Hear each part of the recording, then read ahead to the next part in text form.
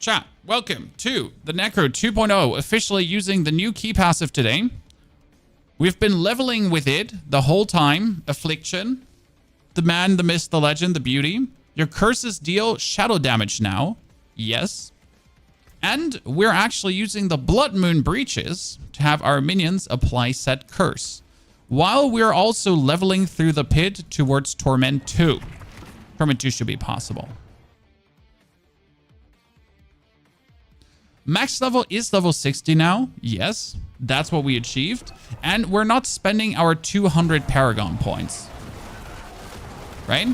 Like, we're keeping the Paragon points as they are currently, because it would feel weird to just go all out. The only thing I got is I went for the Cult Leader, because that's what minions do, right? Like, without Cult Leader, you might as well not push deeper into the pit.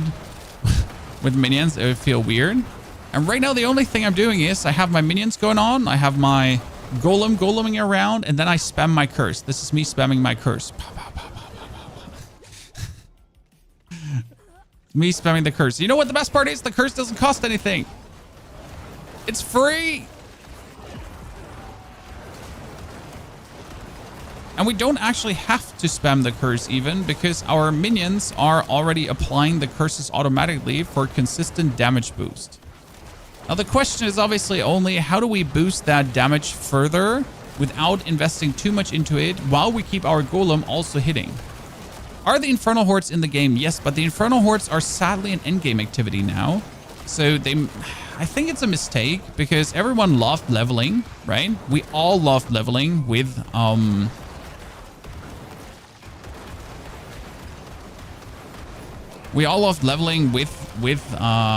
the Infernal Hordes, and now we are sadly excluded from that again. So it's more like an end game item juice, an end game item grind that you can then get greater affix there, that you can then get ancestrals there, because there's probably going to be the greater chest, and the greater chest probably always going to drop one ancestral. Why don't you use the cursed aura? Well, I mean, you do see this around me, right? This is the cursed aura. The thing is, the cursed aura doesn't actually permanently spam the curse. So this is something that people misunderstand about the cursed aura. It's not like I'm standing in my opponents and I am permanently spamming the curse. No, you apply the curse once. We already tried this, so sadly, the thought of, oh wow, the aspect of the cursed aura should just do area continuous damage. It doesn't. Right now, the best thing you can do with the new Affliction key passive is essentially during leveling, you can spam Iron Maiden for free. So like this, right? I can just spam Iron Maiden to do damage. It's really funny, actually. Because it doesn't cost a single cent, right? So I throw in Blight to get my enemies shadow damage. And when they're shadow damage over time, my curse actually starts dealing damage. And then we just overwhelm them with the power of my curse. What does Iron Maiden do? I mean, Iron Maiden doesn't do much. Iron Maiden only has the enemies take damage when they attack you. So if enemies are attacking, they're essentially getting damaged. But since it's a curse, the enemies take 12% more damage because curses, right? But most importantly, like, since I do have the new key passive, the Affliction key passive, my curses are dealing substantial amounts of damage to the enemy. So I can actually, instead of using my Blight, which I can still use if I wish to, I can spam my curse whenever I want to do damage. How come it's capped at level 60? Well, level 60 is the new level 100. Why is it capped at level 60? Because from level 60 on, the game begins. So I am level 60 Torment 1 right now. Level 60 Torment 1 means that I am already in the area where the rarest gear drops. So from level 60 on, after roughly 4 hours, you are in the end game. You're not done. You're just officially in the end game, and there is now an end game that you then have to fight through to make your way to Torment 4. And getting to Torment 4 will actually be a challenge. So it's not like just grinding through to World Tier 4 as fast as possible. No, because getting to Torment 4 will need you to pick up good equipment and grind interesting forward.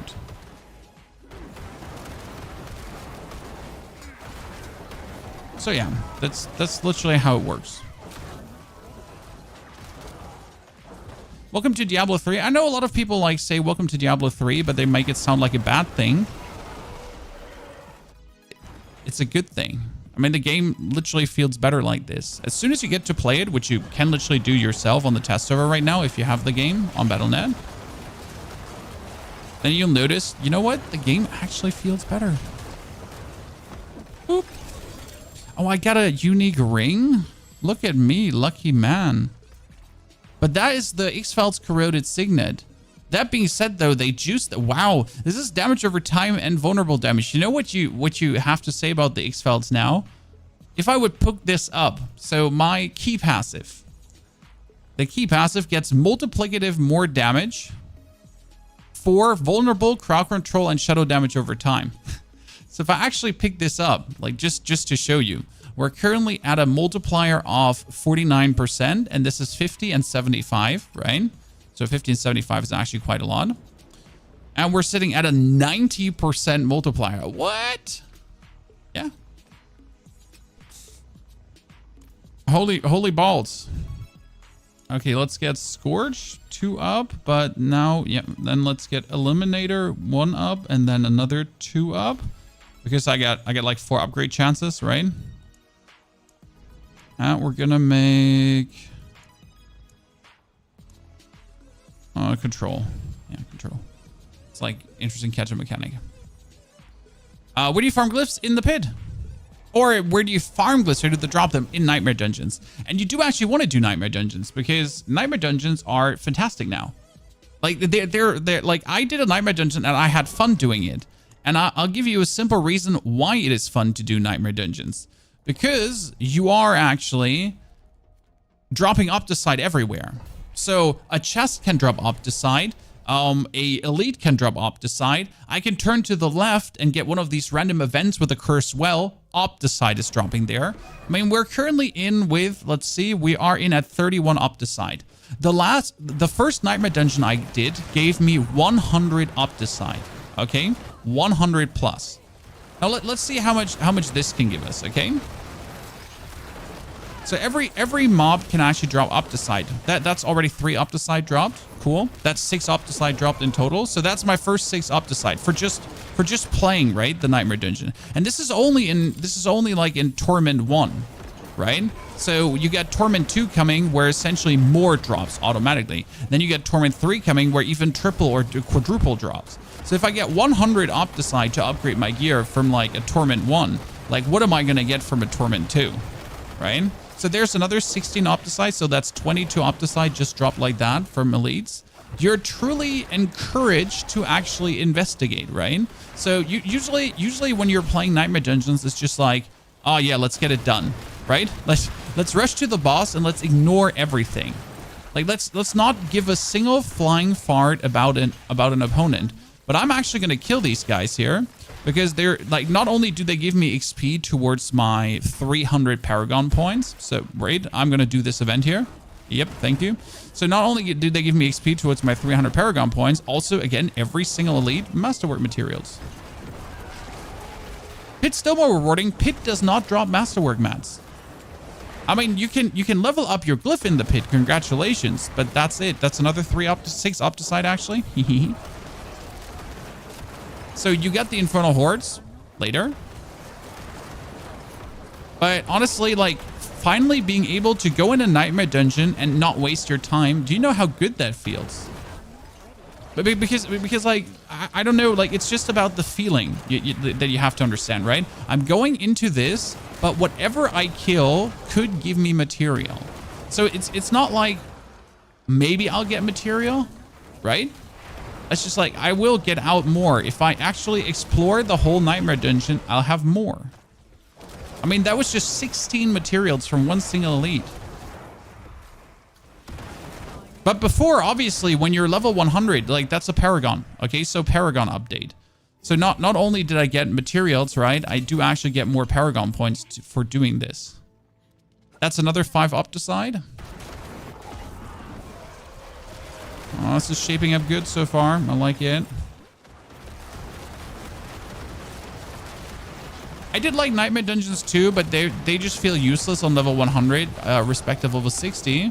But since I do finally get something out of it, like I'm more prone to actually do them. So glyphs will only be leveled in the pit. So no, nightmare dungeons can't level your glyphs.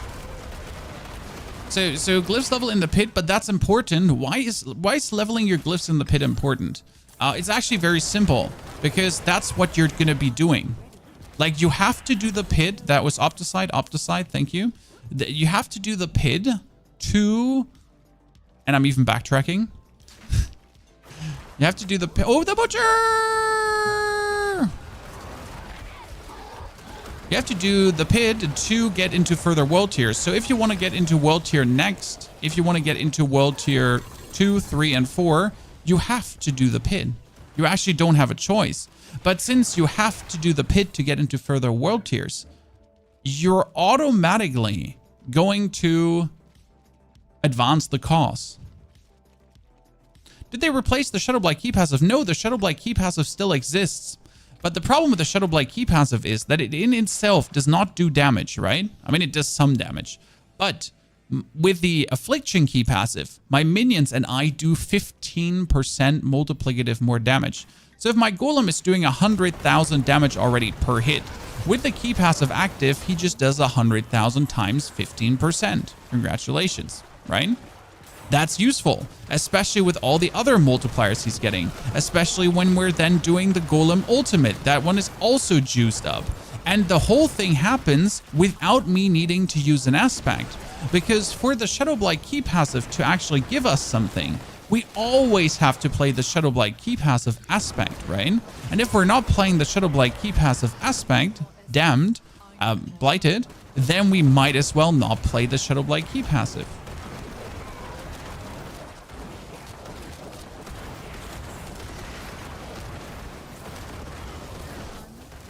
So that's actually quite useful. Ah, Mr. Azarus Puzzblizzard, thank you for the Opticide. So like you might understand why I'm enjoying this so much now, right? Because oh, that's 3 Opticide we almost missed. Checking if that's cursed, because everything just advances my cause, right? That's done. So now we're done. We got a unique item, right? You get some Opticide for finishing the dungeon. Congratulations. There was the loot, right? There's everything, but I'm still just going through to quickly clear out the last mobs, just in case we might get more. And now we're looking at what did we start with again? We started with 7, right?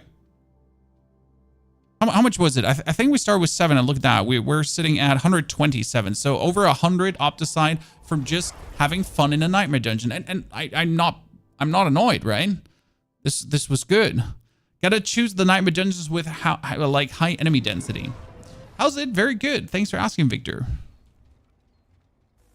Square, by the way. You didn't even know there's drop in nightmare dungeons. Well, this is why we're doing these streams, videos, to explain you stuff that you might have missed.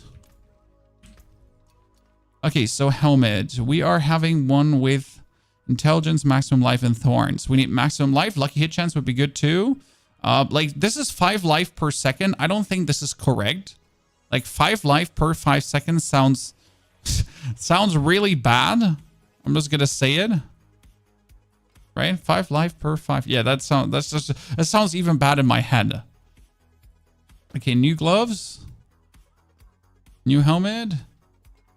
Oh, those pants are great, but we can't take the pants because we need. That's 750 item power, but they have armor. See, they have 134 armor. Do you know how good 134 armor is essentially? Right? 134 armor is like, what the fuck? Killer. Yeah, 10 life per 10 seconds, way more strong. So it's such a weird wording. I think that might have gotten off the charts there. So now that I got the Opticide, right, I can upgrade as many times as I want my gear. So like again, the normal gear, the normal legendary gear can only be masterworked 4 times. Then if you have a greater affix like I have here, like this is already 240 needed. That's 6 times upgraded. For 7, I need 240. That might make you understand how like that we need to advance in the world tier. So we're essentially forced to now go to Karagar, to go into the pit, to advance to Torment, to then see how much Opticide drops in Torment 2.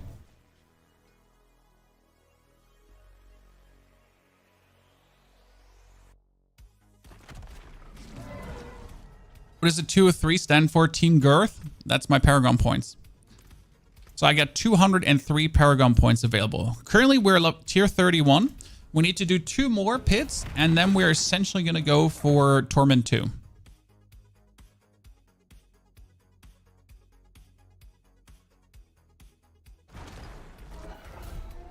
You can transform Neath Iron to Opticide if you have any. It doesn't exist anymore, at least on the test server, right? So like Neath Iron is a thing of the past. Ingolith is a thing of the past. These are not needed anymore. They don't exist. There's no transmutation. There's only one resource, which I personally like. I mean, the transmutation always felt bad, right? So right now you just simply have it cost more and more. Again, you could farm everything in Torment 1. So this is the fun part about the new system. If you don't care about time, you could technically do everything in Torment 1. But let's be fair. If a Torment 1 Nightmare Dungeon gives you 100 Opticide, and a Torment 2 Nightmare Dungeon would give you 300 Opticide, which Nightmare Dungeon would you do? Now, I'm not sure how much Opticide a Torment 2 gives, so that's what we're going to have to try out today while we're playing the Cursed Necro. We'll also actually remove Iron Maiden from the bar to replace it through Corpse Explosion, because again, my curses are happening on the side, so I don't actually have to actively influence the curses. They're just happening. We're also not boosting the curse damage as much as possible, because I feel that using the curse as your main engine would not go down as well as you want it to in the current state of where it's at. So it's probably better to just have it passively being cast by your minions.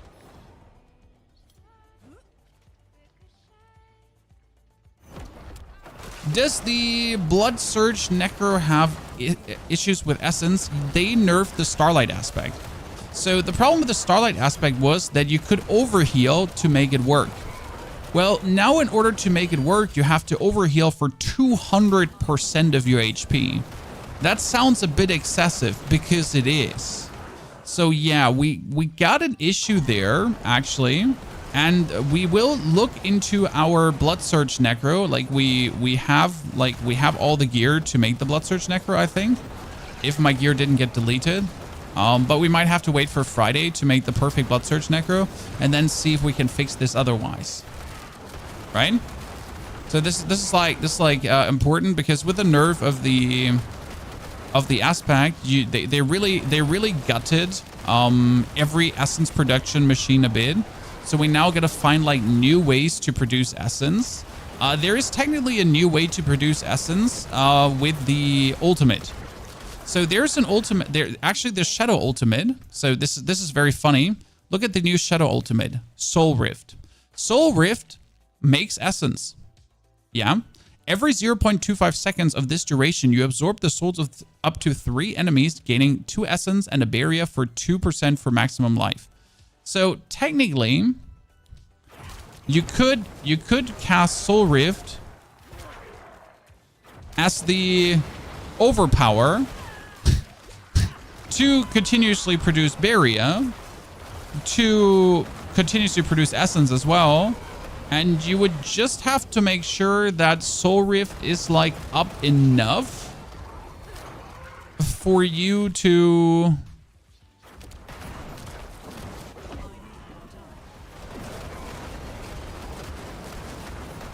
have that be viable, right? By the way, this pit design here is a Nahantu pit design. In case you haven't noticed it, this is like a new pit that is like how Nahantu is going to look partially. Some of the Nahantu dungeons. Kind of looks nice, doesn't it? We like it. So for every build that essentially has been using the Starlight aspect, we will now have to look for new ways to produce essence. This is also why I wanted to start building the Cursed Necro first, because the Cursed Necro at the current stage where it's at doesn't actually need essence. So my essence production is currently over my mages, and I can do it with essence per second. So I don't actually need to do much, especially because I can literally just spam my I can just spam my curse instead of using any other ability, and my curse is for free. It's the most free spell in existence. It even does give me essence back if I curse like uncursed targets. So not only is this completely free, I can also just make more. Isn't that great? Stolpa, thank you for the 10 months of support. Stolpa, good to see you there, brother from another mother. Very good to have you with us. I didn't die a single time, chat, and that is very important because not dying a single time means you get more upgrade tries. This is, by the way, a very good change because you finally get rewarded for actually being good at the pit. Because before it was kind of like the only reward you were getting for being good is you advance faster further, right? But now the way they change things, you're not only getting faster further, you're also getting one more upgrade try. And that's great. I mean, who does not want to get one more upgrade try, right? Bring this to 12. And then, like, technically, if I wanted to, I could push this to 15. But again, this is a 9 and I'm in a 31. So this is a 20 level different. So I can bring this to 11, right? But now, instead of getting +1, I can get +2. So I can actually bring this up to 13. Boom. And now it's +1 again. So I'd rather like wait to do another higher pit tier to get the most out of it. It's really nice in my eyes.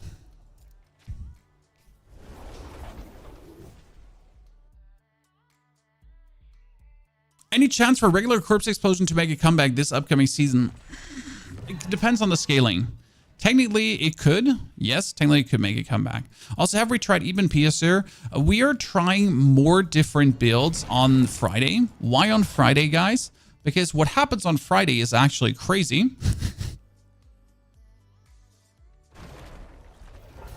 We're getting the cheat vendor. And the cheat vendor gives you every single unique, every single rune. Like they essentially put a vendor in the PTR that's like a developer kit. It gives you everything. So you're missing out on an item, you just make it. You want random greater affix items, no problem, cheat vendor. You just talk to him and he can do it all for you.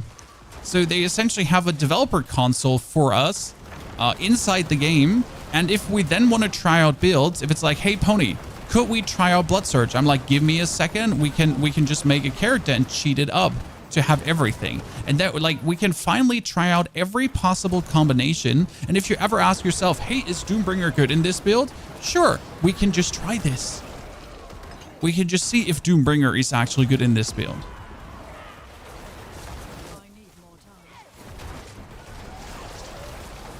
The new training dummy can do damage. Does it actually kill you in hardcore? Good question.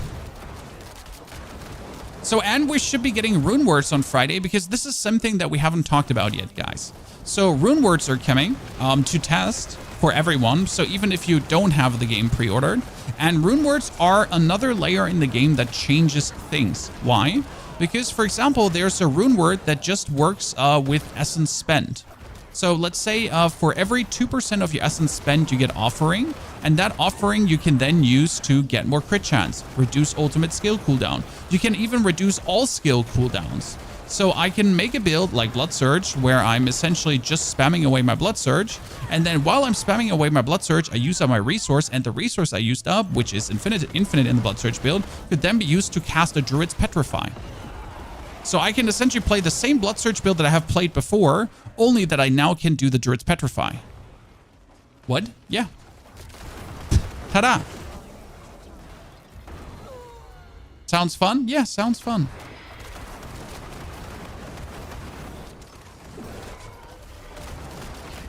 How can you play the PTR? You have to have the PC version. Sorry, for console players. This is PC only. But they're able to react, and even during the PTR period, like make updates and adjustments to things that might be completely broken or weird. Is there a damage counter on the training dummy? Nope, sorry. There's no damage counter on the training dummy. I'm still sad we are not getting anything in that regard. It would be great. It would be very great to test some minuscule changes, right? Like, does this aspect allow me to do more damage? Does this allow me to do more damage? Because right now we have a skill, and it's called Chance for Golem to hit twice. But what's better now, guys, right? What will be better? Chance for Golem to hit twice, or more attack speed for all my minions? I mean, technically the Golem to hit twice, if my Golem is doing like 50,000 damage per hit, which 50,000 damage would be a lot on the new stat squishing. Would him be able to hit twice with 100% attack speed? Would that be insane? Because technically it should be insane.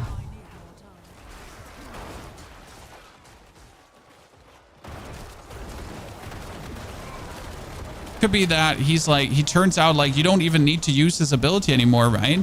You just have him as an absolute clobbering death machine who's just able to beat a boss to bloody pulp with just auto attacks, which I personally would find absolutely amusing. I mean, imagine your Golem doing so much damage with basic attacks that it's like, yeah, you know what? He's just shitting on them.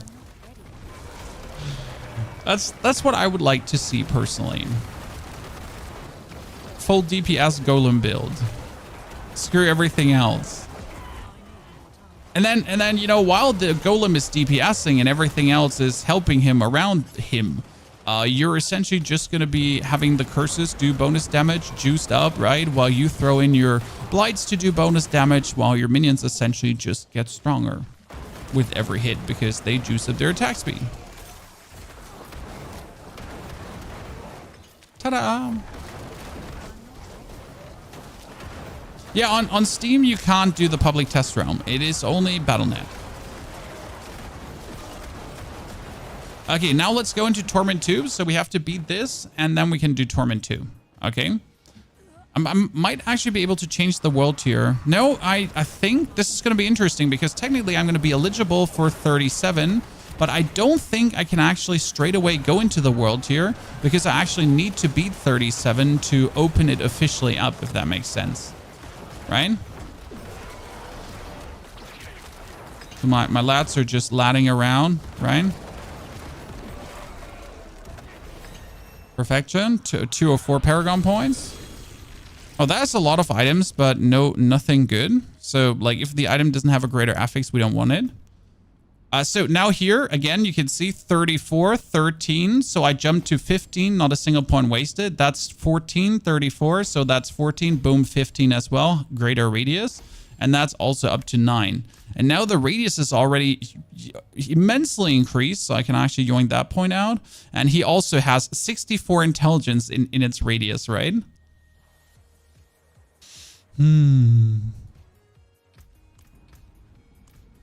Perfect. Now let's see if we can actually swap the world tier because technically we haven't done it yet.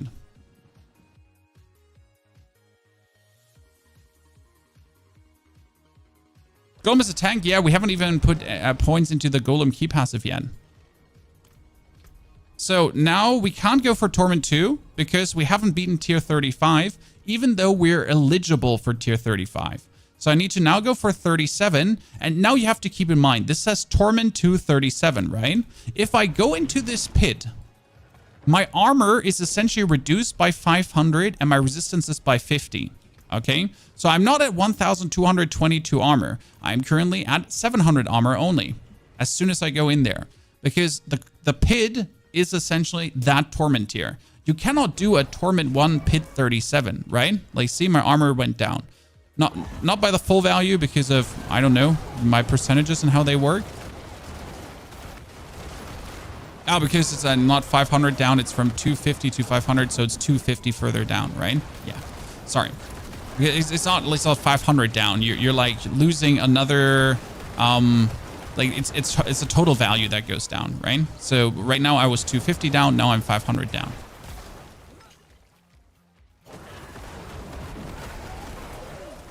I think a lot of people will forget this and wonder why they might get their cheeks clapped in the further torment. And you notice like enemies are sturdier, right?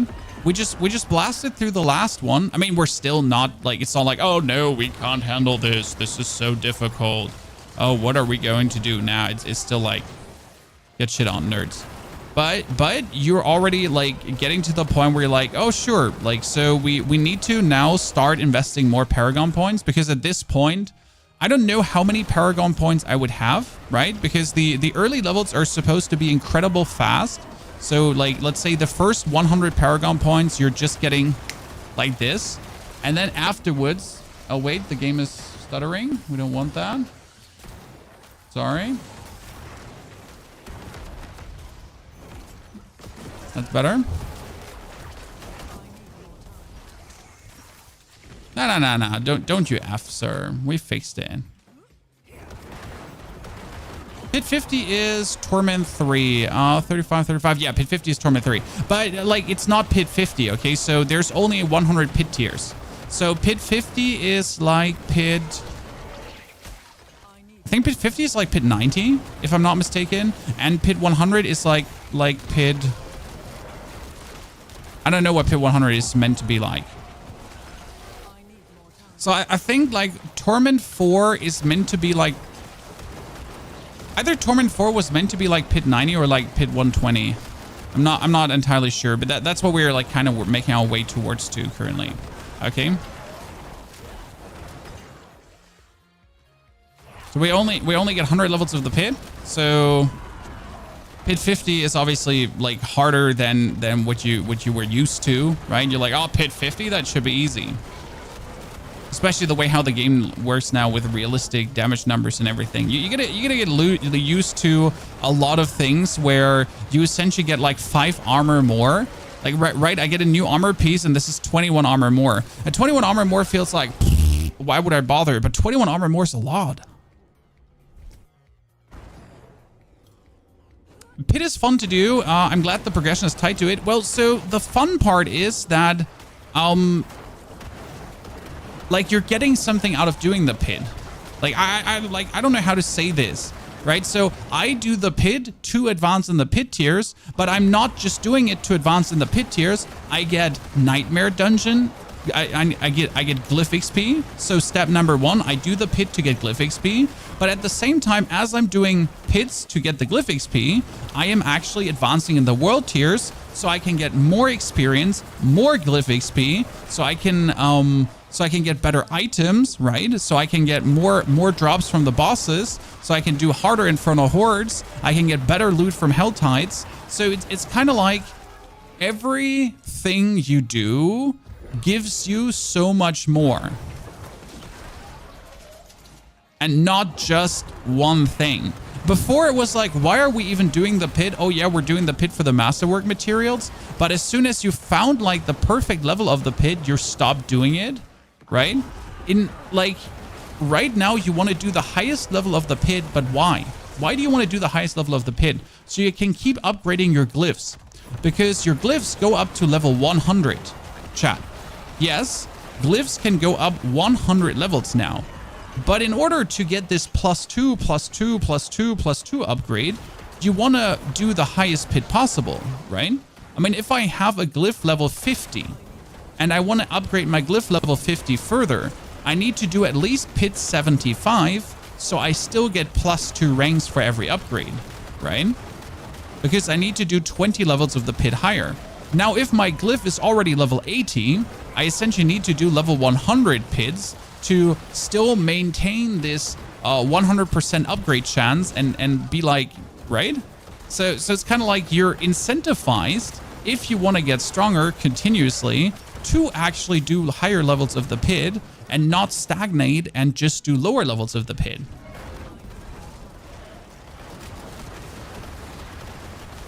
On top, they actually did something to the HP of monsters. So you might notice how like we're going normal through the dungeon, right? That feels good. But when we're actually fighting the boss doesn't have a Brazilian HP anymore. The boss is still difficult and does a lot of damage, but they kind of equalize the amount of damage the amount of HP the boss has to the HP the normal mob has. So it's not necessarily that the boss has less HP.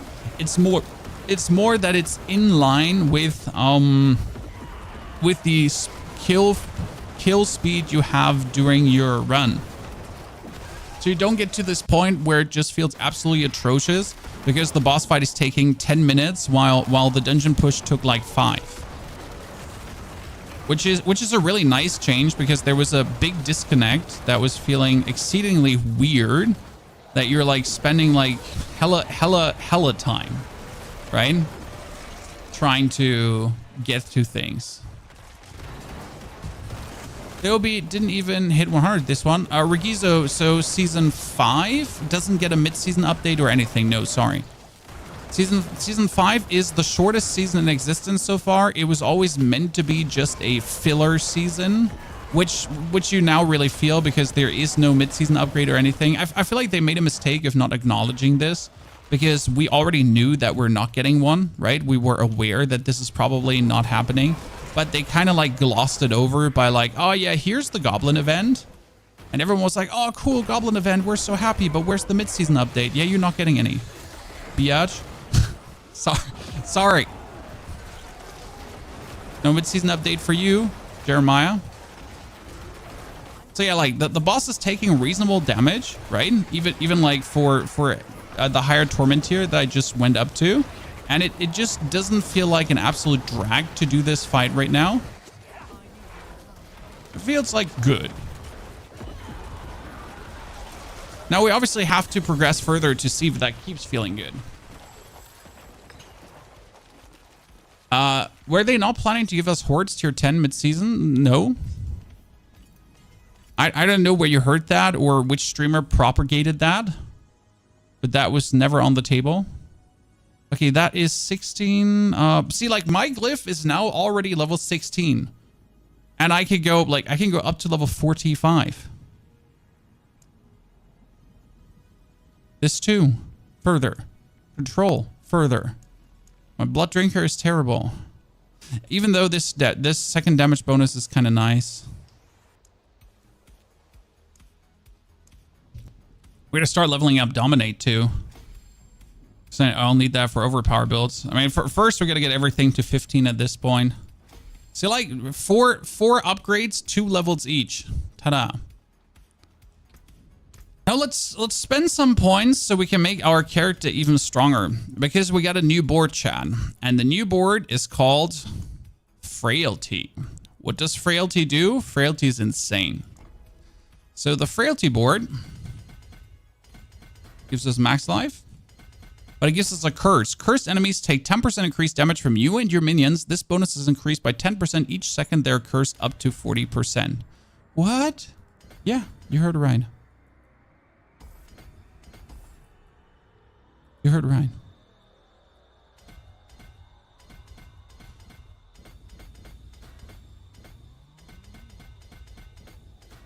And you kind of want to take all the points here because all the points here is like shadow damage over time and everything. And if you do actually take everything in the Frailty board, which is by the way scam, what happens is if you take everything in the Frailty board, that you're essentially boosting your key passive. 100% bonus suddenly. Ank, thank you for the 10 months of support, Ank. Great to see you there. Hope you're doing well. Pet Druid will definitely be a thing. Yes. Finally, a board for Minion Necro outside of the two. Well, it's not only that. Like this is a fixed board, right? I mean, that's a board for every Necro at this point. Because like getting, oh, that's Golem Mastery plus 2 ranks. Chat, Golem Mastery, let's go. The rarest item in the game, and I already got it.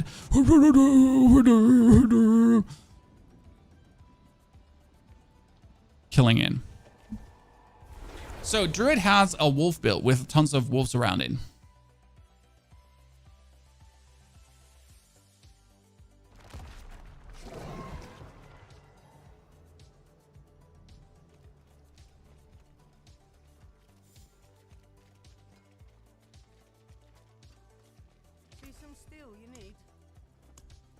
Okay.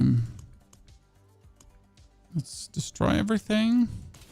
So now we are officially in Torment 2. But what does this mean? Monsters kill and kills grant 400% bonus. So 100% bonus experience more, and everything drops more likely. So I'm in Torment 2 now, right? My armor goes down, and my resistances are going down. So I still am 25% overcapped currently because of the Tyrells. So I could technically go for Torment 3 and still handle myself, but I would lose another 250 armor, okay? But now the try is, now we're in Torment 2, and we got 87 Opticide. So how much Opticide would we get from the next...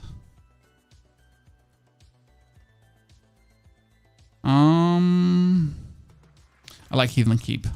So how much Opticide will we now get from the tier Torment 2 Nightmare Dungeon, right? Like, how much more loot is it truly? Technically, again, you don't have to leave Torment 1, right? So the hordes are in between now. So I could now do an Infernal Horde if I had a Compass. And that Infernal Horde would be a tier 2 Infernal Horde, okay? It wouldn't be like, there's no Infernal Hordes, like, levels anymore. So there's no upgrading scrolls. That's 5 Opticide instead of 3. So it's 2 Opticide more per drop on a mob. That's, yeah, 2 Opticide more per drop. Okay, that's 5. That's 10. That's actually, that's on 2 elites. That's already 4 more. There are no more tiers in Infernal Hordes. They're bound to your world tier. So the higher Torment you are, the more shit you get out of it and the harder they get. Okay.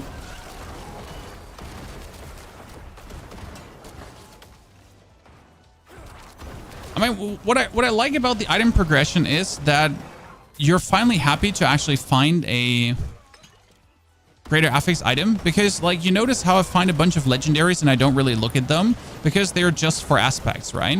The only thing you want at this point is Ancestrals, right? And you're not getting a lot anymore, right? You're getting some. I'm not sure how it's gonna feel to get only a some after we've gotten so many for such a long while, right?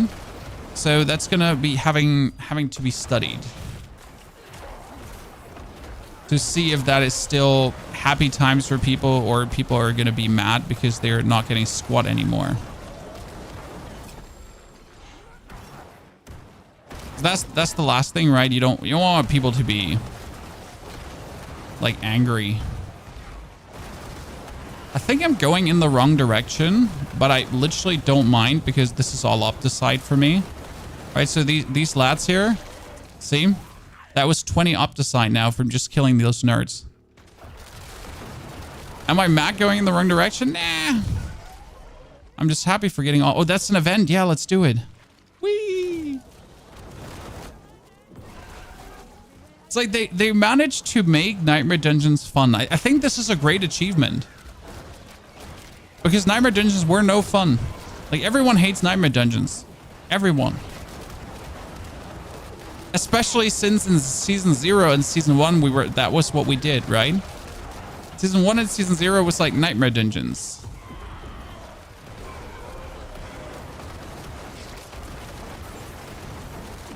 What's good, what's bad so far on the PTR? Well, so what's bad is that no item feels meaningful until level 60. So all the items you're getting, they're kind of like, they're so minuscule updates that you're like, oh man, like +5 armor more or +5 damage more. The thing is that's a problem of the stat squishing.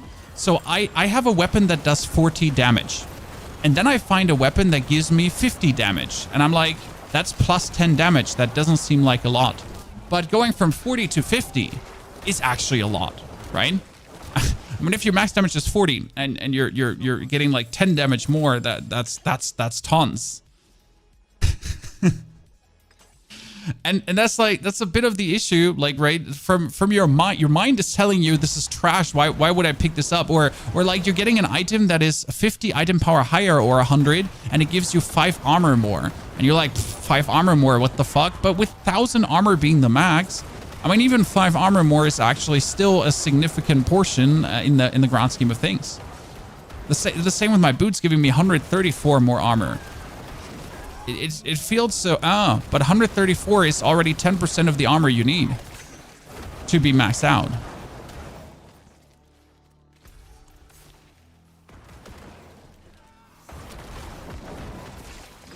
It's the fastest way up to 60. You do Nightmare Dungeons until level 30. Then you do Nightmare Dungeons and Whispers until... Nightmare Dungeons, Helltide and Whispers until level 30. Then you do Strongholds until level 50. And then Strongholds and Whispers until level 60. And you do that all in Expert mode. And as soon as you're level 50, you swap over to Penitent. It's a bit weird. Because currently the XP you're getting from Nightmare Dungeons and the XP you're getting from Strongholds and Whispers is tied to your world tier. So let's assume you are in world tier Expert. You get more XP from a Whisper, but if you're then a Penitent, you get even more. If I would do a Whisper in Torment right now, I would get so much XP, it's actually crazy. Okay, before I now push to the boss, I'm actually going to be checking if there's elites here. Because if there is elites here, I can get more Opticite. I mean, we went in with 87 Opticite, correct? And we're currently sitting at 212. Haha. And I don't think this was a good run. So a Torment 1 Nightmare Dungeon gave me around 100. And a Torment 2, including the boss, is going to be almost 200.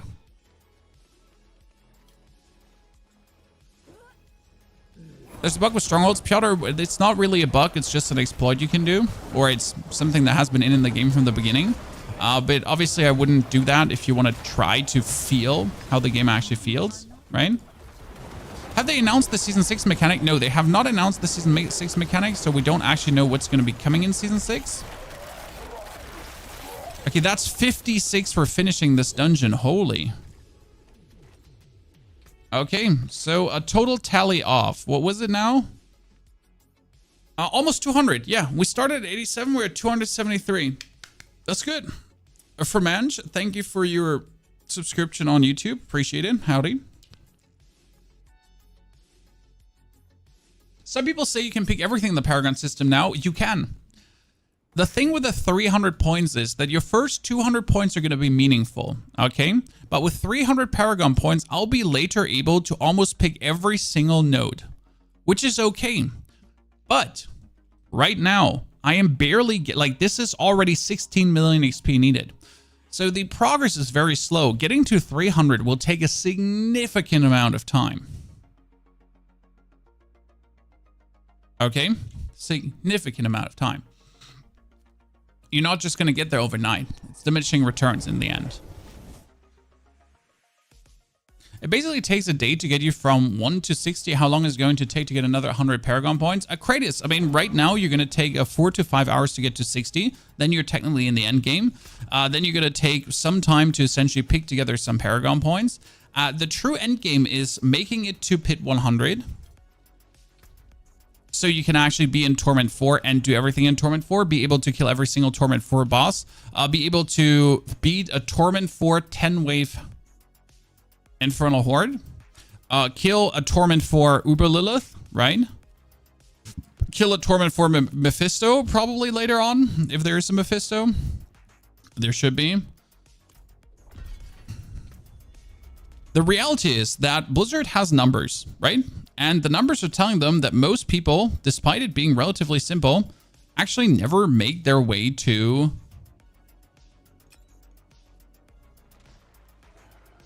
level 100.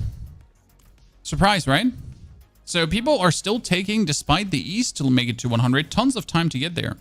So their plan is essentially with level 60 to allow you to be in the end game and have start the end game essentially earlier.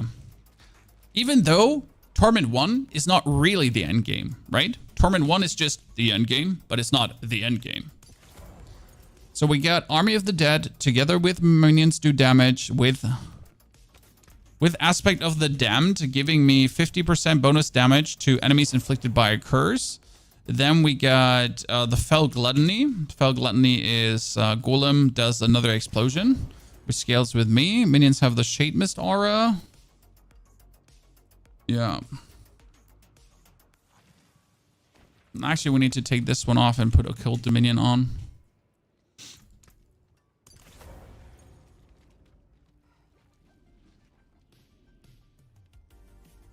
Do they make it to level 100 because it's too boring or because it's too hard? No, it just takes them too long. So only because you know how to do it very efficient, or we know how to do it very efficient, does not know that everyone knows how to do it very efficient. And people might just take too long.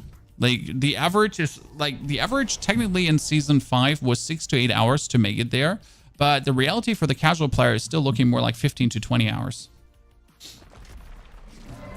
Right?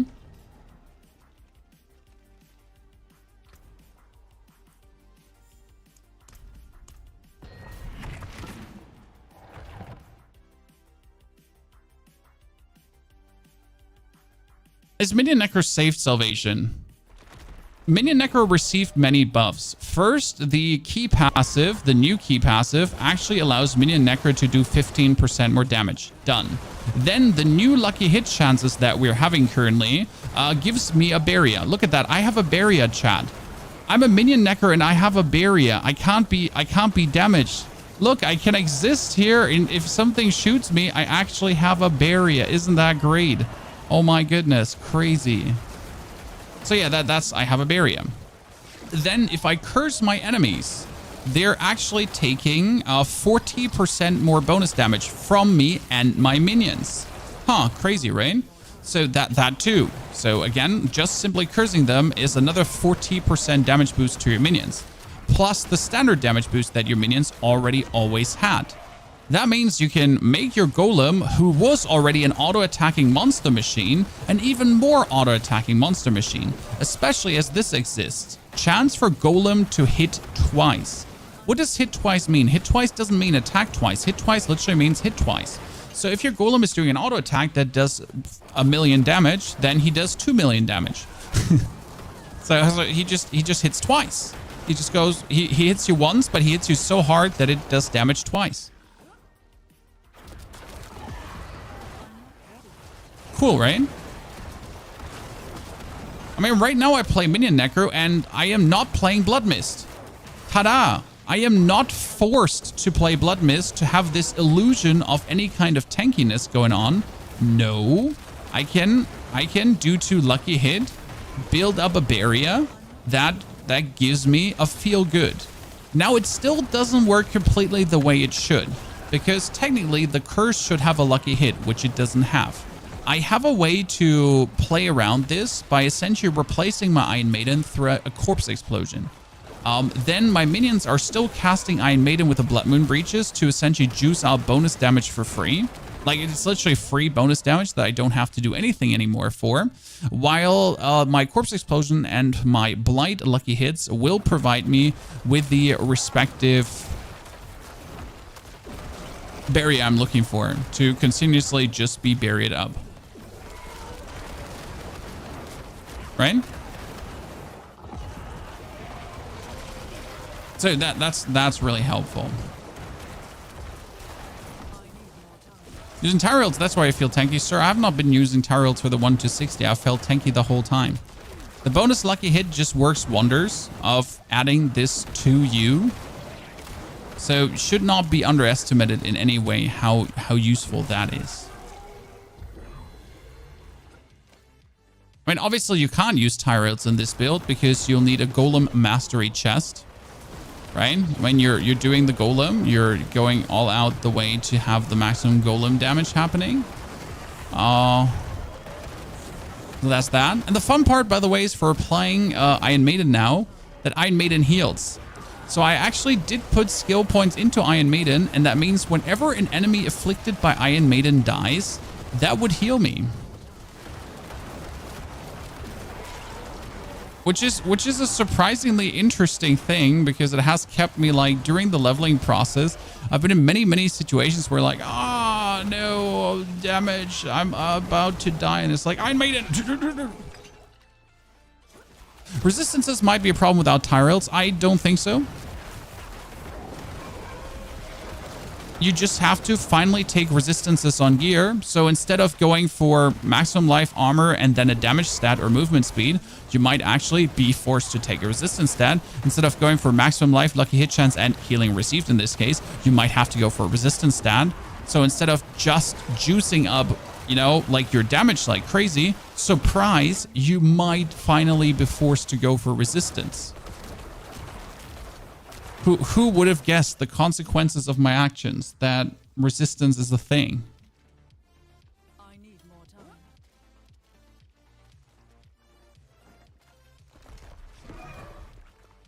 So everything is still possible, but you finally have to put in the work, which I think is great because, let's be fair, do you really have to put in work to get max armor and resi in Season 5? Be honest with me, chat.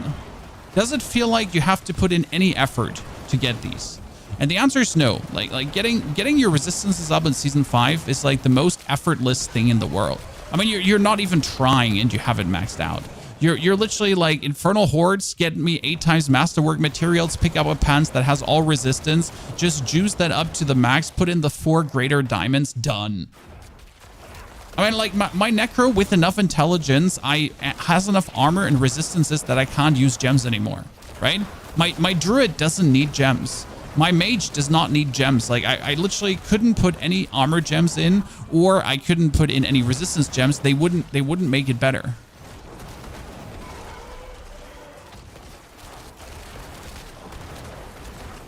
So I do personally believe that it creates at least a more dynamic equipment situation where swapping the world tier has real consequences that you need to adapt to.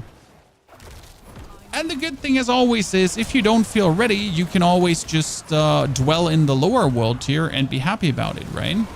I mean, no one has ever forced you to go like into the higher world tier.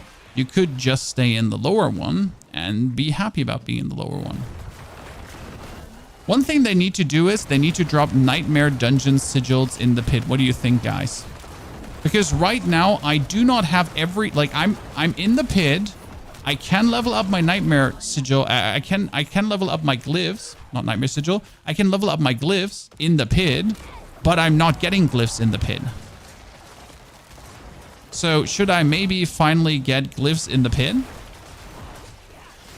Like, can the pit loot please have glyphs too? Right?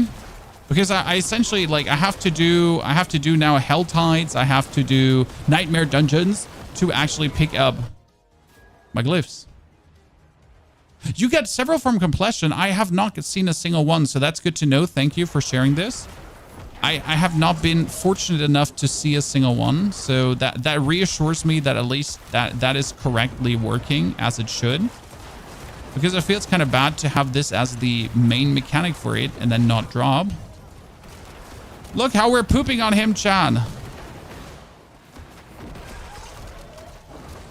Come on, Golem. Do your damage. You're the chosen one. Ah, there. Glyph Essence. Okay, cool. See that? Perfection. Pony's very happy now. And we need to level the Exploit Glyph. Why do we need to level the Exploit Glyph? Well, if my cool ability is scaling with vulnerable damage, guess which glyph you really want to have leveled up? And boom, instantly level 9. That's kind of good, right? So because Exploit is working on dexterity, but Exploit gives us vulnerable damage. So if we're now getting a lot of vulnerable damage, what is going to happen? We're going to get more vulnerable, and more vulnerable is always making our key passive just scale higher and higher. Significantly higher, though. Do you get Opticide from the pit? No, you get Opticide from Nightmare Dungeons. Nightmare Dungeons! It is so good! Oh, you know what we need to test now? Osvaldo Gomez. You know what we need to test, Osvaldo? Thank you for your subscription. We need to go into, like, we're almost Torment 3, but that's not the point, right? So we're moving our way towards Torment 3. 50 is going to be Torment 3. We need to go into the Helltide. Fuck, that's 1 minute. And I want to kill the Queen of the Helltide multiple times to quite check, are we getting greater affix items? Because you might notice I have one single greater affix item, right? The rest has not been greater affixes yet. I am genuinely struggling to to get anything that actually matters to me. Because end of the day, we are at the day and stage here right now where anything that has not a greater affix is useless for me.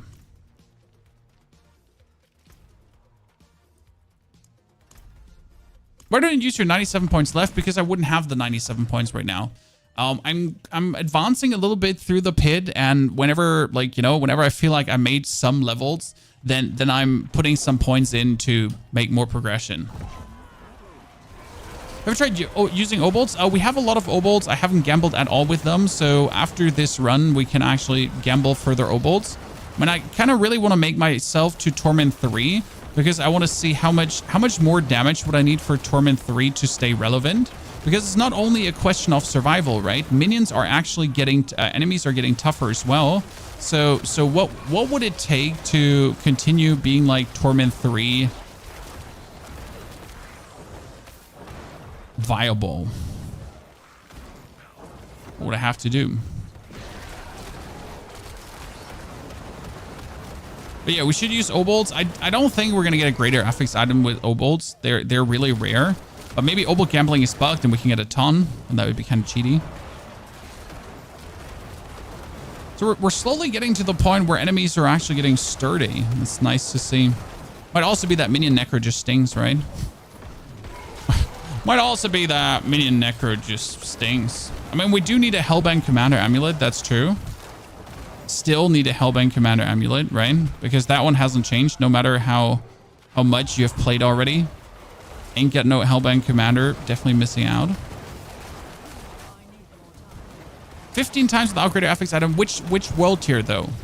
Like if you're doing it in world tier 1, you're literally not. I mean, you can get greater affixes, okay, in world tier 1, but you're not meant to get them. Also, Osvaldo, greetings to Mexico City. Your Necro Bone Prison really feels awesome, dude. I was a hater of Bone Prison, but I'm not a hater of Bone Prison anymore. So we're slowly getting to the point where Bone Prison becomes a useful skill. I mean, they have done a lot to it, right? I mean, Bone Prison has received so many updates since the first time. Maybe we can, at some point, finally use it also as an offensive skill. I would love to play a Bone Prison main build, where Bone Prison is the skill we actually do damage with. That'd be kind of cool. Wouldn't say no to that. Also, Svelor, thank you for the donation on top of the subscription. Appreciate it. Bone Prison with a passive track. Well, yeah, I mean, that's the obvious, but I would love to be able to play Bursting Bones. So Bursting Bones is the one where if you use up Bone Prison, that you're actually doing damage with it. It explodes. And I wish you could really get Bone Prison at a super low cooldown, which is possible, right? And then you could actually spam Bone Prison as kind of like a little explosion thingy, like go like.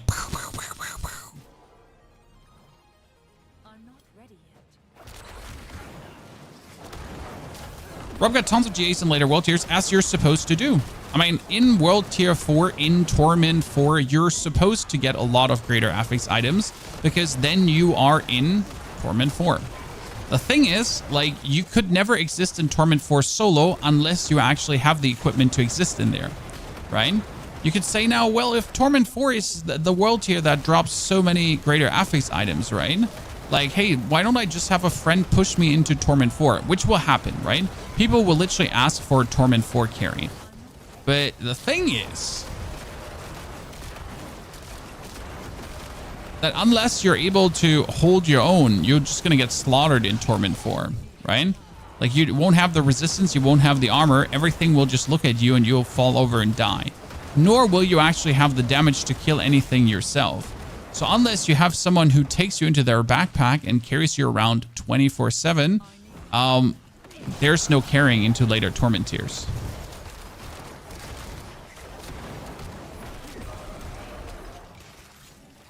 Which I guess falls under also the non-issue department, because if someone really wants to ruin their own fun by letting themselves be carried up, I mean, be my guest, I guess, right? Whatevers.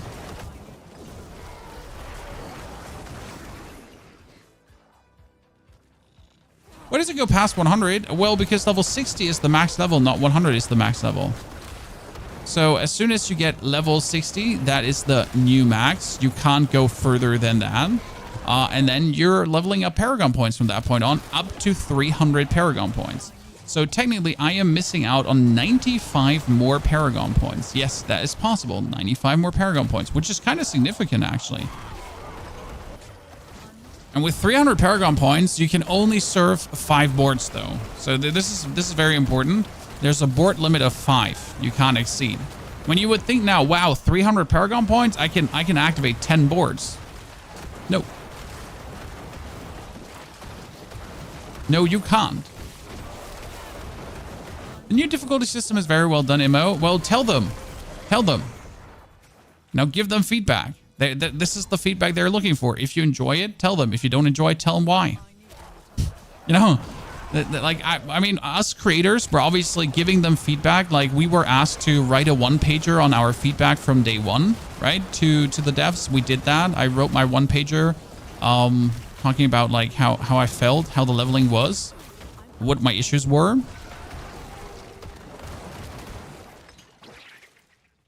But if you have an opinion, don't forget to like tweet their minds off.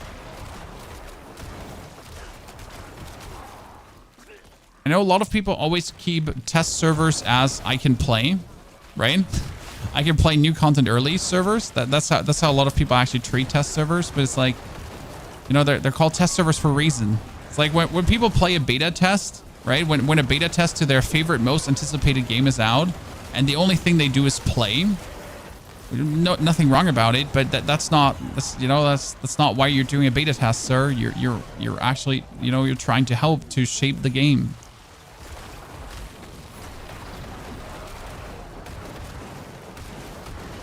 I always feel like if we could have done more to kind of save New World, because there were so many New World beta tests, right? And the game was actually enjoyable to play. But if there could have been done more, like more heavy feedback to help them shape the game. We'll admit that Amazon never asked for it directly as much as Diablo does. I mean, Diablo is actually quite good in their feedback gathering. The devs essentially like told us creators what they're explicitly looking for. Like, you know, if you're playing the new progression, could you test how this and that feels? And you're like, sure, I can do this. I mean, if I know what you want, right? If I know what the developers specifically want in their feedback, which feature they want to get tested in and out. Well, that's great.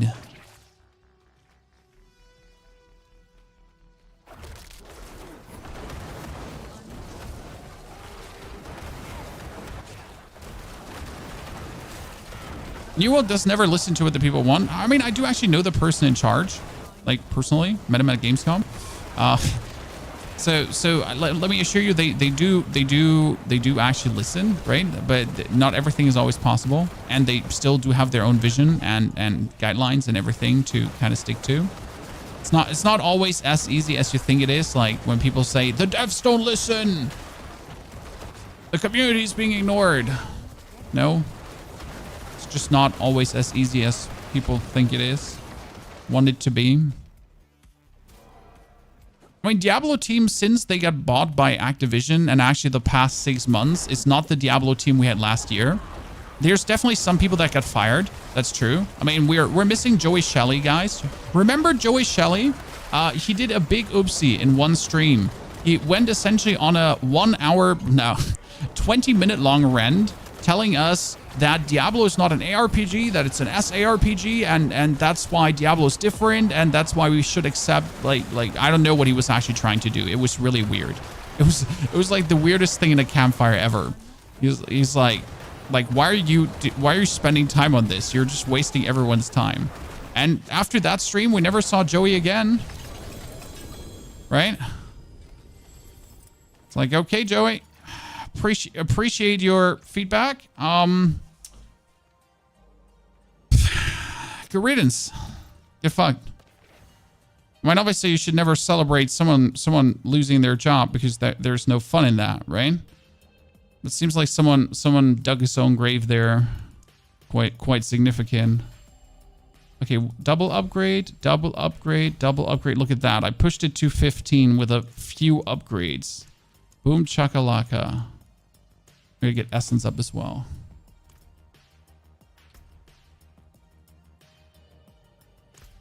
Okay, we got the exploit glyph activated, and it's already at 30. And the fun part is, so now if I need vulnerable damage to scale, okay, guys? I don't have to stop at level 15. I can level this up to level 100.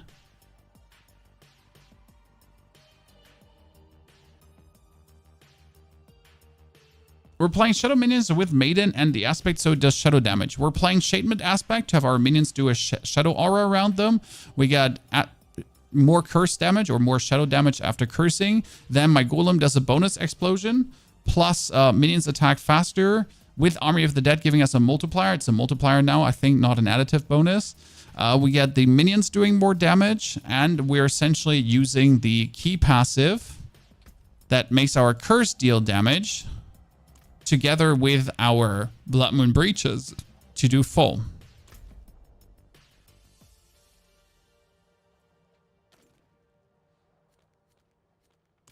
So that was now pit 43. Now I could jump over to pit 49, and then we are looking to get into the next world tier. How underleveled do you have to be so you don't fail the glyph upgrade? If it's if the glyph level is 20 levels lower than your pit level, it is always 2-level upgrade, okay? And if the pit level is 10 levels higher than the glyph itself, it is always a 100%. So technically, you're never gonna fail as long as you keep progressing. If you don't stagnate in your progression, then it just goes on and on. Okay, now let me move out of this board to actually get the hulking monstrosity running as well.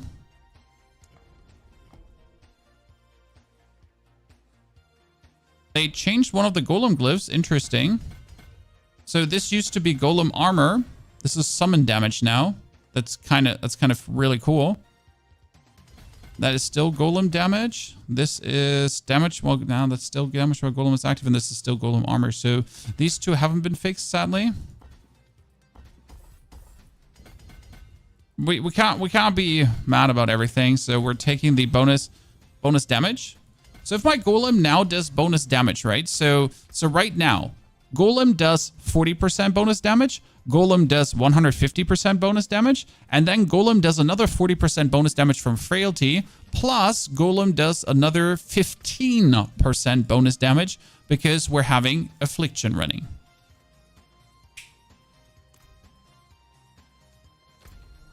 Correct?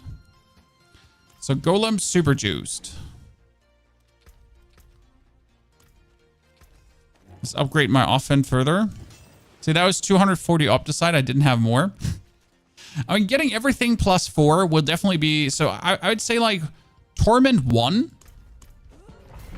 and Torment 2 is kind of everything to +4. And Torment 3 is probably going to be everything to +8. Because you're not getting enough Opticide to really get everything to +8 in Torment 2. That's only like 200 to 250 per Nightmare Dungeon. That's not enough to like make a meaningful dent in these upgrades. And in order to boost this build now further, I would replace the Iron Maiden spam through Corpse Explosion. Okay? Only that I actually enjoy spamming my Iron Maiden right now, so that's why we're keeping the Iron Maiden spam. Also, this is like a lot of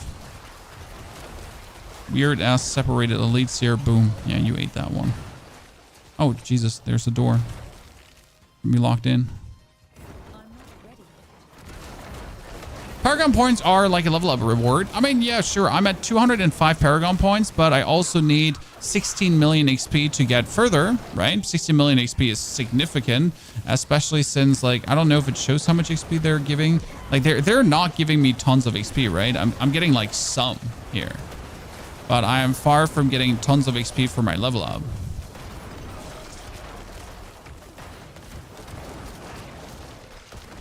So we're like actually in need of consistently popping a potion too. Which is funny because before I was like, do I have a potion? Don't I have a potion? I mean, like if I can do content I don't care about actually drinking a potion. But right now, like I need a 30-minute timer. Like Pony, don't forget potion check, since you always get experience, which kind of makes playing in a team really useful, right? I mean, I'm farming the pit right, or not farming the pit. I am in the pit right now to go higher in pit levels, to get into further torment tiers. But technically, if I would play with a team, I would get another experience bonus, which in the grand scheme of things of acquiring 300 Paragon points might be intriguing. They decreased the progression speed quite a bit. No, they didn't. So up to 200 Paragon points, that's like the normal progression you would expect. And then after 200 Paragon points, it gets a bit slower. But 200 Paragon points is still the 200 plus 25 Paragon points from Renown, or 20 Paragon points from Renown, yeah? So you are actually like having a significant amount. And then after 200, you anyways getting like diminishing returns. Because at some point you won't be able to pick up any more multipliers. The only thing you can do is pick up more additive damage. Now, additive damage, there's nothing bad about additive damage, but there's just a limit to how much additive damage can you do, right?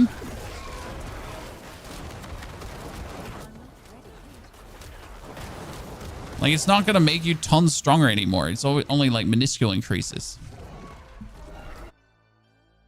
At level 6, do you have enough points to play into Torment 4? You can't just jump into Torment 4. It's impossible. Like, in order to jump into Torment 4, and that's what we're doing right now, you need to play through the pit. So I am in Torment 2, currently tier 46. If I now beat Torment 49, so tier 49 is the next one. If I beat that one, I can do pit 52, and as soon as I have beaten pit 52, I can officially join Torment 3.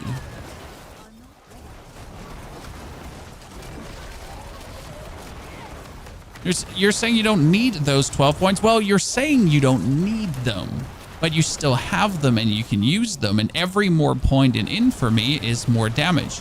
Now, it's a minuscule amount of more damage, but I'm still getting stronger. And especially, like, don't forget, and this is something that a lot of people will forget right now, Glyphs get another radius increase with level 45. So if I'm now playing my exploit glyph to actually get me bonus vulnerable damage for my key passive, right? If I can get this up to level 45, it gets another radius increase, and I can put even more dex nodes inside of it. So if the radius is kind of like right, as big as half the board here, then I'll be making damn sure to use every of my 300 points to get as much as possible.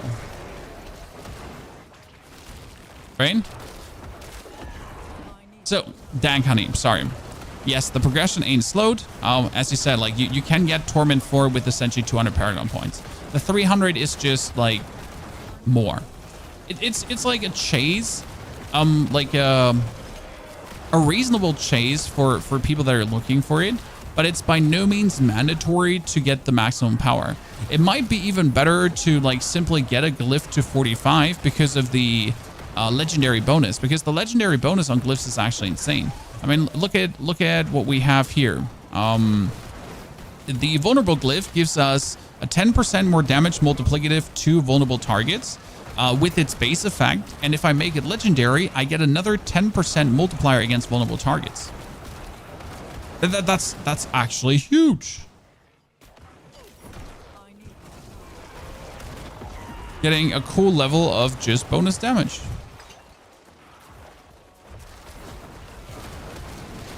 Torment 2 and 3 is a big jump in difficulty. See, that's what I'm trying to experience right now, because again, like in order to give proper feedback, I need to experience this. That's also why you don't see my character being like completely juiced up, and I get all the uniques and every kind of stuff that I could get for my bank chars, like my ring of Starless Skies and my ring of Medallion straight away. You know, just cautiously pushing forward. Not even sure if we would play Ring of Medallion, but probably we would. Because I want my Golem to do as much damage as humanly possible.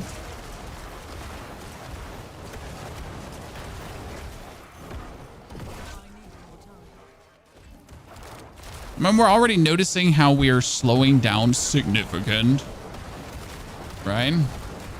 When we're like with Minion Necro currently in tier 46, I'm like, I would like to have a bit more damage, but I'm not sure if that's just Minion Necro or Necro in general at this point. If Ancestrals are guaranteed to have 1 GA, does that mean all Mythics are guaranteed to have 1 GA? Yes. If you have 4 Resplendent Sparks and you're able to craft a Mythic, then you get a 100% G8 Mythic. And if you find a Mythic on the ground, that Mythic is Ancestral, unique, and will 100% have a greater affix already. Crazy, ain't it? So Ancestrals, yes, always have 1 greater affix. That means if you find an Ancestral version of a unique, like the Blood Moon Breaches, right? I mean, this is a legacy item currently. But if you find an Ancestral version of the Blood Moon Breaches, or if you find an Ancestral version of the Ring of Mendown, it will 100% have a greater affix. But these Ancestral items are obviously not so common as they used to be, right? They're less common. I've currently in my grind found 1 single one, okay? So right now, playing the game completely, like just going through it, I found 1 single one. I've now found more. But it felt really good. So when I found it, I was like, fuck, yeah, fuck, yeah, super juice. So I was really happy. Especially because it was a good one, right? So I didn't merely just find one. I actually did find a good one. With like here, max life, crit chance, intelligence. So it was like, oh, cool. Like, so I'm actually getting a meaningful upgrade, right? Like this is freaking insane. But like so far unlucky, sadly, for not getting any further upgrades. Now I am still having 100% chance I'm pit level 46. So I could upgrade this glyph to level 36, right? And at least to level 26 and always get +2 ranks on the upgrade. Very important. And now think about it, guys. There is a minion glyph. You know what the minion glyph does? It's called Dead Razor. You know what Dead Razor does? Dead Razor was damage reduction for your minions and bonus damage for your minions. So Dead Razor can be upgraded to level 100 now. Oh, did you know your Golem glyph? Your Golem glyph that gives your Golem more damage, correct? The Golem glyph, right? Golem. Yeah, that Golem glyph that gives your Golem more damage can also be upgraded to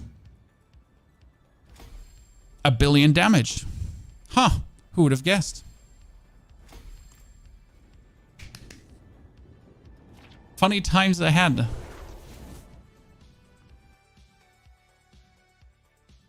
I do need to make sure, though, to have all the glyphs.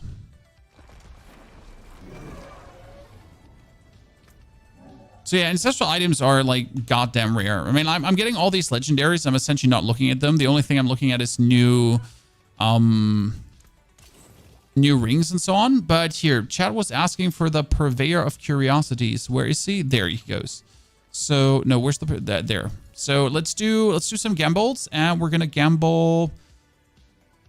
Yeah, we're gonna gamble amulets. So that is all my obols now, and there is not a single greater affix item. But hey, maybe we got something for.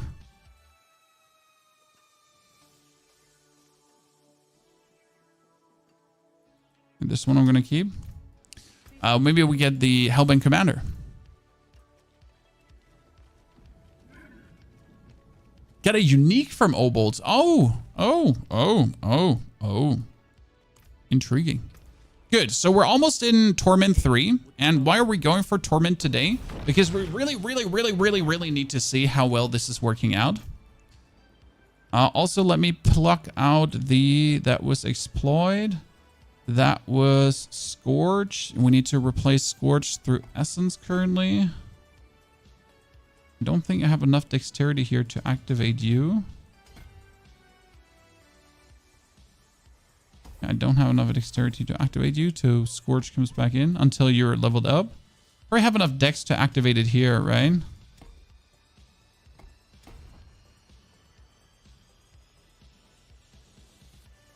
Also none. It's actually really disgusting, like how the standard difficulties sometimes are just not enough to get this activated.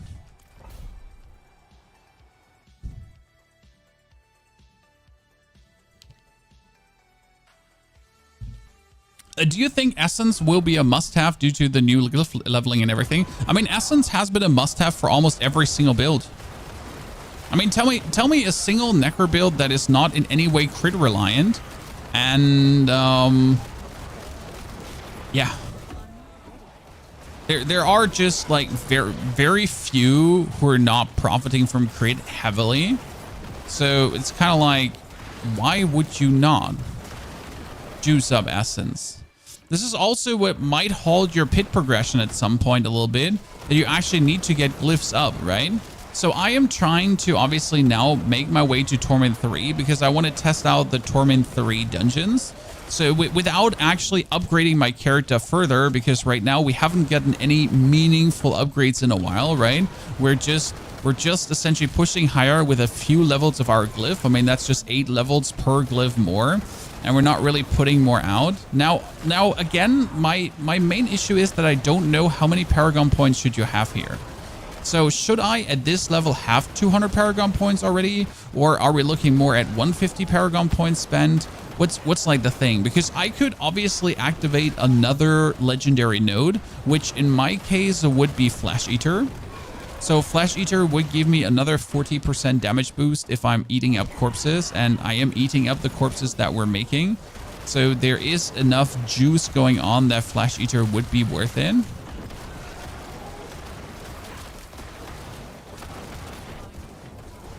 Right? So I could do that to just juice out like silly amounts of more damage.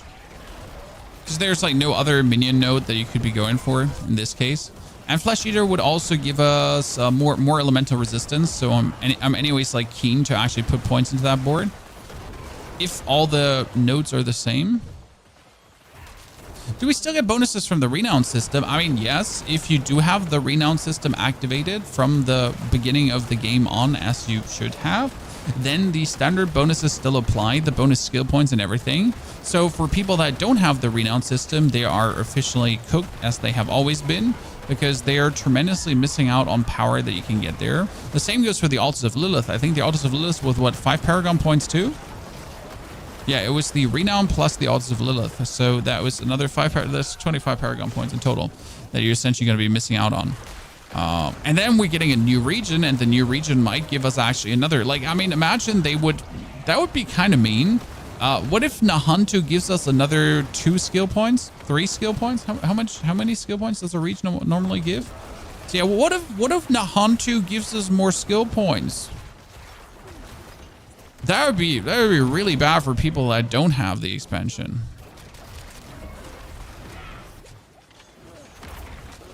But imagine, like, I don't want to buy the expansion because the thing D4 banned. It's like, yeah, you know what? Then you're also not getting the bonus skill points. So D4 not bad, but you bad. Right?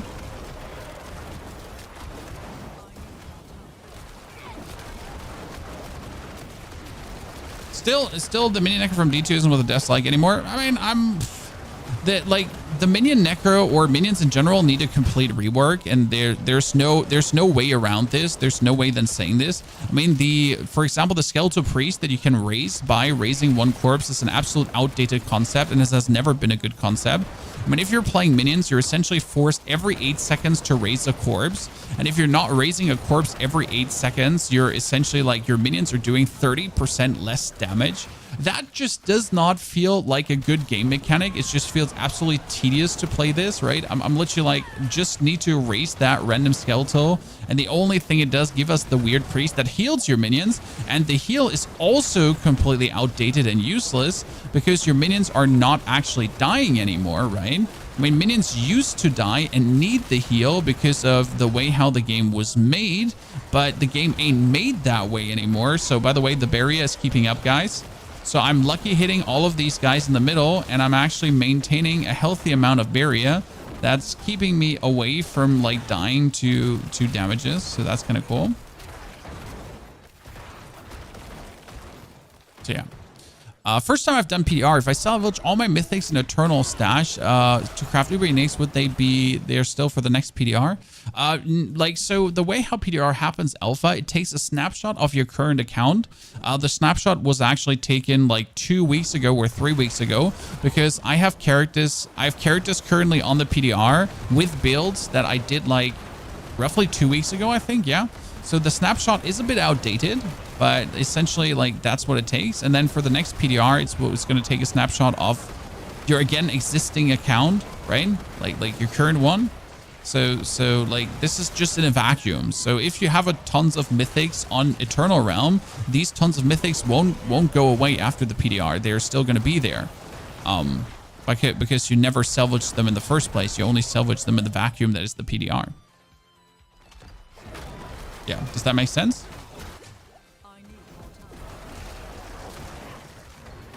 I was confused at first too, because it's like, oh no, I can't disenchant my stuff, because if I disenchant my stuff now, things like I'm gonna lose this forever. And I was like, okay, let's just do it and see what happens. Okay. So the PTR is essentially like a vacuum. A vacuum. Don't worry, you're not the first one to ask this question. So you're not stupid for asking this question. Neither are you the first one, nor will you be the last one. Because it's like the standard question that everyone and their mom essentially has, like straight away, like, oh, but what if? Are you trying the new Affliction Key passive? I'm not just trying, I'm succeeding, my friend.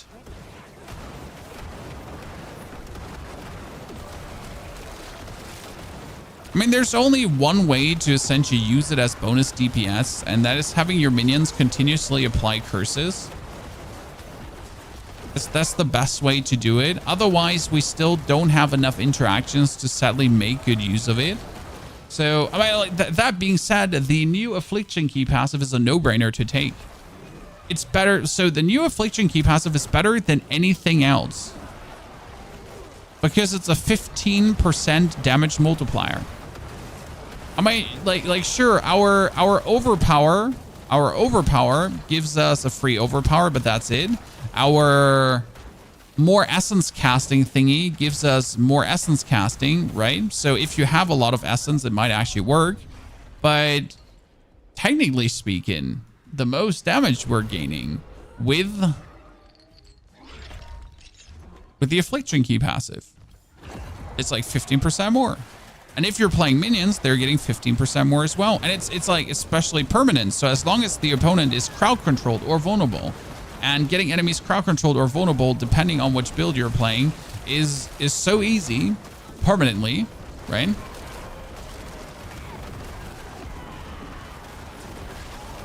So does it feel great? Well, so right now the Affliction Key passive is a bonus for minion builds. Why a bonus for minion builds? Because what do you do in minion builds? So usually you sit in the back lines, use your blight until your essence is empty, and then you're either spamming corpse explosions if there's enough corpses, or you're just using your curse, and sometimes you're just using your curse too many times anyways. But right now you can actually use your curse to do damage. And if you would later pair this together with Tyrells, so if you have Tyrells might actually, you would have your curses not only do bonus damage from being a curse, your curses can actually trigger Tyrell's Might, which is kind of funny. And during leveling, the coolest part is that you have a curse that's free. Yes? So during leveling, there's something that is called Iron Maiden. And Iron Maiden is actually, matter of fact, free, right? You just have to put one skill point in and Iron Maiden is free. That means while you're leveling, you do have infinite resource. Now, take it or leave it. Don't use it wherever you feel about it. But like, frankly spoken, just getting free damage seems quite useful to me. Wow, we're really taking at this point. My goal was just get me like to Torment 3, but holy, taking with this. So by no means though is the new key passive the best thing in the world, right? I'd still say probably that we're gonna be ending up with Blood Surge being the top build. if we manage to get the essence issue of Blood Surge fixed. And it's also a question how the stat squishing with having less life affected overpower builds. Because now not only do we have lesser damage numbers, right? I mean, max life is currently being 4,000 instead of 100,000. And they did take the life percentage gems away. So there's no more life percentage gems on your gear. We can't get more life like this. That's bad for overpower builds because that was so much of our damage, right? Have you tried Mendeln in this setup? I don't have Mendeln. So, but I do want to try Mendeln because Mendeln is Golem Mastery. And right now, my main idea is to have the Golem be an auto-hit monster that does the most incredible damage that you've ever seen from an auto-hit Golem. Because of the bonus attack you can actually temper into him. Right?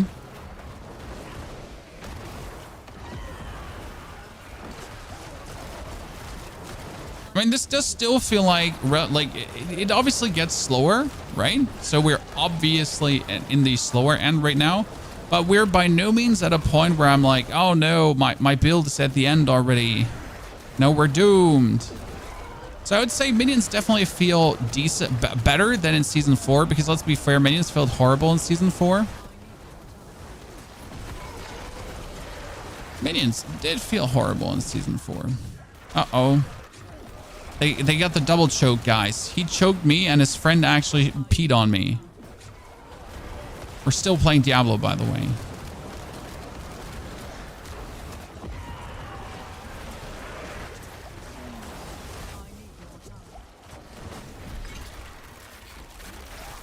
Okay, now we can do tier 50 for Torment 3. Woo! Tier 50. Let's go.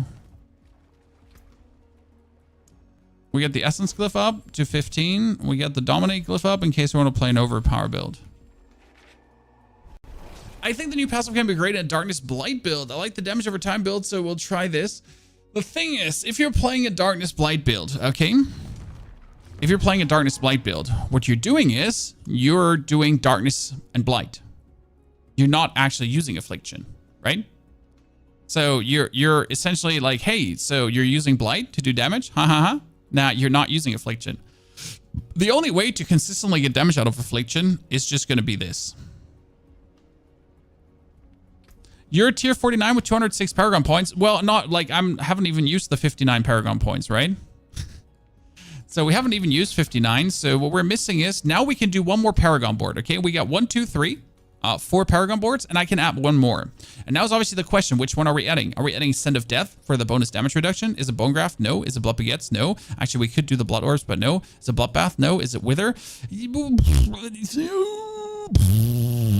Well, we actually do shadow damage over time effect, so technically you could go for it. But realistically, you would go for the Flesh Eater because that's the 40% damage juice that you could just be getting there, right? That's the 5 board limitations. Now is obviously the question, do we go for the potion healing? What is this? That's damage to elites. That's 10% damage. Oh, they moved the resistance to all elements over to the side. And it's maximum life now too. That's actually interesting. So you kind of want to still grab the damage to elites, right? And then you want to grab that stuff there. So we're going to take the Essence Glyph, by the way, put it in.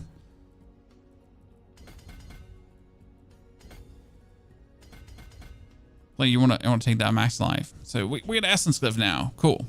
So we get Essence, we get Exploit. We're just missing Golem currently. So I still haven't gotten the Golem one.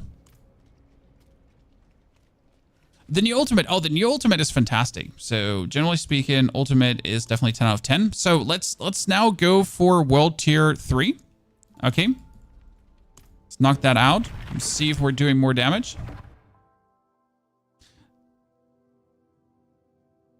So the new Ultimate definitely... The new Ultimate definitely works in a Blight build. And especially the fun part is that Blight builds are not Blood Mist builds anymore. Because you know how a lot of Blight builds turned out to be Blood Mist builds. And you were essentially stuck doing Blood Mist and then Blood Mist and then like stay in Blood Mist and stuff like that. With a new lucky hit chance to get Barrier, you are going to be able, with all your shadow damage over time effects, to essentially just have enough barrier that you don't have to consistently be in Blood Mist. Necromancer is finally free. Chat. Necromancer is finally free. We're not locked up anymore. I mean, even as a minion Necro, I'm heavily profiting from this because I just, look at this. I have 3,000 barrier currently running, 2,000 barrier, because I just exist, right? I'm having fun. I'm shooting things. And I haven't even maxed out on barrier, and minions don't seem to lucky hit.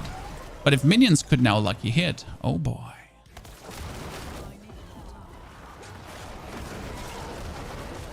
Imagine.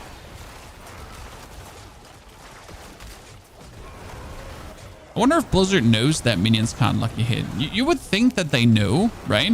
Hey Blizzard, so minions can't lucky hit. Do you know this? Maybe someone should tell them. Like it's like these things you just assume that the devs know, right? Like, hey, surely they know that like minions don't work with lucky, right? Right? Surely. Like maybe someone should tell them.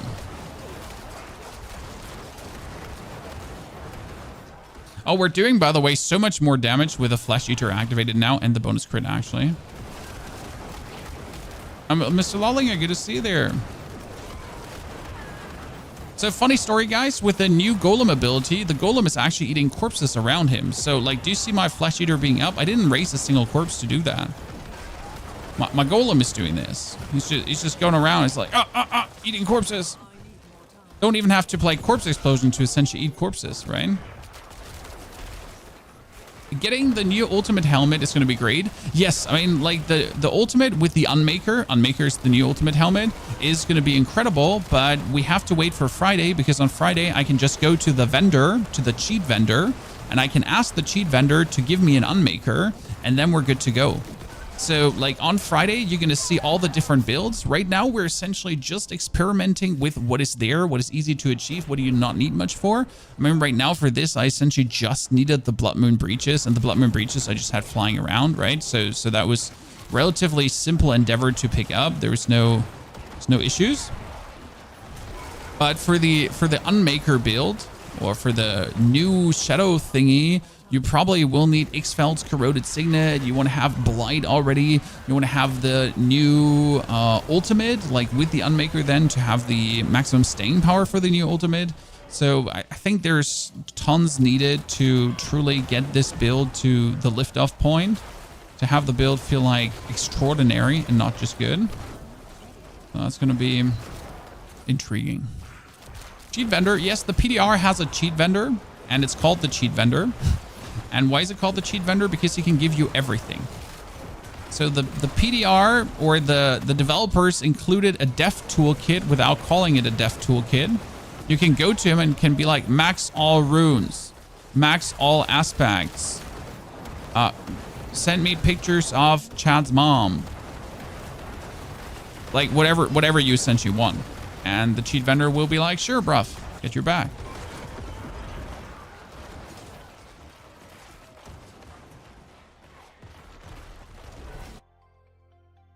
And on Friday, we're getting runes. I mean, it's planned to give us Friday runes, and then we can do rune words as well.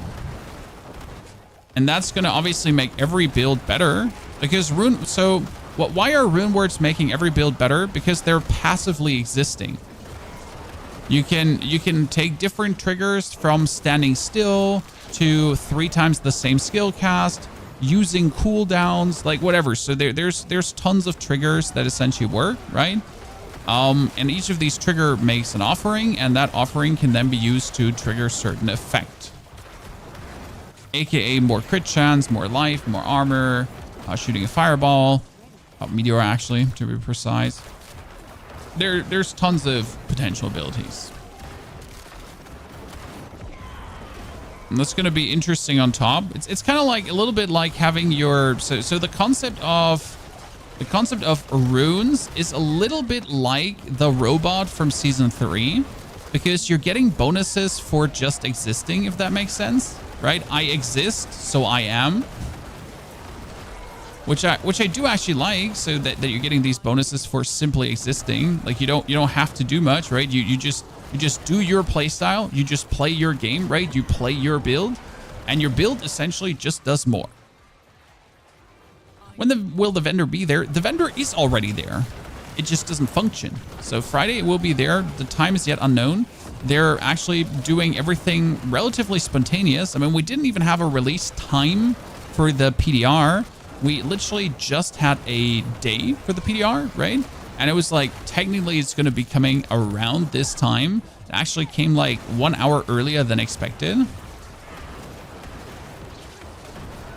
So Blizzard is not so rigid anymore. They're a bit more spontaneous, which is a good thing. Let's be fair. I mean, a company being flexible is something to not complain about. It's more like, let's go, Blizzard. Please more flexibility in every regard, right? Oh, shit. Almost died because I was not paying attention. Can still die.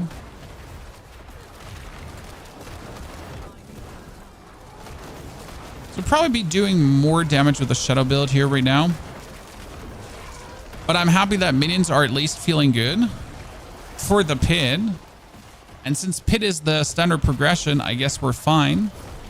Minions have felt just so horrible last season. I don't know if you actually tried minions. They were just not feeling good. I mean, obviously other classes stronger, right? I'm pretty sure, like, I've seen lightning swords. They're insane, chat. So I've seen a lightning sword, and he was just pooping on everything. Like, we were at the Hell Maiden, okay, Hell Maiden World Tier 3, okay, AFK. I was AFK in the middle, and I just had one lightning spear sword spam frostball, and I didn't move a finger. I was AFK in the middle. I was having my minions do the tanking and the damage for me. And the sword just ate everything around me. Okay, so this is a Torment 3 now. So this is a level 50. And you would expect the boss to be quite stronger, right? But as I said, the boss HP is kind of like scaled to what we're expecting here in the dungeon and how much minions are fighting us in the dungeon. So that's going to be intriguing to see where this is about to go. Especially when we finally lower the cooldown of this pesky ultimate to be able to spam that more. Yeah, Makuna did 100 pit on Lightning Sword. Well, he probably took his Lightning Sword with a juiced up killer gear, right? Not surprised though, Lightning Sword is currently just the absolute mentality that it actually is, right? But hey, we're feeling good about our little friend, the Golem.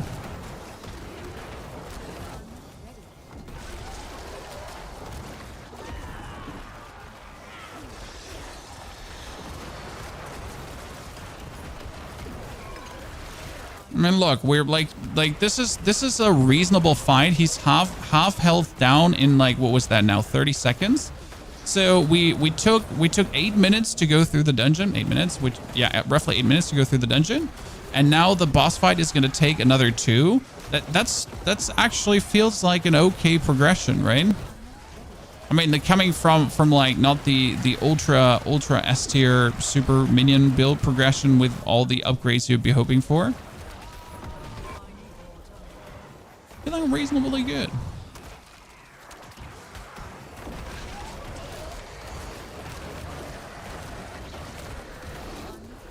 Oh, Lilith.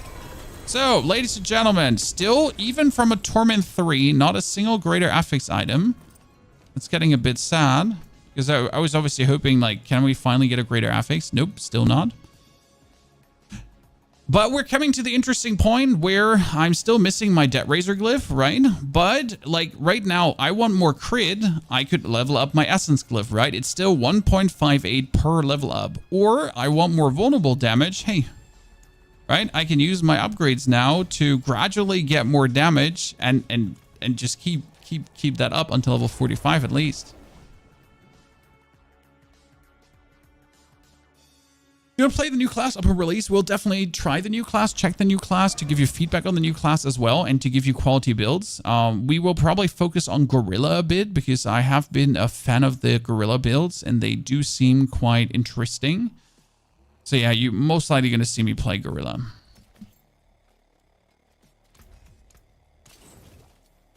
So now we're going into, like, look at my armor, 1,000 armor. My resistance is resistancing, correct. We're going into Torment 3, another 250 and 25% off. And wibbity wobbity, suddenly my resistances are still resistancing because I have Tyrails. Without Tyrails, this is how it would look. Not so good anymore, right? But let's say I would actually activate this one here. Doesn't have enough willpower to be activated. Yikes. So without Tyrails still, we would be almost resistance out, but our armor is looking trash. So we do actually have to take the helmet, at least the helmet, and we would have to go for temper, defensive, and worldly endurance for the armor, right? So I'm essentially forced to try to squeeze out another 11% armor there, and then also masterwork the item up, like at least 2 times, so we're getting somewhere.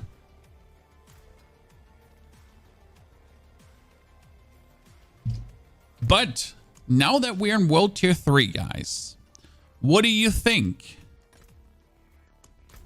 How much Opticide do we get in a Torment 3?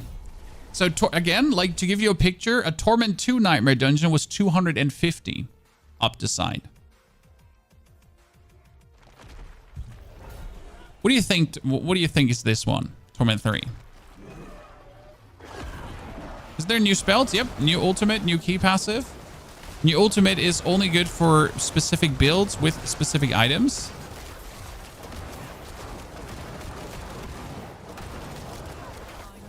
Torment 3 Nightmare Dungeons are resisting police brutality. That's for sure. Oh, it's so cold. It's so cold. Can I just interact with you? Oh no, he's just dying. Poor guy.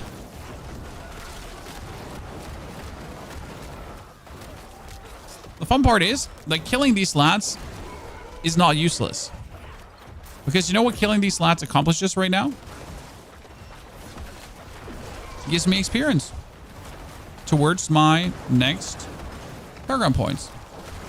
So even though I'm like just here to farm material, right? I am still able to actually advance my character by killing monsters. That is 10 Opticide per. Wow. That's not the big gain though in comparison to, wait, no, it was 5 Opticide. No, that's double. Wow. It was 5 Opticide in Torment 2. So if I'm now getting 10 Opticide per, that's significant. I wanna step into, oh Jesus Christ, I'm taking damage here. Torment 3 being harsh to me, right?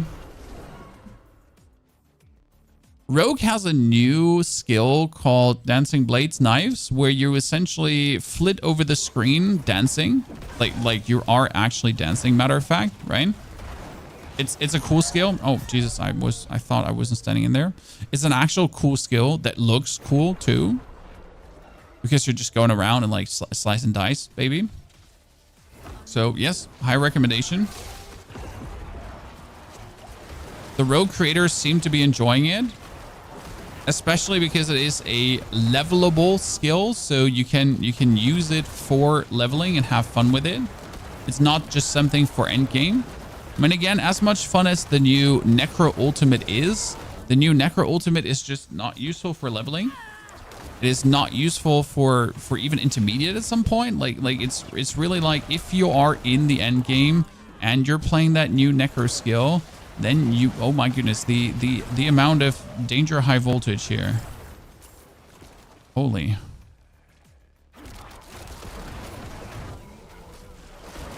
So I got 20 Opticide already. I'm currently sitting at 23. Okay. I mean, this is hard, but we need to see how much Opticide we get out of this. I mean, for someone that just joined World Tier 3,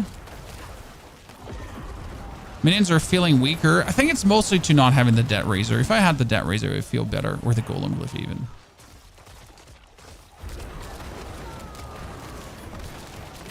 I mean, the fun part about the new ability is also that it actually moves you. Oh, that's 20 Opticide from the enemy. Another 10. Damn.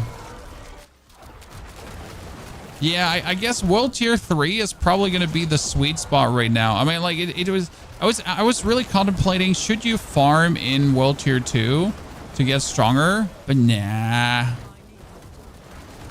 Not with twice the Opticide per Opticide drop. That makes Torment 3 really viable.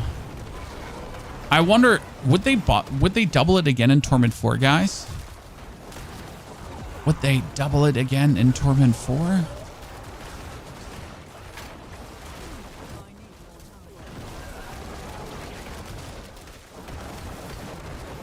Uh-oh. Yeah, I was like, I'm standing in the middle of everyone. I am so dead.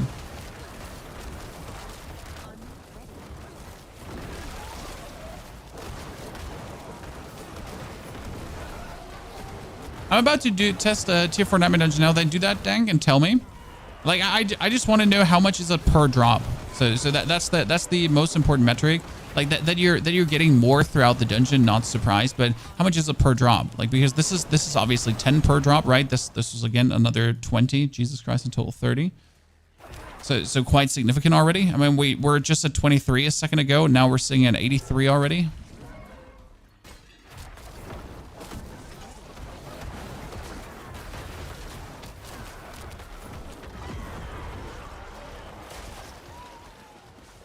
I mean, now considering though that I do a tier 3 nightmare dungeon significantly faster than we're currently doing this, I mean, obviously right now tier 3 would still be a more opportune grind, but I guess I also shouldn't be like with one single greater affix item here, correct? I like how nightmare dungeons work now. What I like the most about nightmare dungeons is how you're finally encouraged to actually spend time in here. Right? I mean, like, it's fine. Like, hey, do you actually want to be in here? because before it was always like, so I'm in here because I need Glyph XP, but I don't want to be here. I hate it, actually. Every single second inside here, I'm angry. Right? Every single obstacle, every single like, wrong pathing, I hate. Fuck me. Sideways. It's indeed 20 per drop. Wow. That's crazy.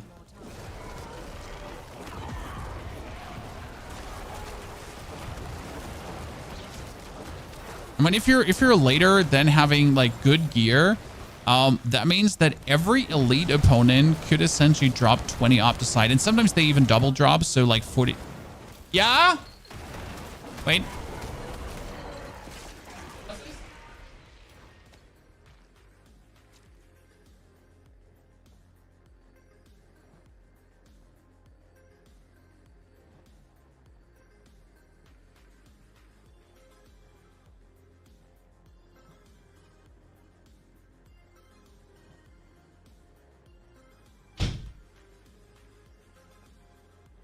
Okay, hi. I was offered food, but I'm not hungry. I'm hungry for progress. More Opticide. Right? Okay, so it's 10, it's 5, 10, 20 per world tier. Yeah, I think that's okay. I mean, considering that in World Tier 4, you're most likely looking to upgrade your stuff to the maximum level, right? And currently, I need 240 Opticide to actually do another upgrade. So if I need 240 Opticide to do another upgrade, then one Nightmare Dungeon needs to at least give me 240, right? But it wouldn't, like, I wouldn't actually want only 240. If I do a Nightmare Dungeon, I would actually have to get somewhere around 300 at least in this world tier. So I need 240 to upgrade, and I would need to do one Nightmare Dungeon per upgrade. I mean, considering then we would obviously do it faster, but it's like, we'd spend some time there. I mean, obviously, we don't know how to get Infernal Compasses yet because Infernal Compasses don't drop currently. So I hope they actually show us where we're getting Infernal Compasses and how often we're getting them. Because right now, like, we're definitely not getting them as, like, I haven't seen a single one drop, right? And Hordes are anyways not activated currently on this one. But yeah, we need to know more about the compasses, right? At this point. Because obviously, if the Infernal Hordes turn out to be good, like, I'm not going to spend much time still into Nightmare Dungeons. Try crafting? I mean, crafting is only for low levels, for the caches, and then for later for the mythical gear. And the mythical gear obviously is all greater affix, which is kind of cool. I mean, who doesn't want a guaranteed greater affix mythical gear? Exactly, everyone wants that.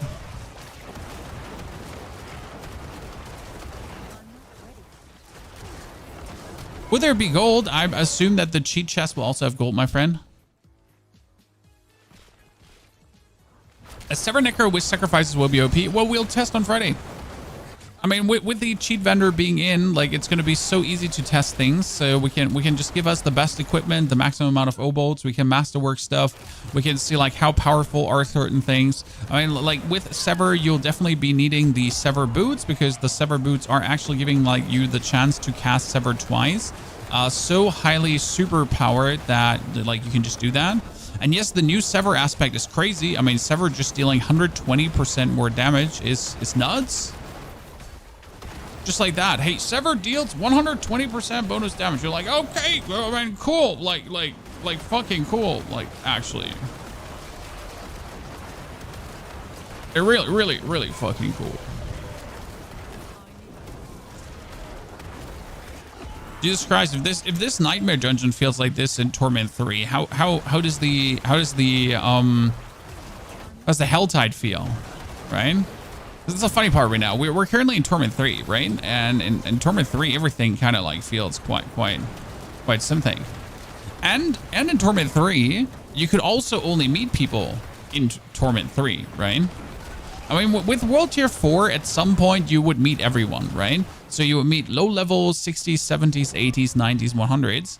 But right now we're in Torment 3, so technically the people that you actually see running around should be the absolute game masters, right? Should be the people that maxed out their chart that are able to actually be in Torment 3. And the same kind of goes for Torment 4. So if you're running around in Torment 4, you're not going to find like Jimothy from a steel mill, right? You're not going to find Jebediah two thumbs. Like, technically, the people that are actually running around in Torment 4, even in the open world, if you meet someone, he's going to be juicing out damage like crazy, right? He should. So if I'm then going in the overworld to actually do a Helltide, and I'm meeting someone in the overworld doing a Helltide, I already know that guy. That guy's going to be cracked, right? It's going to be a freak on the leash. Not going to be your everyday gamer.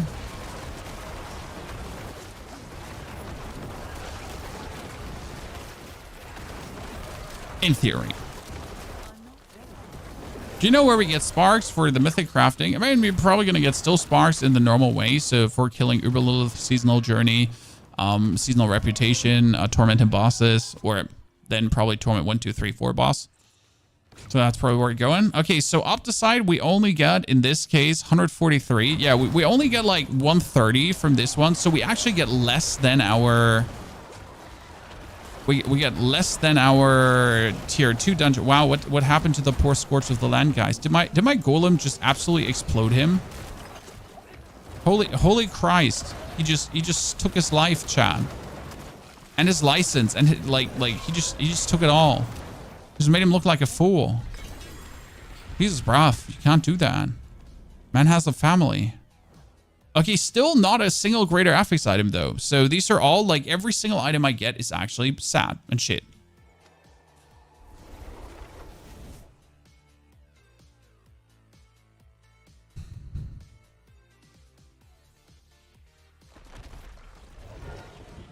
They have to add more damage so we can make a good Ice Necro. Well, as much as I enjoy the Ice Necro fantasy, that is what it is, a fantasy.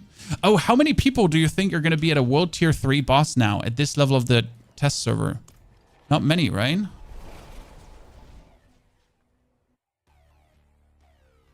Unless someone has boosted them into the tier. Yeah, but if someone has boosted someone into the tier, they're not going to enjoy running around. Like, I mean, you notice how, like, the damage is. If you don't have 1,000 armor and if you don't have your resistances up, everything is just going to boob you and you die. As you should. Right?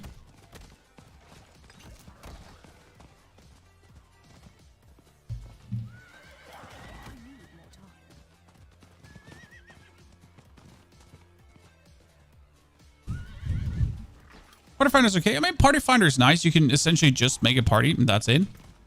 Like, without hassle, right? So you just go into social and you just go list a party. And I can just be like, hey, I'm doing Helltide, come. How do you think the new level system and difficulty will help for casual gamers? Pretty well. Oh shit, we're like, we're 4 people here, chat. I don't think that the new difficulty system is particularly difficult, right? It's more like, how do I say this now? It's spreading out everything quite nicely. So everyone has a chance to exist in any world tier. I mean, the thing is, as a casual, you might just play world tier 2 and be happy about it. You might just be in Torment 2 and that's it. And there's nothing wrong with that. So if you choose that Torment 2 is where you want to be, perfect. You could, that could just be it. Right? That could be your tier. And guess what? You could get every single item there. You would never have to go anywhere else. It would be fine.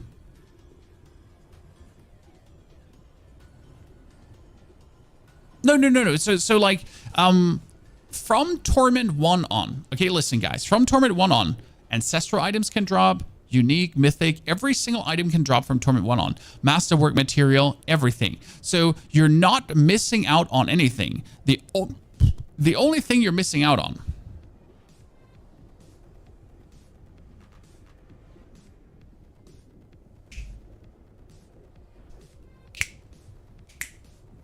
is less loot. So in Torment 2, you just get more loot. In Torment 3, you get more loot. In Torment 4 as well. But the thing is, in Torment 2 and 3, I haven't gotten a single greater affix item, and in Torment 1, I've gotten one. So I might be getting lesser loot if I'm only in a certain Torment tier. But let's be fair, I haven't actually gotten better loot so far from being in a higher Torment tier. Maybe I'm just simply unlucky, right? There's always a world where I'm unlucky. But the technical better loot I'm supposed to be getting, where is it in the room with us right now, Chad? Is that technical better loot in the room with us right now?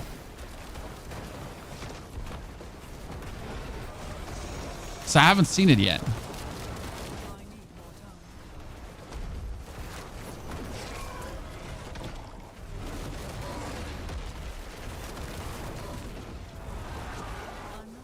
I kind of want to like investigate these nerds I'm here with to figure out if they're now all gamers or not. That world boss is certainly not lagging at all, and it's totally fine and adequate as you should be. The Uber chance is different. I mean, yes, the higher world tier you are, the better should be the chance for Ubers. But, I mean, we're probably talking about the 2% versus the 3% chance in case of Uber uniques, right? So, like, that you're randomly going to find an Uber unique is probably as likely as it is in Torment 1 to 4. That being said, I mean, like, I do genuinely believe you should be rewarded for playing in higher tiers, right? I mean, if I'm able to play in a higher tier, I should not be punished for that. I should be wholeheartedly rewarded for that. Right?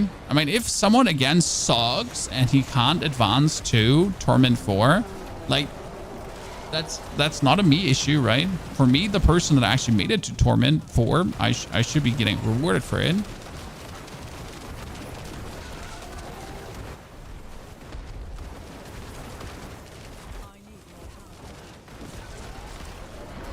What we're going to do right now is, like, after the world boss, we're going to go into the Helltide, and we're just going to kill the Hell Maiden, like 5-6 times, just to see how many times we have to kill the Hell Maiden to essentially get something out of it. And you know what? Like as long as this is taken right now, I think this is the perfect moment to go to the toilet. So let me just die quickly. So I can actually just go to the toilet and then come back when the fight is almost done. So I'll be right back. Give me a second, toilet.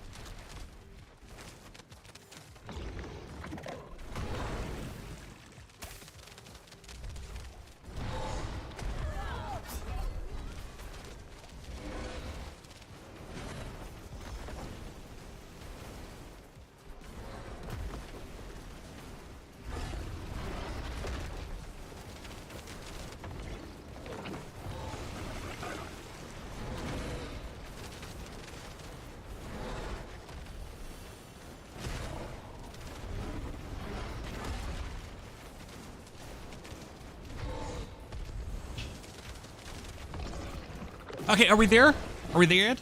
So the problem is not the less items, chat. You know what the real problem is? That everything is useless. So I don't mind less items as well. But the problem is that everything that is not having a greater affix is useless. Because of so the tempering is like 2 tempering only for greater affix items, right? 2 tempering only for ancestrals. 12 masterwork only for ancestrals. Like I haven't even bothered tempering these items right now because why, right? I mean that's a mistake on my side. I think, how do I say this now? We gotta get used to it because right now I'm just sad that all these items here are shit. But because why would I even look at them, right? Even if this boot is slightly better than my current boot, I'm still simply waiting to get a greater affix item, right? But at the same time, maybe that's a me issue, right? Maybe I should still try to get the best 750 boot possible, right? Maybe I should still get the best 750 boot possible and then temper it until I get the greater affix one. So I don't think there is, like, again, hiring the drop chances is not the solution, right? Just getting, again, more drop chance, like, doesn't solve the issue. I guess the issue is a systematic one from the player perspective. It's a me issue, exactly. So I should just temper these items. I should just get the best 750 item possible, even though I know they're temporary. And I should potentially upgrade this 4 times as well with Opticide, regardless. Because if I now upgrade something with Opticide 4 times, but then I break up the item, I get my Opticide back. Right? I get my Opticide back.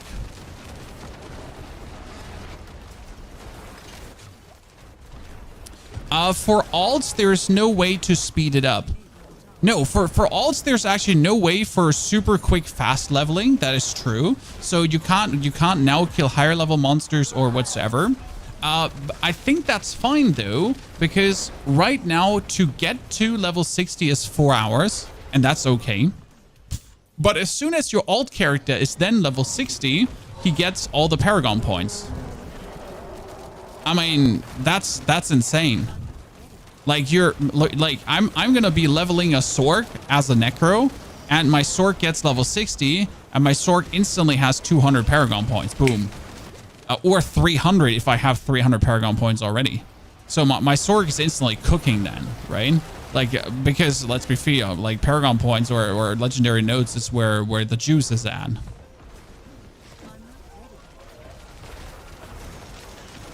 There's an exploit, yeah, but the exploit, it's not an exploit, it's a game mechanic.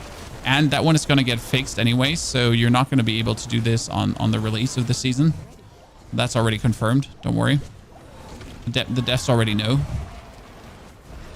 But yeah, I do think that the less item thingy is probably something to just get used to. A simple just get used to it. And we're going to start with this by actually by tempering my items. Yeah, I guess it's going to work out. People just need to get used to the new setup. I mean, everyone is going to be confused in the beginning because look at the damage numbers right now. My damage numbers are 2,000. I don't know if I'm doing a lot of damage or not. I just saw 112,000 damage crit, right? And I'm like, is that a lot? What's it? Wait, right? Am I juicing? Is it like, am I blasting? Is this, am I going crazy? Is it nuts? Or is it just okay? Right?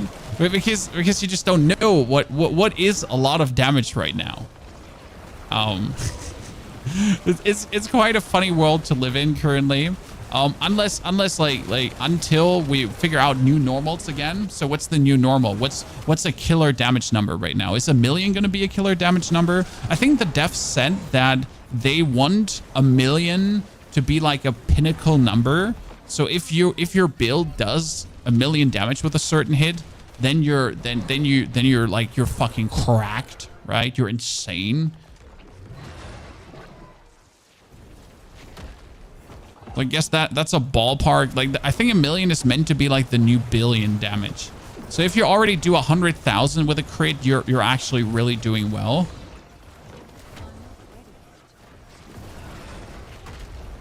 We're currently aiming for. Let's have our little golem go crazy.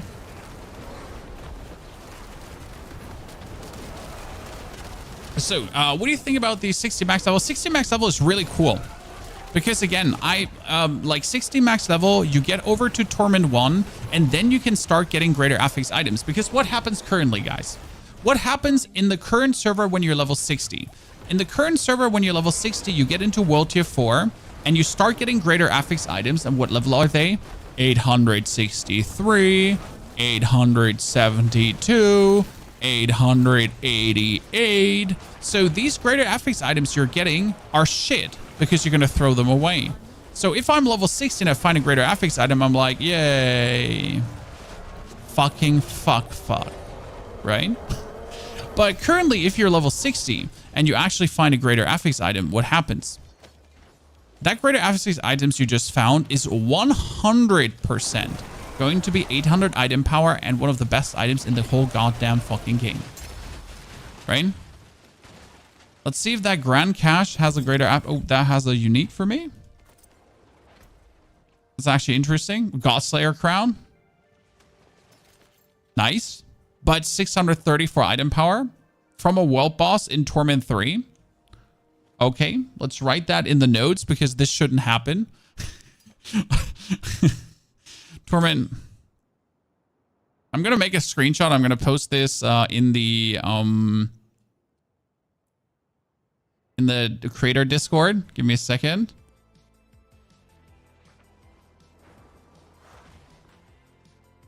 Torment 3 World Boss Weekly Cache.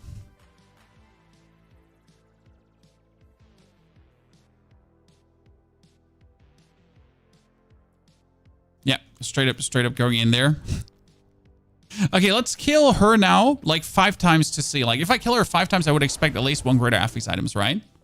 Do I understand it correctly? If I level my mage to 60 and 200 Paragon board and start a new character, Necro, and get to 60, there will also have the 200 Paragon board. Fuck yeah, you're right.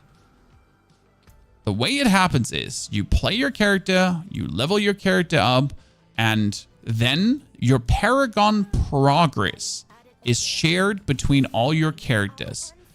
in that respective seasonal realm. I need time to do that. Right? And that's great.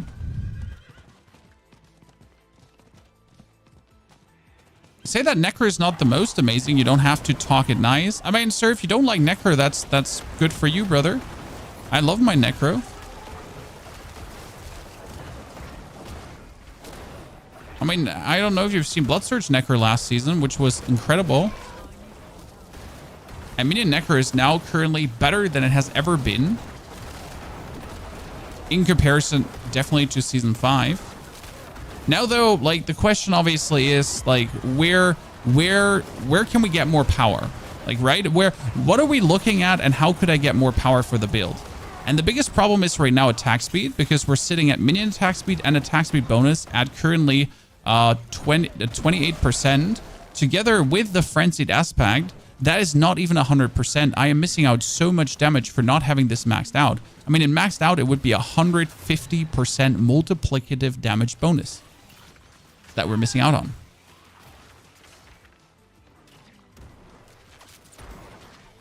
Right?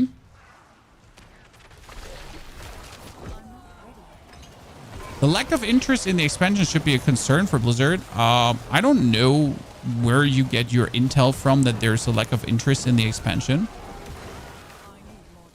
I mean, so far, like, every person I talk to has the expansion pre-ordered mostly.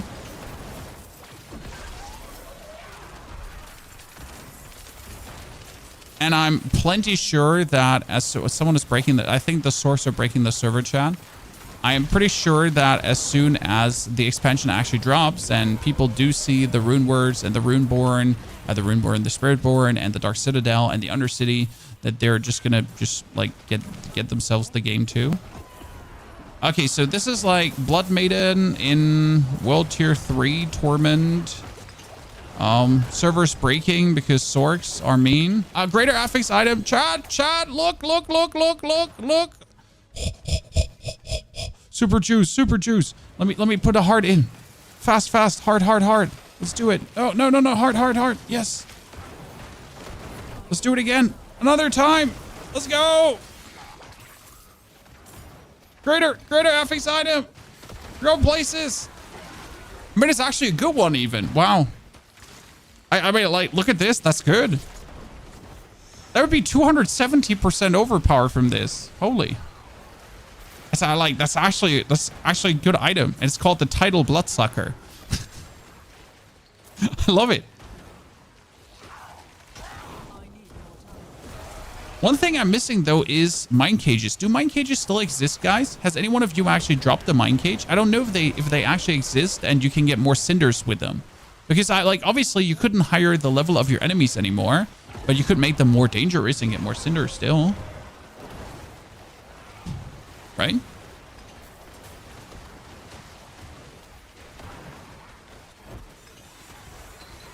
So I do believe right now that Blizzard is doing an exceedingly good game, a good thing to the game. Like, I'm not saying this is a creator or a Diablo partner, right?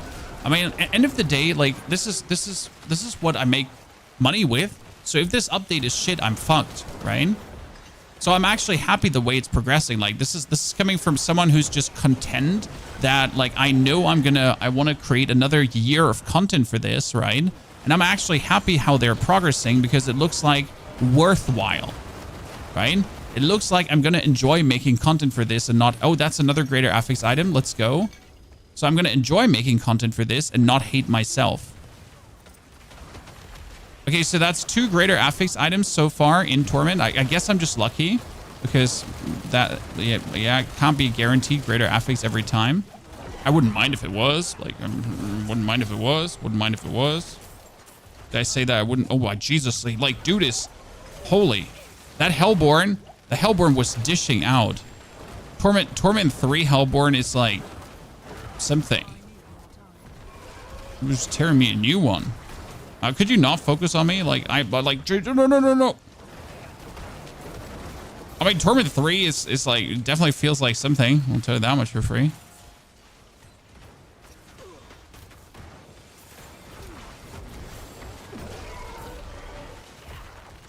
Like, I kind of want to be alone here to actually test out how it would feel if I was alone.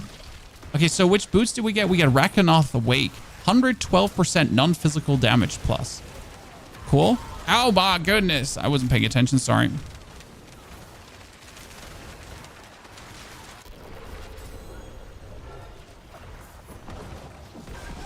Is it wrong to main only 2 classes? Bro, some people never play more than 1 different class.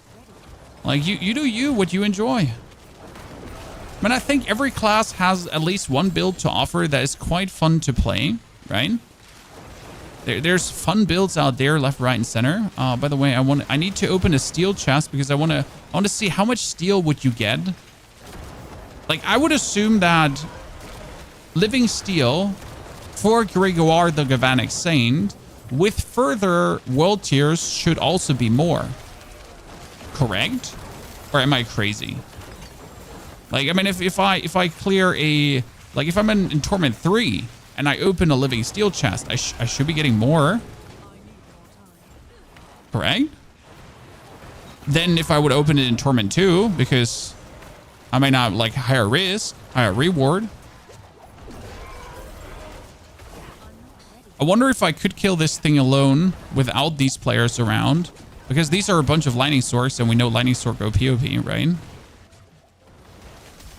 Oh, no. No, no, no, no, no, no, no. I shall not die here. What do we say to the God of Death? Maybe in 5 seconds, because I'm actually getting my ass beaten? Yeah. Maybe in 5 seconds, because Jesus. Things are being harsh over here.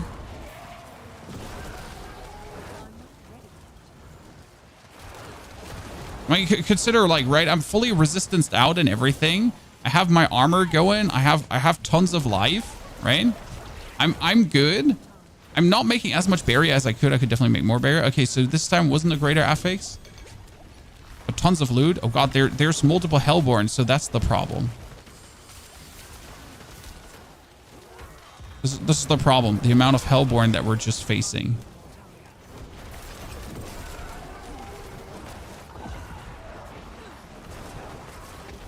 Okay, so that was the first time she didn't drop a greater affix item. I want to open a living steel chest.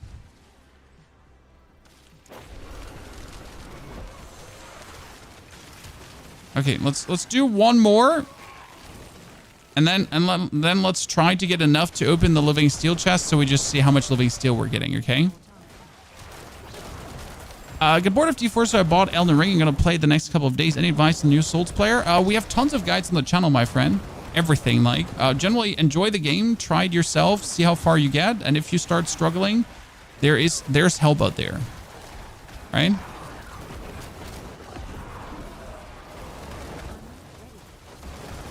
But you did the right thing. I mean, if you feel the boredom on a game, then you should give something else a try. You think Sork will be nerfed? No. There's nothing wrong with the Lightning Spear build being that strong. I mean, if you, like, first and foremost, there needs to be a strong build. There always needs to be a strong build. And if it's Lightning Spear, it's Lightning Spear, right? And again, what do I care about Sork being strong? Like, right? If I want to play Sork, I play Sork. But hey, maybe I don't want to play Sork, right? I mean, I find it more interesting to take a weaker class and achieve the same that the stronger class does in my limits. Maybe I'm a masochist. Masochist, I think is the word, right? Yeah. Maybe I like to be beaten by my wife. Maybe I do. But I find it just more interesting really to play the underdog class than like, okay, so I'm just going to play a Lightning Spear Sork and I'm going to shit on everything. I mean, I made myself a Lightning Spear Sork and I shit on everything, but I did that later, right? After I went through hell and back to make things work. Because then it just feels more fun to then start playing the OP thing after you gave the non-OP things a try. So she does not. Oh, another greater affix item. Okay, so I mean, I've gotten 3 greater affix items for doing her right now. So I would argue she feels good to play. Like it feels good to do her. Now let's go normal Helltide and see how decent I feel if I'm going alone through the Helltide alone. Right, so without the training wheels, without anyone with me.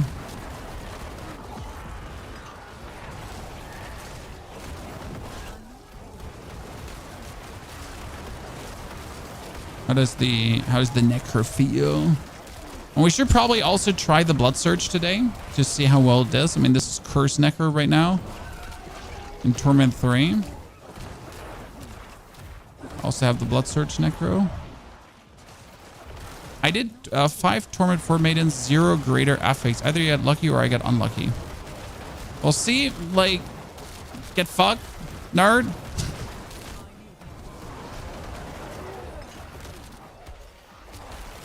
I kind of miss the mine cages now because we had the mine cages for 2 seasons and now with the new system, they're useless. It's funny though. Saint, thank you for the new Prime subscription. For Manji, also thank you for the sub here on Twitch. GG, ladies and gentlemen. Welcome there. Hope you're feeling good. I mean, what does my glove have? Like, I mean, you know, I got a greater affix glove, but maybe that glove is actually trash. So what do I have? I have crit damage, max life, and lucky chance to heal. Yikes. Yikes. That's the problem when you now get a greater affix item and it's not good.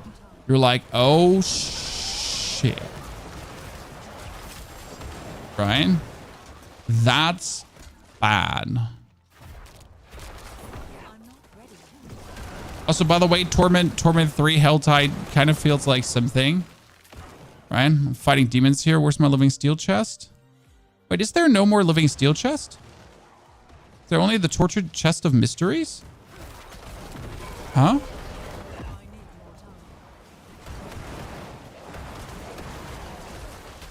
Or am I just blind?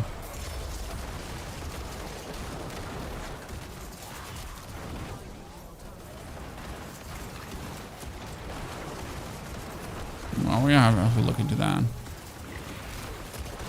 Whew, raging. Good to see you there, sir.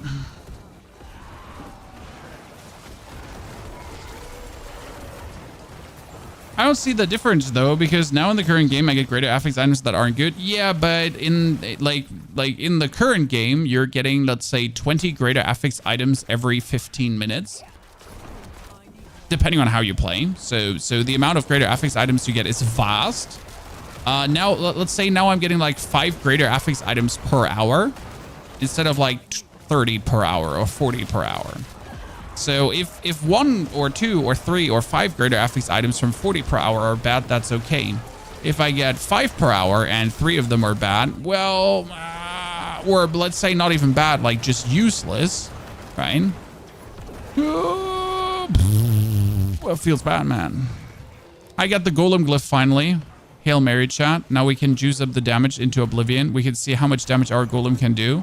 Because that was obviously the main thingy. Like, how much damage can we have the Golem do? We're probably... Should we try to put a Ring of Mendeln in here? I have a Ring of Mendeln I can probably pull out of my butthole. So we can try that. I mean, I could try and kill the Beast of Ice. But I'm just not sure if I could kill the Beast of Ice right now. In Torment 3. I mean, it would be worth a try. How much fear do I have? Oh, yeah, we could do. Should we try to do a Beast of Ice in Torment 3? I mean, technically, we have the resistances and everything, so we should be able to, and minions are strong. We could try.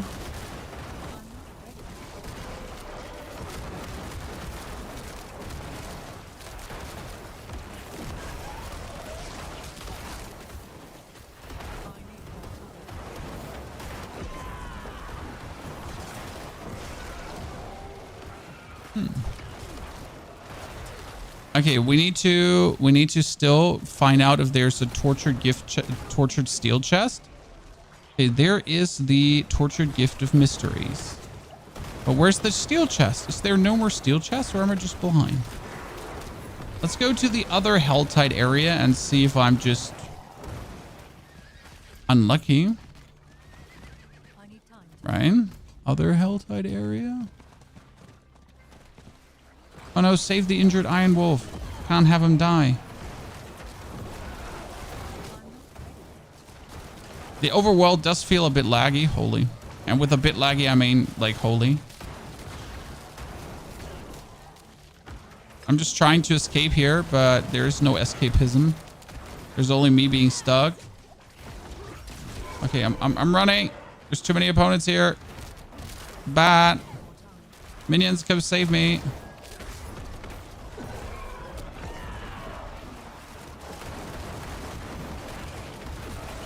Like, seriously, what was that now?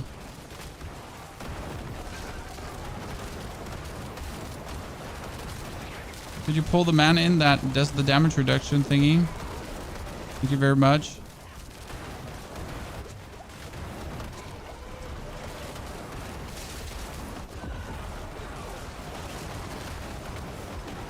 Somewhere in this building are two people that reduce all the damage. Okay, let's go on my mount. Pass everything. Can you recommend a left hand only build for this season? I mean, I generally recommend just putting things more on your mouse. I mean, my main skill I use is like always on 2 and right click on the mouse. Works really good. But hey, if you want to have a build that only uses 1 key, try Blood Surge. I mean, with Blood Surge, I have Blood Surge on my right mouse button and that's it. You don't need any other skill. Just Blood Surge.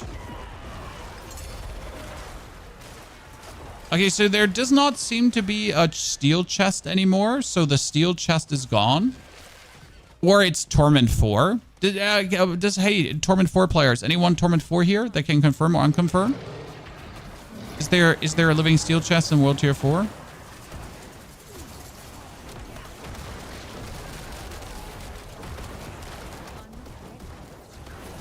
Because right now I don't see one. Okay, there's no living steel chest, huh?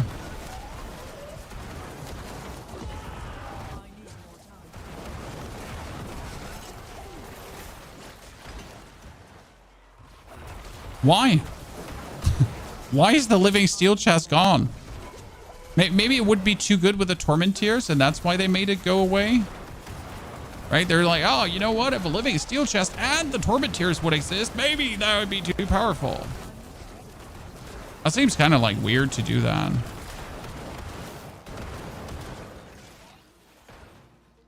Do you drop the new unique helmet for Necro? No, sadly, we haven't dropped it yet. We don't also know where the Unmaker drops, but don't worry. Like on Friday, you can get yourself every single unique by talking to the unique cheat vendor in the middle of Kirbachan. So then you'll essentially be able to get every single item that you're looking for and that you're excited for. Okay. Let's see. Chest of Mysteries. Oh, that's tons of living steel. Holy. Okay, so 1, 2, 3, 4, 5, 6, 7, 13 living steel?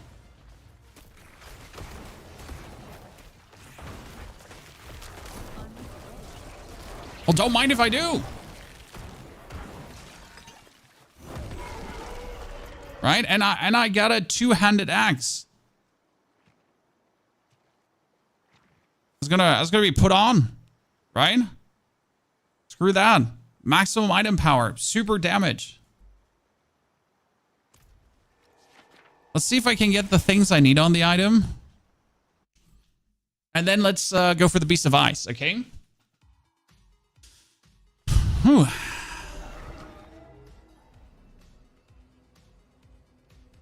How's Necro so far? Oh, feeling very good, Ulf. Like Minion Necro could be stronger, but it's like, you know, it's at least back. So the thing is, like, we got to figure out what you need. Do you want chance for Skeletal Warriors to hit twice? Do you want chance for Skeletal Mages to attack twice? Or chance for Army of the Dead to deal double damage? No, you want chance for your Golem to hit twice. Right? I mean, that's the best thing you could possibly get.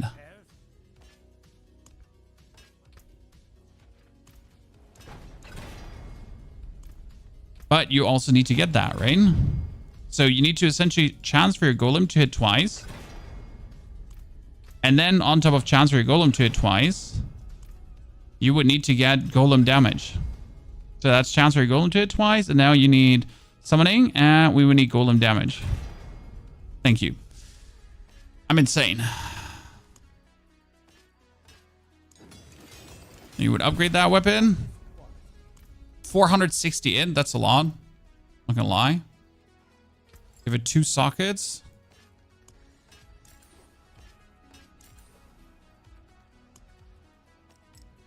More vulnerable damage. I have to re-roll the damage over time into vulnerable damage. Because that works on our minions, actually. So the damage over time is bad. It would have to be... Vulnerable damage would be better. Why is vulnerable damage better? Well, because that's juicing up my key passive too. So right now with this weapon, for example, my key passive is currently sitting at... I mean, again, I'm not sure if I want to boost the key passive here. We're sitting at 200% key passive damage. So I'm thinking like it could be funny to do that. We are now going to try to kill the Beast of Ice, okay? But before we do this, let's trash the gear.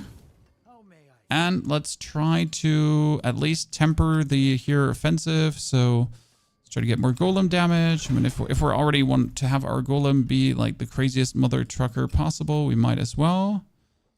It's golem damage. Thank you very much. Then we can do golem damage.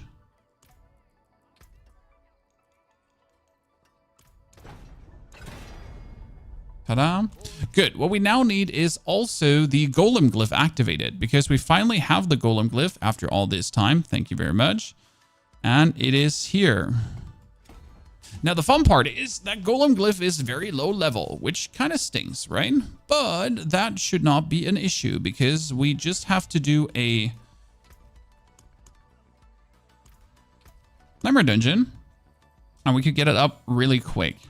See if we have a good Nightmare Dungeon. Charnel House, Heathen's Keep, Leviathan's Maw is usually very nice.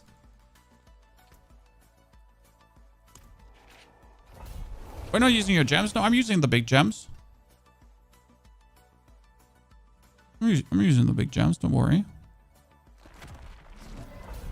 How's the Find the Bug game going? I mean, I haven't had any bugs. Like, obviously there's things that are maybe not working as intended, so you're gonna tell the devs and they'll fix it.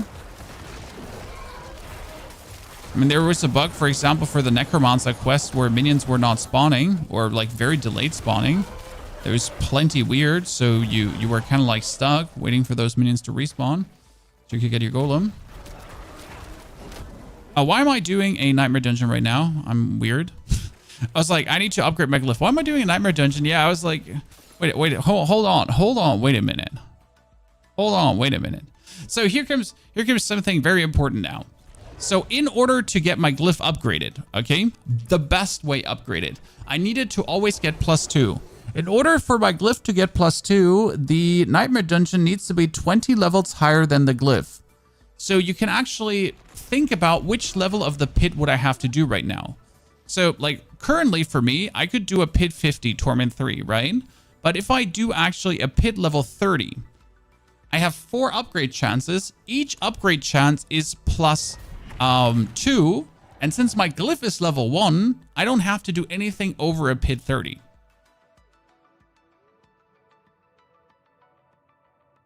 Right?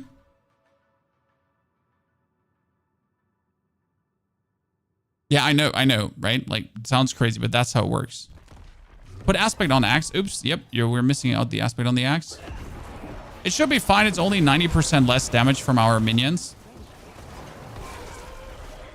Like, this is a 30.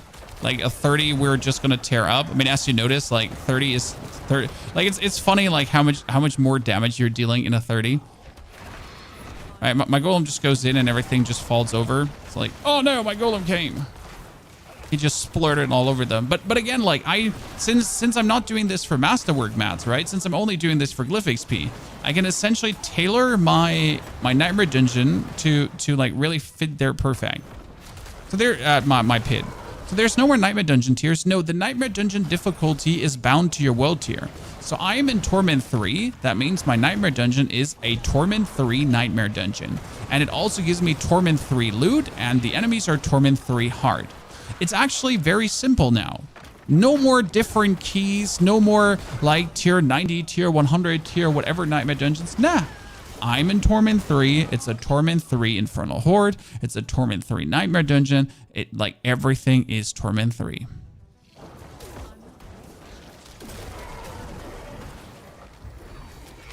Right? As it should be. And that's actually like really easy to understand, like for people, right? So it's the same actually with the world bosses. So if I now do a Beast of Ice, that Beast of Ice is going to be a Torment 3 Beast of Ice, right? And I would expect that a Torment 3 Beast of Ice, like I tried a Torment 1 Varsh. Yeah, I tried a Torment 1 Varsh, and a Torment 1 Varsh dropped one single unique item. So I would expect that a Torment 3 Beast of Ice would at least drop 3 unique items. If not, I'm going to throw hands.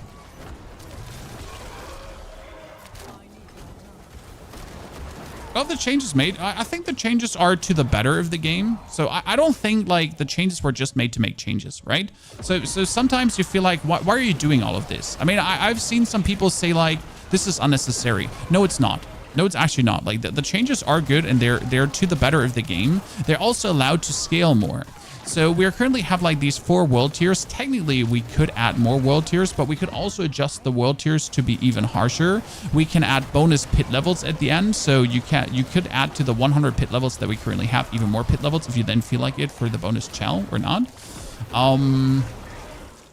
But what I like the most is that you technically earn the world tiers by doing higher pits, right? So if you suck and if you're not able to do higher pits, then you don't earn the world tier. We finally got Debt Razor 2. Oh my goodness, chat. So why are these 2 glyphs so important now?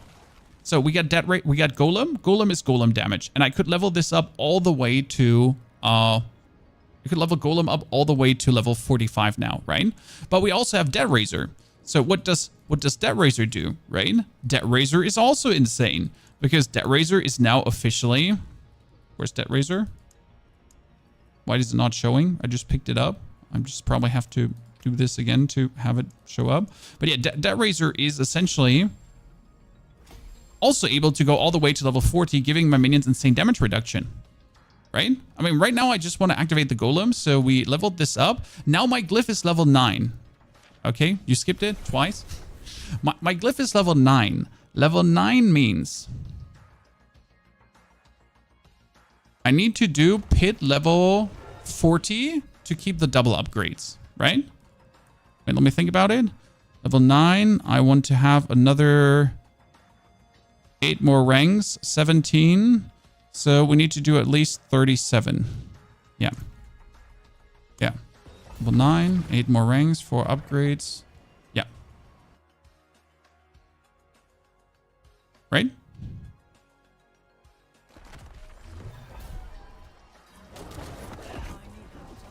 We have a skill tree for the start. We'll probably, like, as the stream is over, we'll whip out a mobalytics for people to level.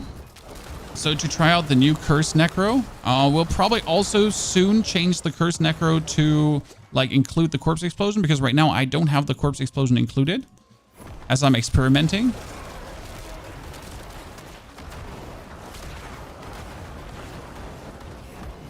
It's funny because we don't actually have curses anymore on the bar, as we just completely rely on our minions to do the curses for us, and it's working.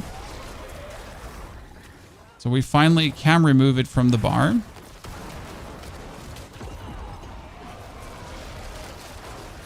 It feels weird to play Blood Moon Breaches, but it's just bonus DPS. Like, you would be stupid to not do it. But not sure if, like, we actually need to do it, right? I mean, it's like a bit of a pickle here where I have to decide if this is truly worth it or not. But I like the idea of casting curses like this, right?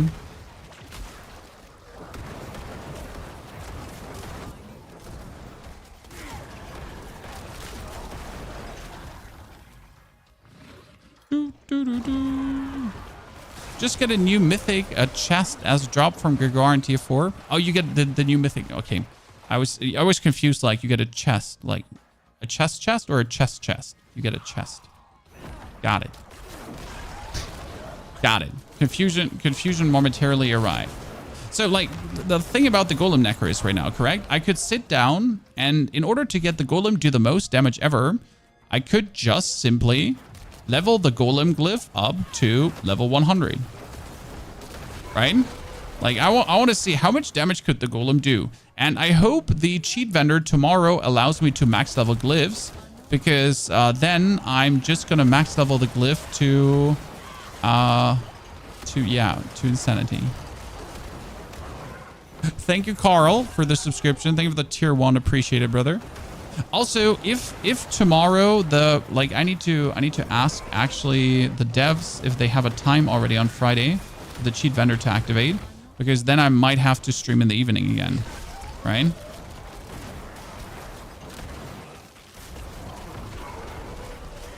I really don't want to because I'm tired, but what am I going to do?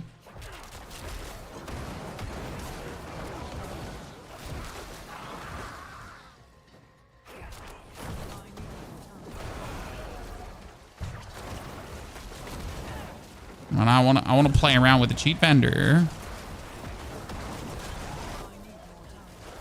What's the Glyph max level now? 100. But on level 45, they become legendary. So Glyphs now have 2 radiuses. Radiuses? Yeah. So Glyphs get a bigger radius on 45 and a bigger radius on 15.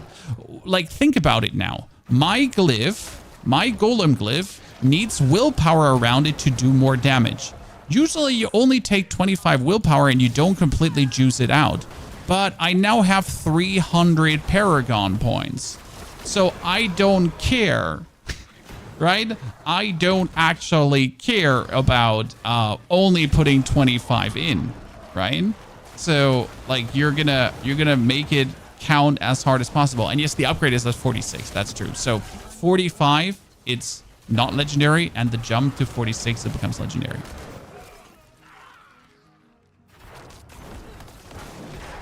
So that's kind of like how it works. Carl, I'm happy you're enjoying the videos.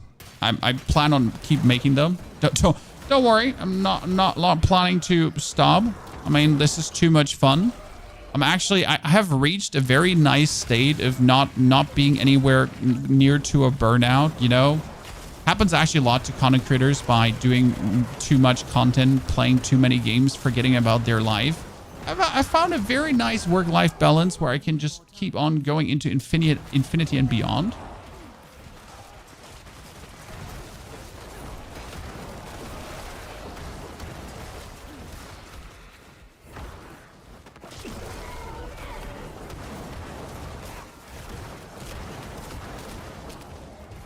Okay, let's kill the boss. Like, the last boss almost got one hit by our Golem, Chan.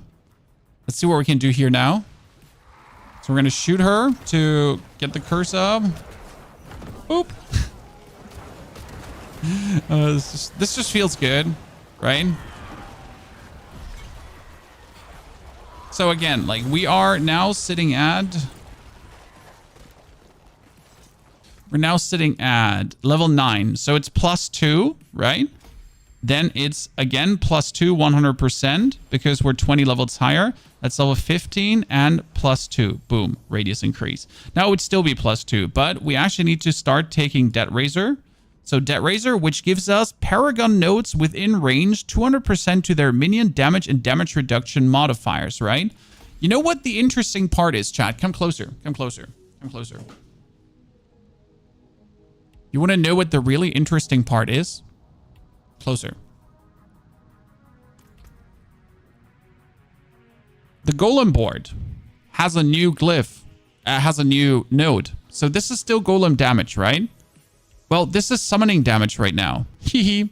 So if I put the Debt Razor in here, I might not get any damage reduction, right? But at least my summoning damage gets juiced up as well. Right? But I could go in here and obviously get the bigger damage. Actually, there's no damage reduction in here anymore, correct? Oh, there's no damage reduction here anymore. It's double summon damage now. Jesus Christ. Who would think about making this double summon damage? It seems excessive. I like it. That seems excessive. I like it. That's even more. So there's no more minion damage reduction. Why? Wait a second. I need to... Okay, so this doesn't make sense. If the, like, there's no more... Wait, Blizzard, did you fuck that up? Because it just makes no sense right now. Like, that the Debt Razor is what it is. Okay, wait. I need to write this straight away in the Necromancer chat.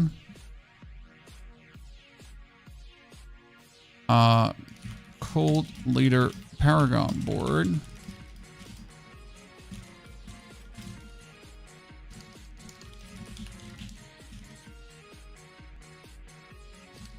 Ergo Debt Raisers.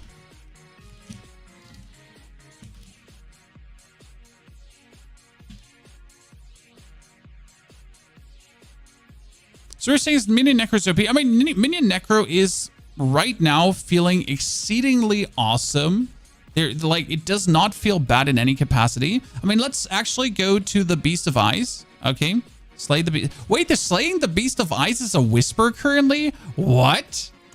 Wait. Hold on, chat. Hold on.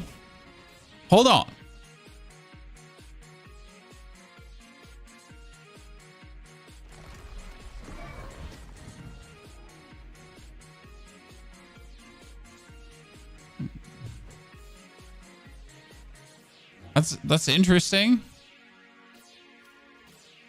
Let's take a greater cache of gold. I kind of want to see how much gold that would be, but at the same time, I want to...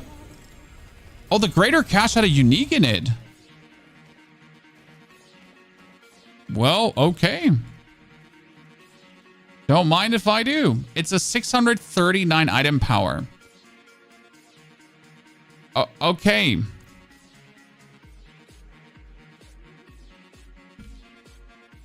Torment 3 Whispers dropping 639 item power as well.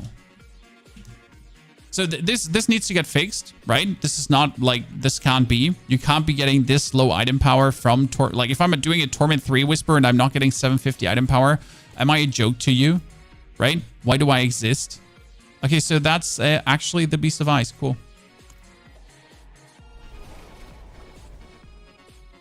Did you change the aspect on X? Thank you for reminding me that I'm an idiot. Always appreciate that. Say it louder for the people in the back. Say it louder for the people in the back. Reanimation. Okay, so we have reanimation. I really need to think about my aspects now. So we get reanimation. That would be my minions get 90% more damage. Then we have Shade Mist because we need Shade Mist on this one, right? So that's Shade Mist because we need the... Actually, we don't need the Shade Mist because technically I do the shadow damage over the Blight. So technically we wouldn't need Shade Mist. I got to think about this. Then Unyielding Commander, for some reason, I think is now multiplicative. They said it. It still says additive, but it's actually multiplicative. So it's really worth it. But then we have Frenzy Dead, and we do have the Golem for the double damage explosion. Am I missing something? I don't think.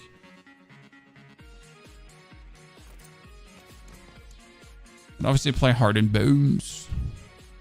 Actually, we need a Photic.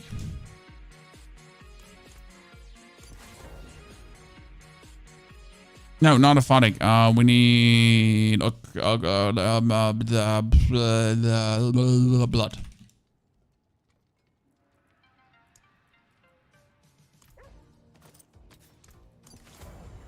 Blood getters. More damage.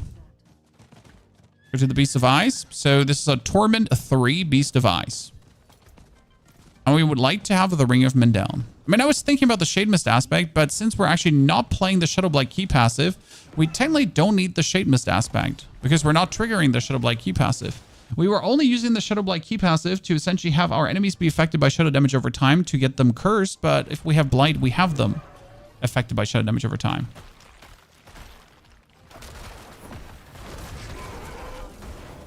So happy Nalo, you enjoyed the last YouTube video. I mean, like, actually wrapping all the changes together is my greatest fun.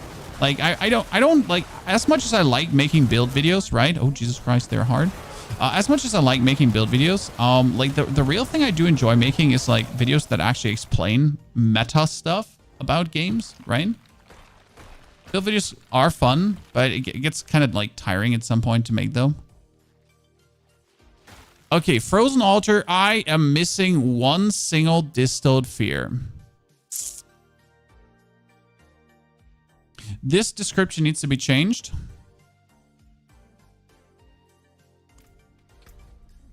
Okay, let's do another Nightmare Dungeon to get a Distilled Fear.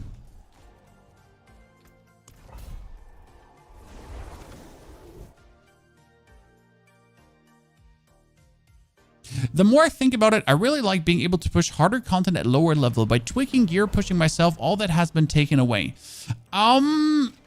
No, because you have the hard and the penitent world tiers. Now, obviously, the hard and the penitent world tiers are not terribly difficult. So, yes, yes, I am with you that you're saying, like, I feel like I can't do harder content anymore. Because before it was kind of like, with level 22, you could already jump into the higher world tier, right? And do that kind of. Yes, that part is actually missing. That's absolutely true. There's like no question about that. That part where you're like, oh, you know what? I'm like very, very daring and I want to do this. Yep. That one ain't happening anymore. But technically you have it over the world tier, only that we're all too good for it to matter. I mean, hard, like expert is not hard. Penitent is like, I guess if you could start in penitent straight away, it might get challenging. So penitent, like definitely the enemies did quite some damage and were sturdier. So like if we're saying now, hey, what if I could start in penitent, right? What if? Would that be a thing? Oh yeah, I want to say, what am I doing in Nightmare Dungeons right now? Distilled Fear. I was confused for a second. I was like, why am I doing this again? Oh, this feels like the Abattoir of Zur again, where the thing doesn't do any damage. Oh, this certainly feels like the Abattoir of Zur again. Where the conduit is just like doing 0 damage, and you're just like, why does this exist?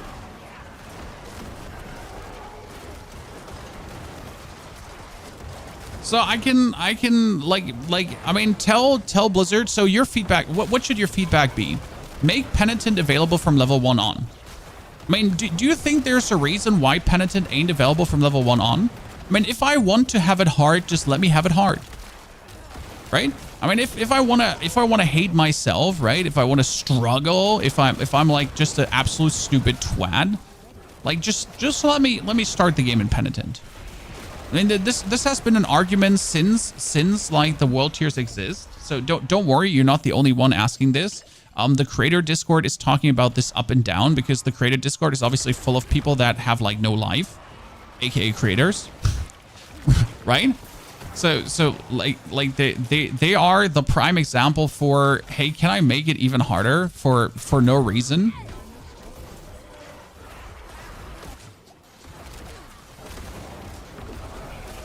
So it's valid feedback. That's what we have the test servers for. If you're feeling like you want to have Penitent, I mean, I'll pass it along. Don't worry. I have a document of things that you're saying, chat. Okay.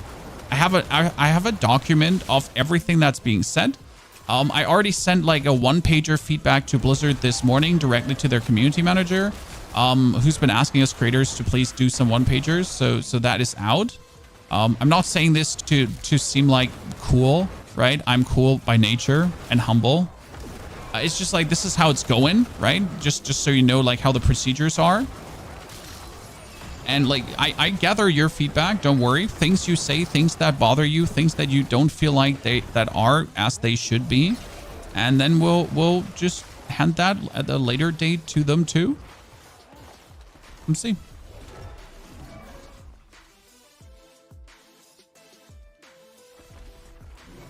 Yeah, like the problem is if you give people Penitent from level 1 on, I'm pretty sure people would go into it, notice it's too hard and complain instead of going a lower world tier. so like, I think the reason why Penitent is not available is like a noob protection. Because you know how people are. Like, we all know how people are. There's like, Penitent is available, so I will do it. But Penitent is hard. I don't care. It's available. I am ready, right? I have played Diablo 2 when I was 18 years old. I am obviously a cracked hardcore gamer, right? Like I am gonna be able to. Have you done your renown? No, you haven't. Well, maybe you shouldn't do Penitent. I don't care. I'm better. Like I am 34 years old. You don't tell me what to do. You're just a stupid computer game. right?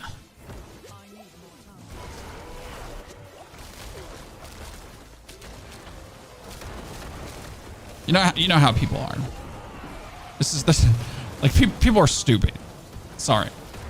Especially when it comes down to things like this. Like, it's available, so I'll do it. No matter if it makes sense or not. Only 34, you look older. I lied, I'm 35. Streamer caught lying again. About his age again.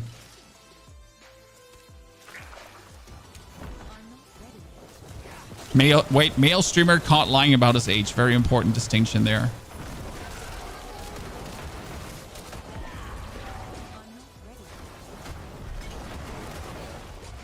For reasons unknown. Wait, did I not get a distilled fear? What? Why?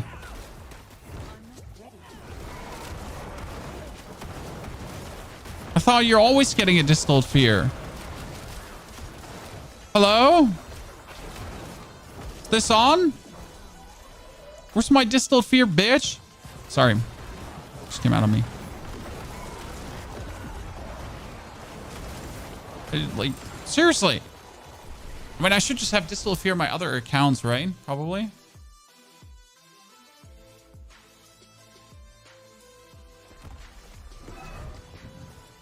Let's check if I have distilled fear.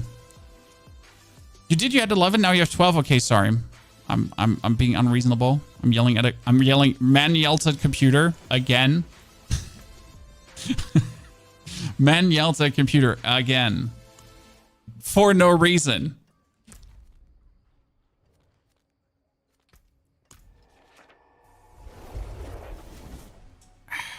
Unlimited revives in Nightmare Dungeons. Oh, I didn't even pay attention. I guess.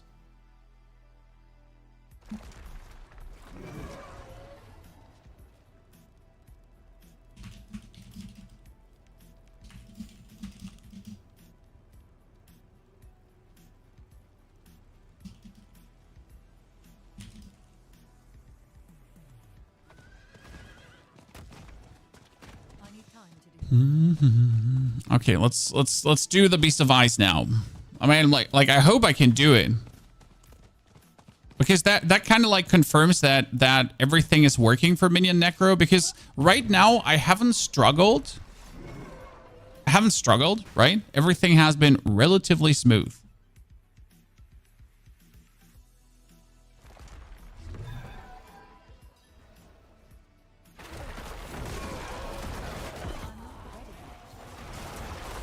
So that feels good.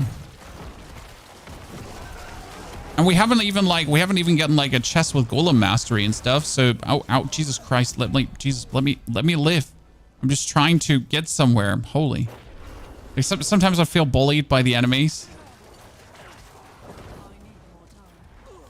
I mean, that's definitely the problem of not playing Blood Mist as a Necro, but I refuse to play Blood Mist if I can deal damage to if I can deal damage to get a barrier.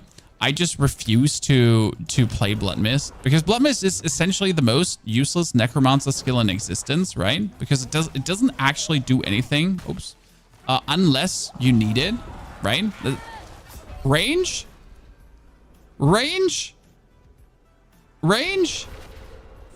Right? Like, unless you need it, because whenever you're pushing through a dungeon, it's a complete useless skill until it's not. But that makes it like an 80% death skill. It's like really sad when, like, you know, when you look at Sork, and how does Sork use their defensive skill, right? So Sork rotates the defensive skills and always kind of uses them, right? How does Necro use the defensive skill? So, like, if I play with Blood Mist, I maybe use Blood Mist. My minions are dying here. That doesn't feel good. I maybe use Blood Mist like 3 times per hour, right? So you essentially have a skill in your skill bar that you're using 3 times per hour.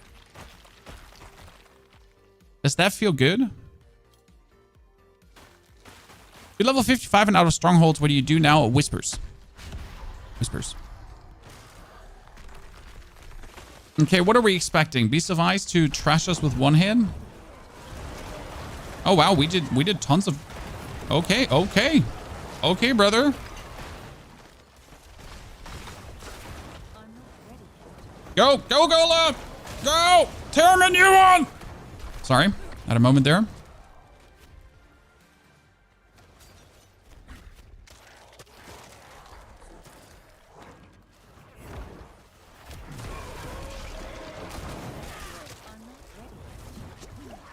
Oh no!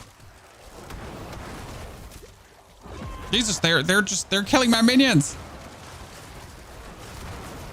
The overseers are stronger than wait, Jesus, are they completely overtuned? they just bullied my minions.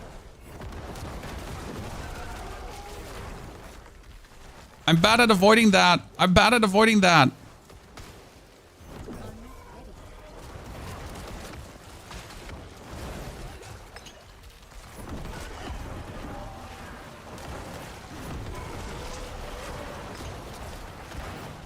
No, don't you.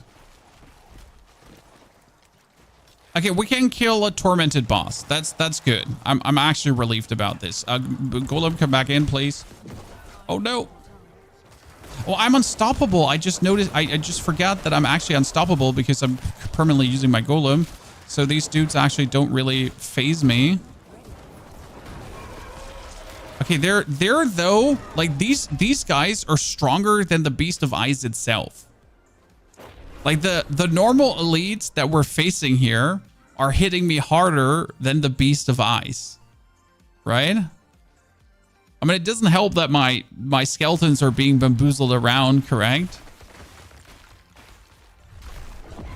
They're hurting.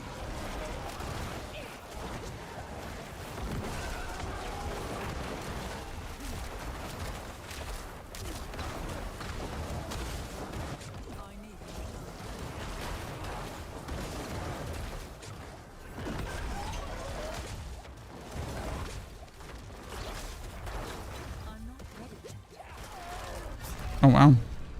What did the Beast of Ice stacks on me? I was confused because I was like standing on him, right? And I was like, what did the stacks? That I get more damage. Maybe I shouldn't stand directly on him.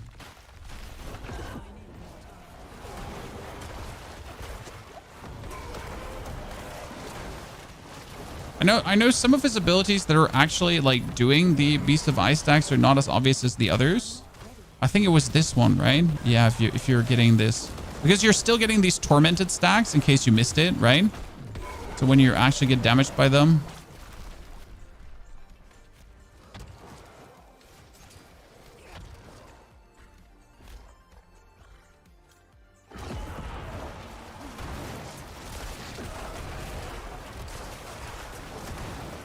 All my skeletons just get thrown around.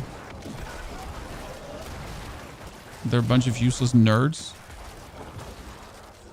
Okay, resummon everyone.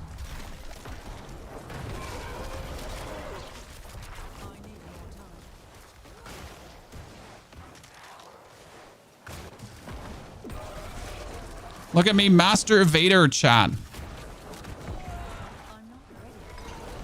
Well, that was a lot of damage. Can we stun him? Oh, what was that? What's that? What's that, chat? He just lost composure there for a second. I'll tell you that much.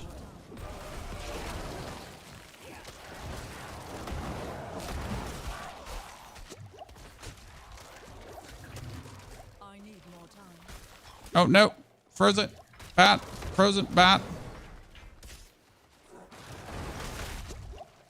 Okay, so my golem got pushed out of the area and died.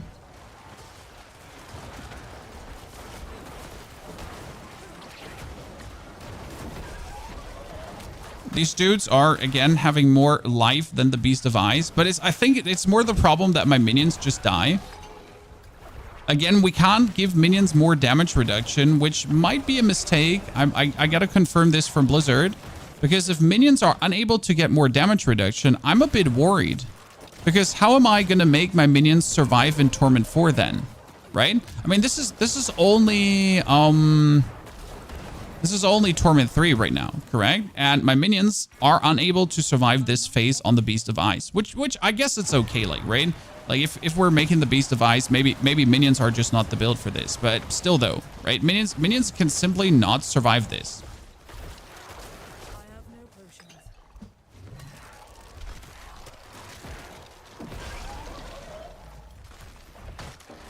And when we're trying to keep them alive, impossible. I'm not ready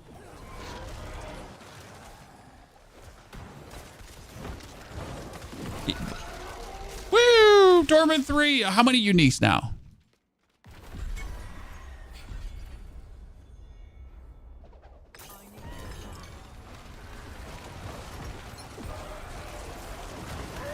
I mean, 3 is kind of like convenient for Torment 3, huh?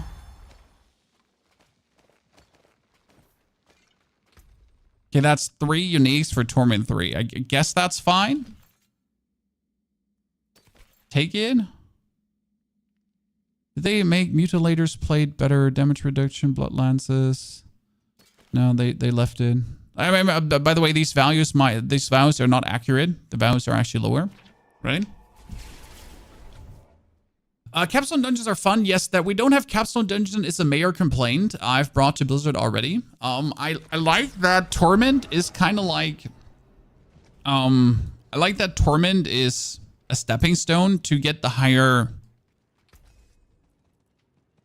enemies, to get the higher world tiers. My problem right now with Torment is that like Torment 20, Torment 35, and Torment 50 are not different to the other pit levels. So I wish that the Torment 20 pit level would just be different, right?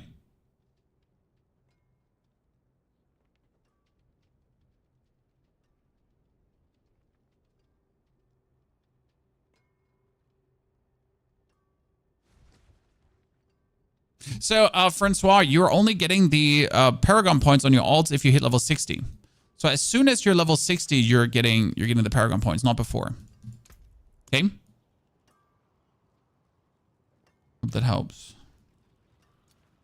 Okay, what do we want to do? We have the Golem active, right? So our Golem is now doing the bonus damage. Oh, and increases minion damage by another 10% multiplicative. Look at the Golem glyph, chat. Look at the Golem glyph. So it's Golem damage and minion damage. Wow. What is the Debt Razor was also increases minion damage too by another 10%. Wait, what is the Darkness Warrior? Oh, Warrior would also increase minion damage by 10%. Holy. I mean, usually you would never consider going for any of these, right? Because it's just minion damage. It's still not worth it because there are others like, for example, the Debt Razor does it and the Golem gets minion damage, and then Eliminator would be more damage to elites, or bonus vulnerable damage would go down, or increase critical strike damage by another 15% multiplicative, right? So that's better, like, to essentially get Legendary Dub. Why did they remove masterworking material to all Opticide? Because it was stupid beforehand? Wait, why do I have a side quest here? That's Torment. It was before, like, the Opticide, Neathine, and so on was stupid. I mean, like, I'm sorry, but it was. Oh, so let's go to Uber Lilith now. Torment 3 Lilith. I just want to see how that feels. They need to fix a lot more with Necro before it comes close to Sork. Yeah, but it doesn't have to. Testing. Necro doesn't have to be close to Sork. I mean, Sork has also never been as OP as it is right now. Right? I mean, the Lightning Spear Sork is crazy. But still, hey, Necro had Bone Spirit with billions of damage, and we had Golem with billions of damage in Season 4, and now we had Blood Surge, which was insane. The problem is the Blood Surge Essence production is gone. That's the biggest herd, right? Is there a difference between Tier 1 and Tier 3 Lilith? Yeah, she's harder. I mean, if you need to beat Lilith, you better beat her on the easiest difficulty possible. So unless your seasonal quest says beat Uber Lilith on a certain world tier, don't do it. Chat, don't do it. Unless it's like, hey, you should beat Uber Lilith on Torment 2. Nah, fuck that. Beat Uber Lilith on Torment 1. Even on non-Torment, if you can actually face her on non-Torment, right? Don't care. Just kill.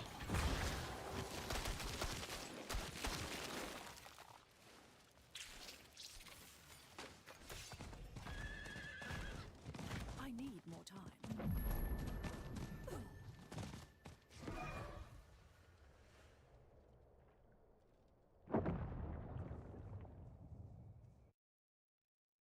Makuna cleared a tier 100 pit with Lightning Spear and PTR. I know, Christian. I mean, Sork is strong right now, as it should be. Like, that tier 100 pit is being cleared is not a problem. Right? Tier 100, like, tier 200 was meant to be unclearable to a degree, right? But the tier 200 was always meant to be cleared at some point. The tier 100 was meant to be cleared at some point. Tier 200 was meant to be like this elusive goal in the distance that people might never get to. The thing is, this is now season 6 with all the new systems being introduced, right? And now over the following seasons, we could essentially deep dive on these systems to push them further and see like where are we gonna take this, right? Hey, minions are doing good damage.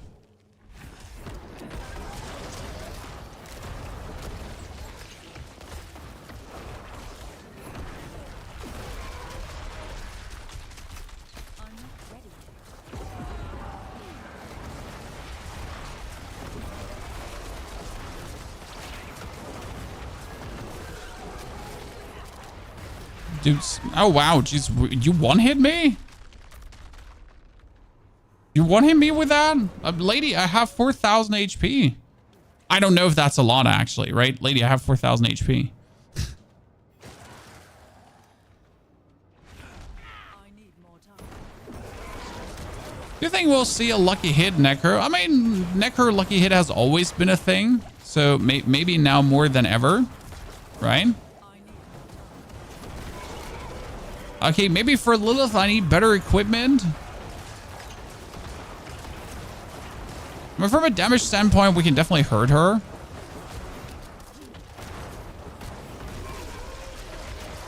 Right? That's the most important part. Can we hurt her from a damage? Oh, Jesus. I am actually not sure how we didn't take damage from that one. Okay, that would one-hit me. We're back to the one-hits from Lilith. Do it on tier 1, as you said, yeah. But it's good to know that, like, you would have her back to this value, right? So if you're looking for a challenge, you need to push your build to then kill her on tier 4. Which means that Lilith on tier 4 will actually be something harsh to beat, right? That's cool. I'm not mad. I'm just more like, this is cool. We're excited. We're looking forward to it. So one thing we had to look at is Necro lost resource production because look what they did to my boy, the Starlight Aspect, guys.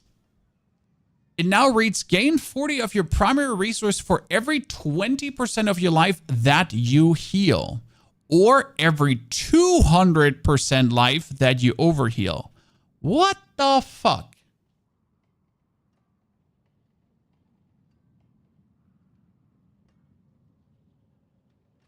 That's so bad now.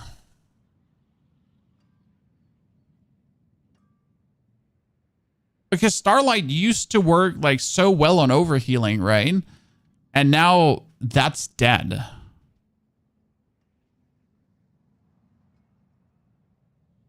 That's so dead. I mean, technically with a Blood Surge build, you are actually taking damage, but practically you're not. So, I mean, I was asking myself if this one might become useful. Like, so we might see aspect of the exposed flesh coming back, right? Because it's good. Exposed flesh ain't bad.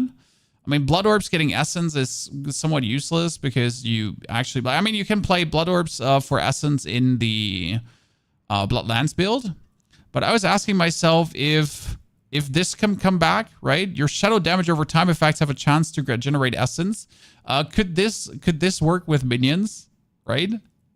I mean, critical strike, bone skills still works. Killing an enemy with core skills doesn't work. We get maximum essence per... Wow, that's 10 maximum essence per minion. Jesus, holy Christ. That aspect was already good. The bone spirit build just got better, chat. Bone spirit build just get better. So yeah, how are you now going to produce resource? Huh? I mean, we're down to lucky hit against vulnerable targets again.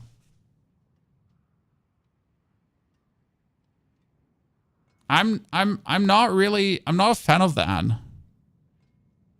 Right?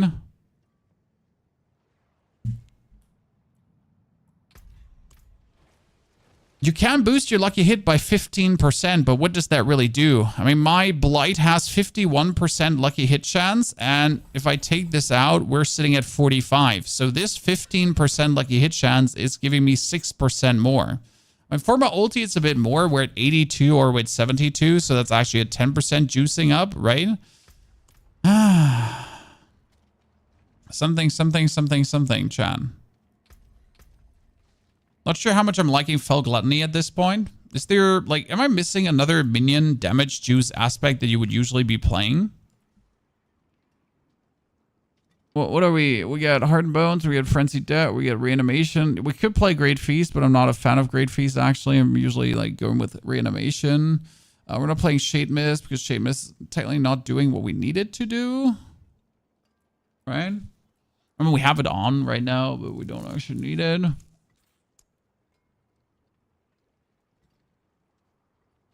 Got Hardened Bones. No, actually, we don't have Hardened Bones currently. We're thinking, what would I like to play with minions again? I mean, you can't play Damned, and the sad part is that most don't work with minions if you damage aspects. Right? Since when do we have the aspect of do we always have the aspect of retribution? Huh? Never had that, right? Wait, Swelling Curse gives you up to 30% crit chance now? That's crazy. So you deal increased shadow damage to enemies afflicted by curse. Sadly, it doesn't work on your minions. That would be great.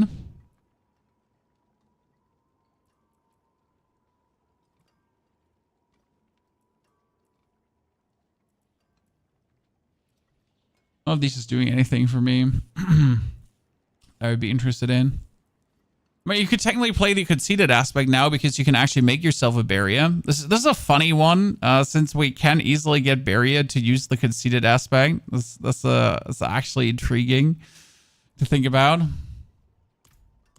Will they ever add a bone armor for Necros?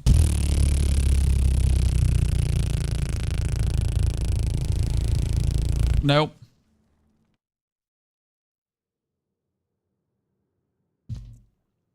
They actually gave us, so this is very important, they gave us armor now. I mean, Necro has a base lucky hit chance to get barrier. Now, that might not be something crazy. That might also not be what you have been looking for. But matter of fact, every single point of damage you do now has a chance to give you barrier.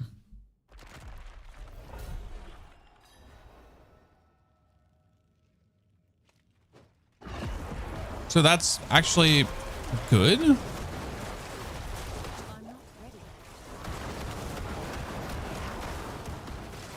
Like, see, right now I got 800 barrier, just like that from existing, right? I just do my damage to them, and I get barrier.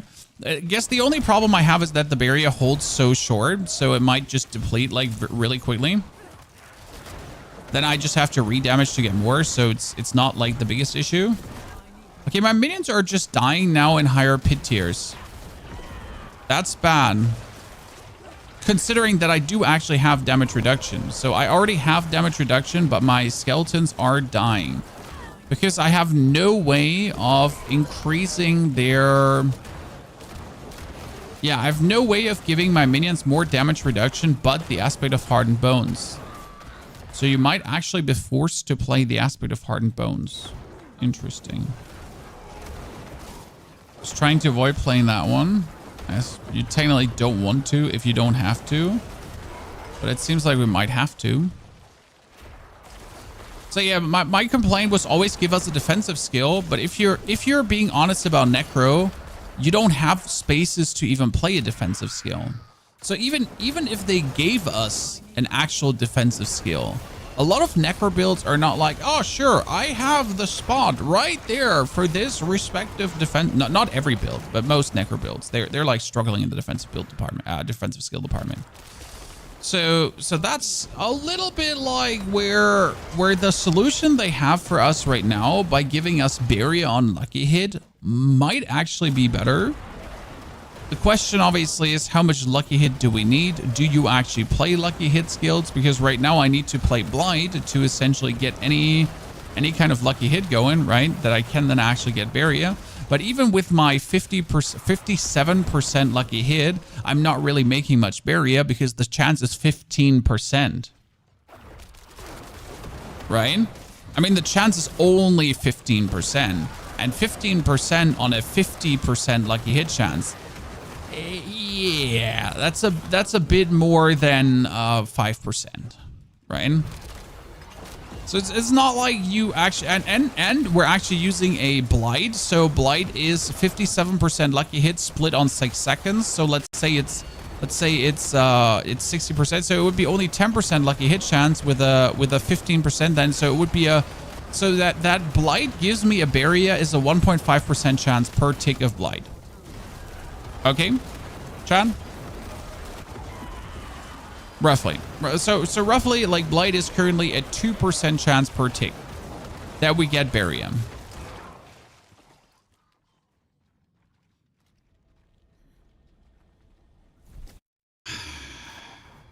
Yeah?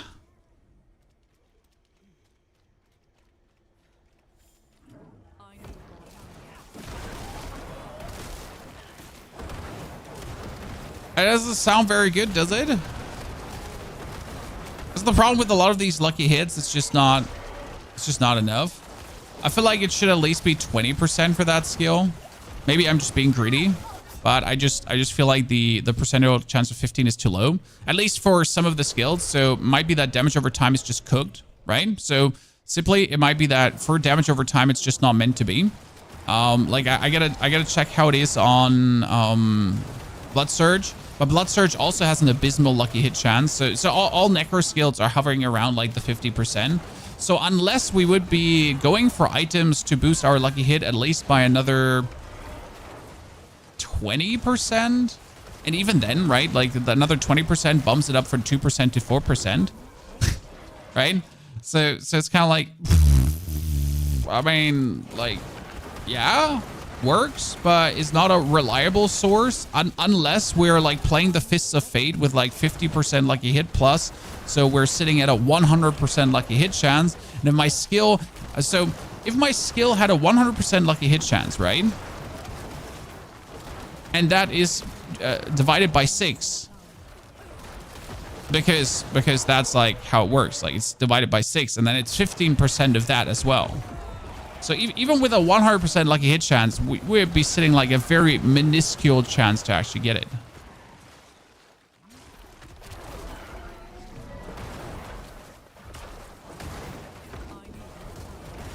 So I guess I'm going to suggest to Blizzard that the lucky hit just feels too low. I mean, at least like for the build we're playing right now, it does feel too low. Matter of fact, already. Like there's actually no argument. By the way, yeah. I want to like double check if my offhand actually did have lucky hit on it.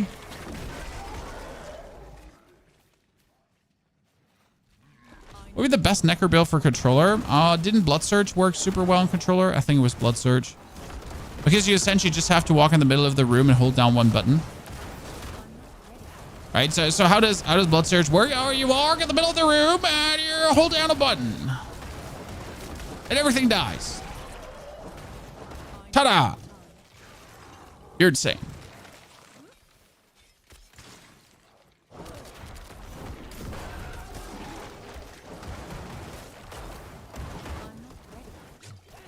Isn't the armor cap at 4K? The armor cap is 1K. You never need more than 1,000 armor. The trick is to keep your 1,000 armor up through the world tiers. I mean, right now, if I would swap over to world tier 4, which I can't because I'm not there yet, I would essentially be losing another 250 armor.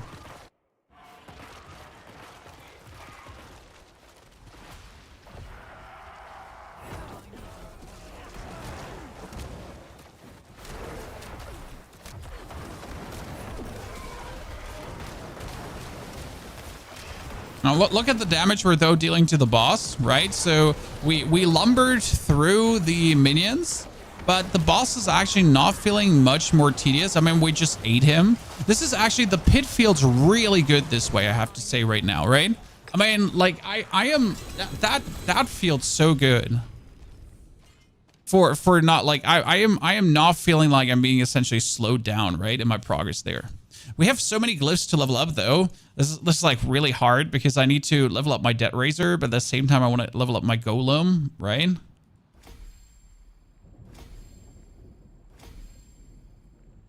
Look at how hard that get leveled up.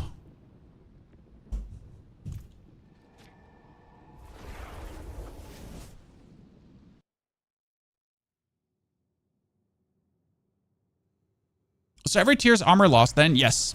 So here you go. Tier 4 is 1,000 armor loss and 100% resistance, but it's not 1,000 straight away, right? This is 250, 25, 550, 775,000, right? So right now, like my resistances are looking very good. So if I would jump the world tier, I would essentially be resistanced up. No problem. Resistances are check mark, and my armor, I would have to like redo armor. But for armor, I could essentially just juice out more Paragon points, right? That's 10 and 10 armor. Then I could see like if I could get some other armor somewhere, right? Because I have 100, there's another 10 and 10 armor, so I could get that. Slow and steady, right? I could get more armor while Golem is active if I wish to. Sure, why not? Why wouldn't I get more armor while Golem is active? I have enough ways to essentially boost myself still further, right? I'm not like Doomarooneyed. This one needs to be at least 15 to be useful, because otherwise it's not really tapping a lot of nodes, right? It's just really doing not much. The pit is more encouraged than the horde. Whoa. I mean, you gotta do the pit to get to Torment 4. So if you want to get to Torment 4, right? If you want to get to Torment 4, you have at least to do pit 20, 23, 26, 29, 32, 35, 38, 41, 44, 47, 50, 53, 56, 59, 62, 65. Boom, World Tier 4. Or Torment 4. So these are the pits you 100% have to do if you want to go to the highest Torment tier possible.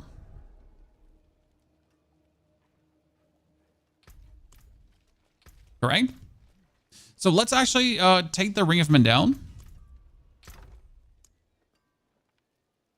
Oh, got something in my eye.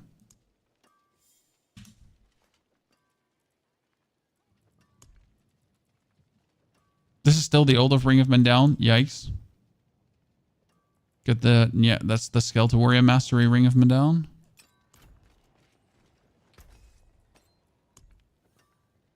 You cannot masterwork this. Why can I not masterwork this item? Because it sucks. Yeah, that's true.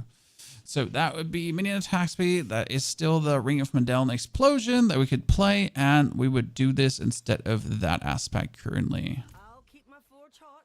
Return soon.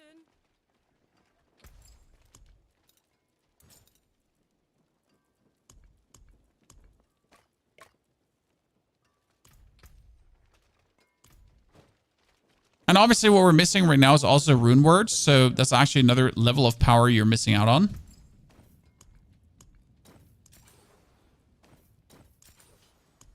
Funny story though is you could also summon socket rubies, chat. So there are these ground rubies that give 150 strength right now. So I'm at 950 for armor.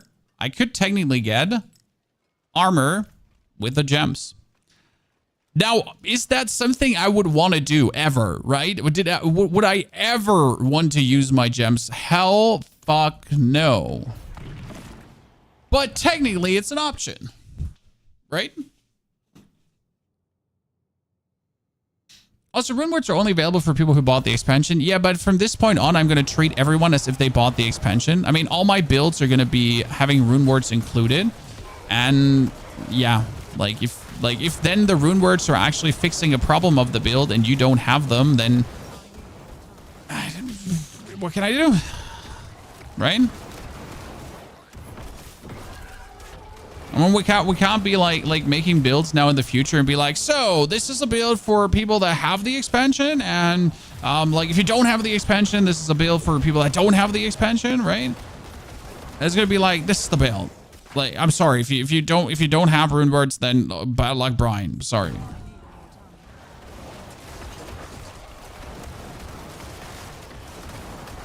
I mean, at some point you gotta like accept that it's a you problem then at that, right? If rune words, for example, fix like a critical strike chance issue or a CC issue or whatever, right? Like cooldown reduction, if that's being fixed over rune words, because that's the thing. Rune words are gonna be a solution for problems, right? So if your build struggles with a certain aspect, then with rune words you'll be able to tackle that aspect to be able to then overcome the shortcoming. Yeah, and like if you do that over rune words, then that's wait, where's my golem? I feel like my golem is stuck on the wall. Great. I cannot. I need to run further and hope that my golem actually comes. Sometimes he gets hard teleported. Because Golem is the real damage in this build, right? If we're not having him, then we're missing out. Is he there? Still missing him. I need to find the teleport. Golem! Come here right now. I need to walk far enough. But he's not coming. Brother. Wait, I might have to die. That's the easiest solution. Death. Death, Chan. The solution is death. By the way, this really shows how overpowering though Golem is for this build, right? Because we were dealing damage, but not in any way meaningful damage as we do with the Golem active, right? Just shows what for an absolute mad lad powerhouse the Golem is. As he should be.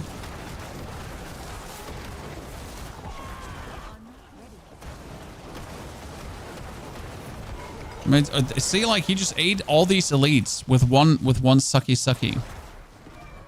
So he is him. He's still the chosen one.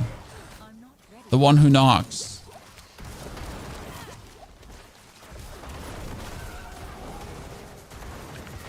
I'm not sure why I still have the tendency to stand so close to my minions, even though there's zero need to do it.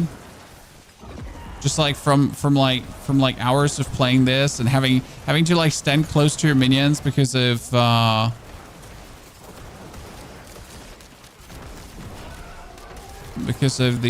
how everything works.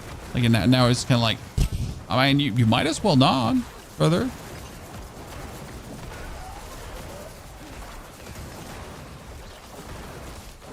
Come on, Golem, do it. Do him dirty. Eden.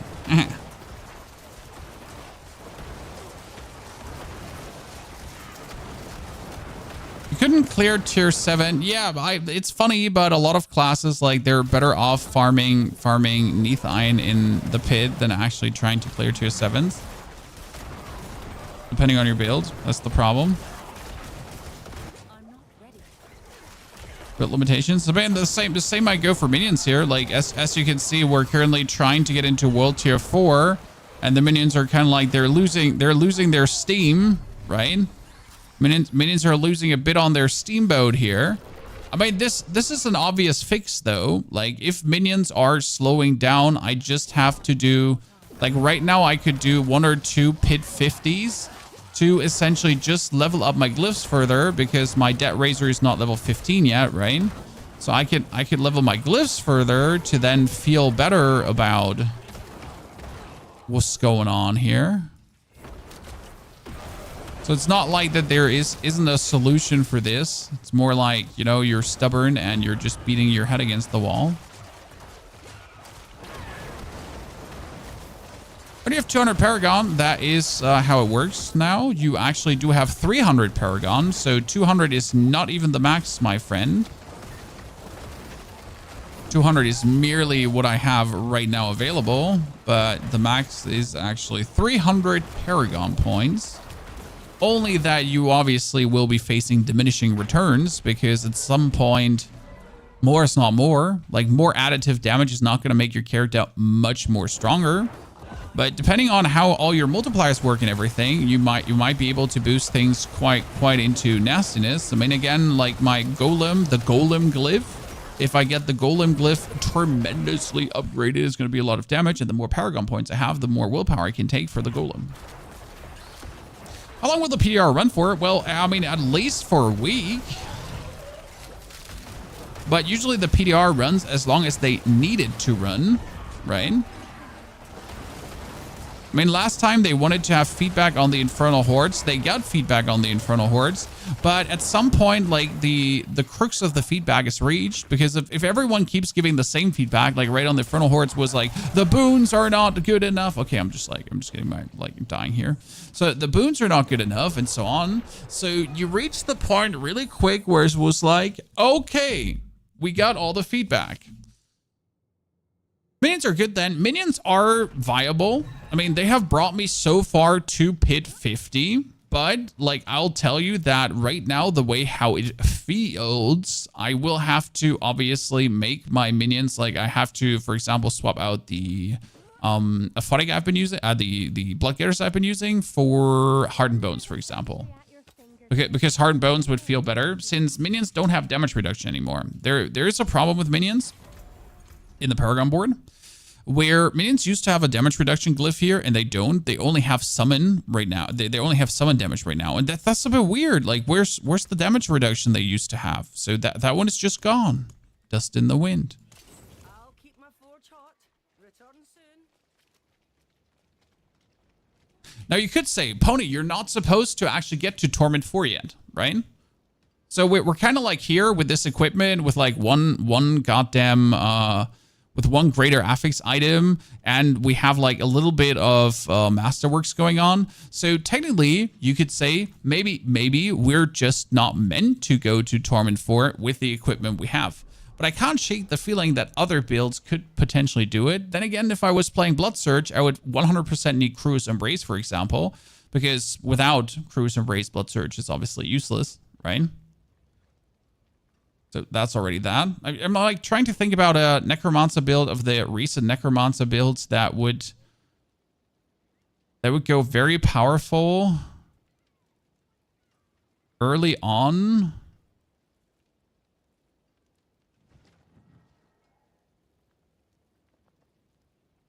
All of them are like kind of unique dependent, right? I mean, with my Necro, I would have to farm Crew's Embrace, so I'd have to do Nightmare Dungeons to then actually do the Beast of Ice, right? Kind of. I'm going to do a 40 quickly. It's funny that you can adapt your, like, it's not like, how do I say this now? This is not like how Nightmare Dungeons used to be. So when you're actually farming dungeon XP in Nightmare Dungeons, right? You're doing the highest tier possible, right? Like there's like you wanna get the most Nightmare Dungeon XP, just do 100, right? That's not how that works here right now. Don't have to do 100 to get the most out of it.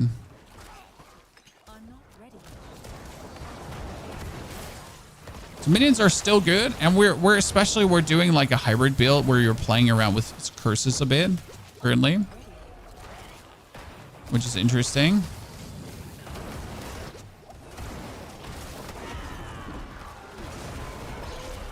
Maybe that shadow builds actually turn out to be the pinnacle this season. I have a feeling shadow builds could be going crazy.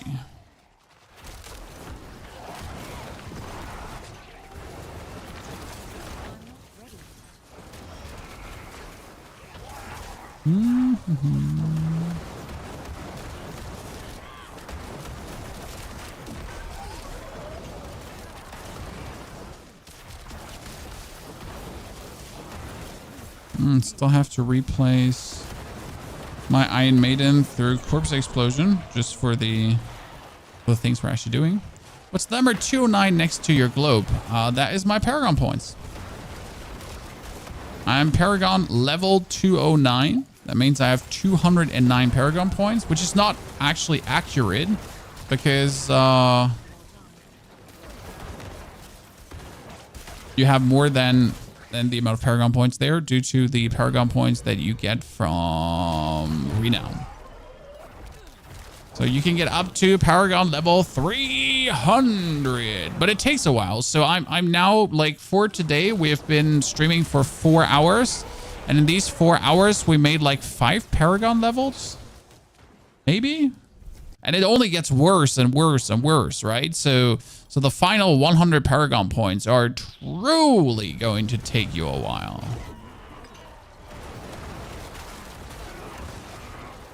Nothing too crazy. Did they nerf Bone Spirit? I mean, Bone Spirit works with Overpower. Overpower works with the amount of max life you're having. You can't get max life anymore from gems. So every Overpower build is actually automatically nerfed because, like, you are missing out on gems for max life. And since there's no more gems for max life, like it used to be, what, 9%? 9%? Yeah, right? So 9% per, if you could put 5 on, that was tons of max life, actually. So that's tons of damage you're actually missing out with Overpower. Then again, everything get like rescaled, descaled, and so on. So we don't know if Overpower still does enough damage in the current situation. Right? Like, is the new reality of the game with the stat squishing, is Overpower gonna be doing reasonable enough or not?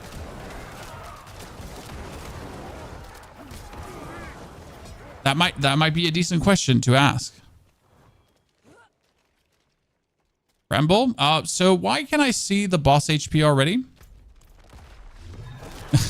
Chat, hold on. You're telling me there was a chance. Could I have jumped down someone's throat, like, quickly, like take a little shortcut and get the boss fight out of the way already, huh?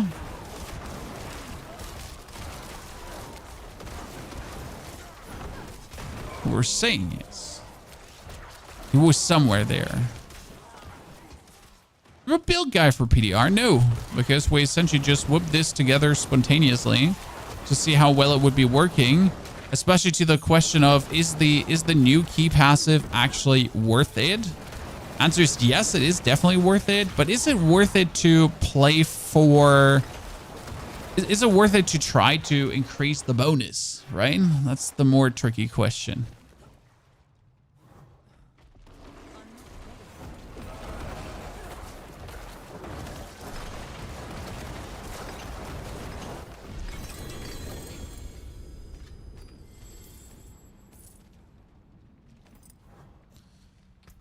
Okay, so Dow Razor, bigger radius now, right? 2 ranks, 2 ranks, 2 ranks, and you guessed right, 2 ranks.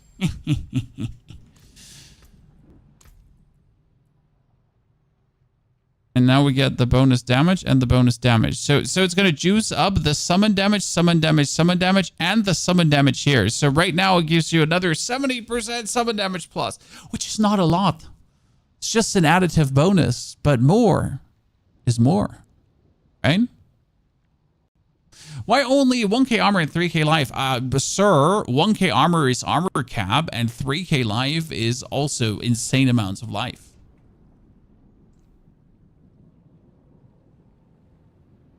How does the max 5 Paragon boards feel? Okay. I mean, right now I get Frailty, bonus damage, Cult Leader, Monstrosity, and Flesh Eater. So these are the 4 nodes I need to make minions work. Technically, I could obviously take Cult Eater instead of Flesh Eater. Technically, we're missing Scent of Death for the damage reduction of the bonus damage. But that has always been a bonus board. We're missing Bone Graft for the bonus life to go through, right? So it's kind of like you miss these auxiliary nodes that you would take just for taking, like as you go through. But honestly, I can make most builds work with 4 bonus boards.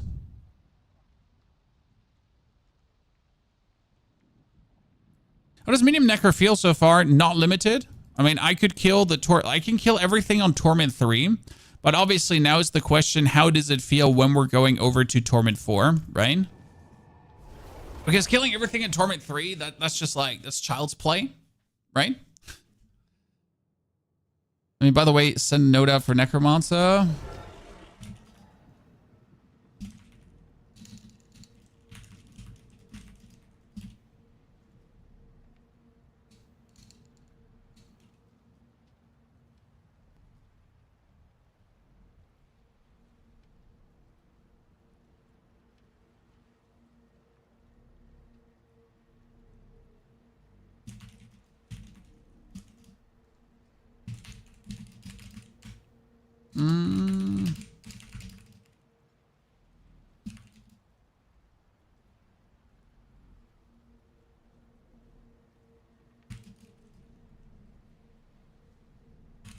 Good.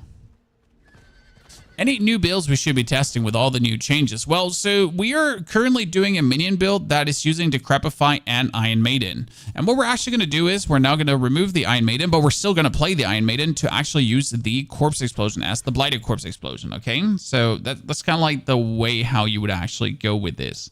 We got to remove the rings and spiked armor currently to actually get these 2 ranks. So right now you would be using, like your curses would be triggered over the Blood Moon Breaches, okay?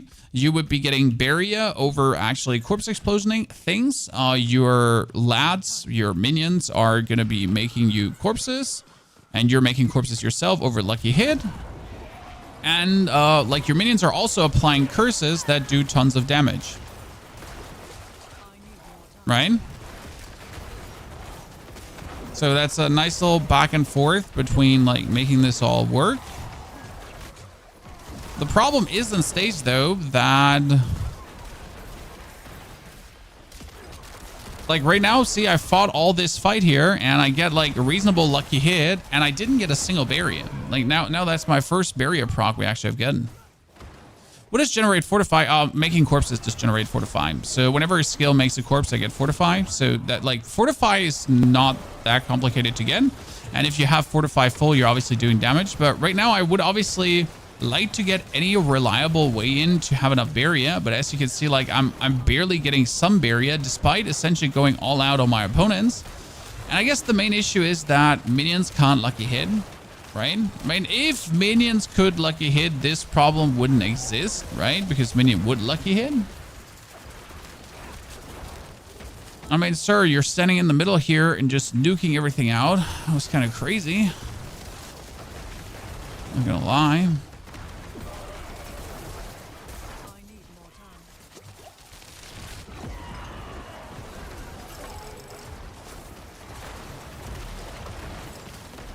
Okay, the Blood Maiden. Okay, my Golem can do enough damage to actually kill her. That's good to know. But it's also not like that I do actually see anything due to the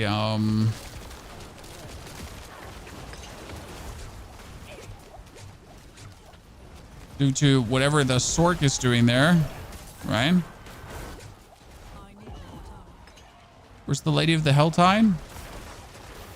Chat, there he goes. We got the Blood Surger.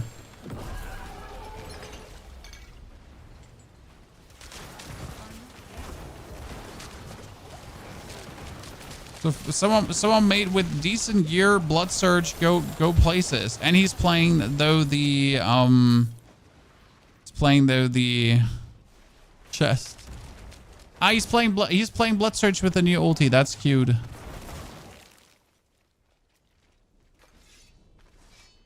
Playing Blood Surge with a new ulti. That's cute.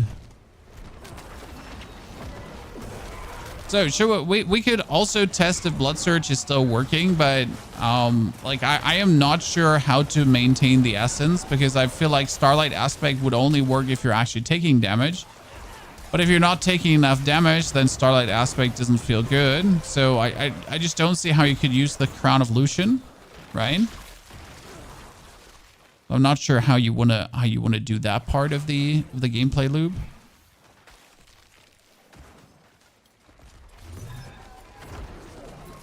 Sir, are you okay there? We got your back. This is the police.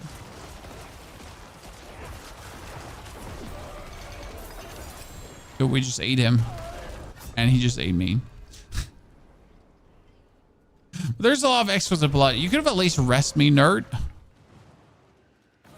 I saved you.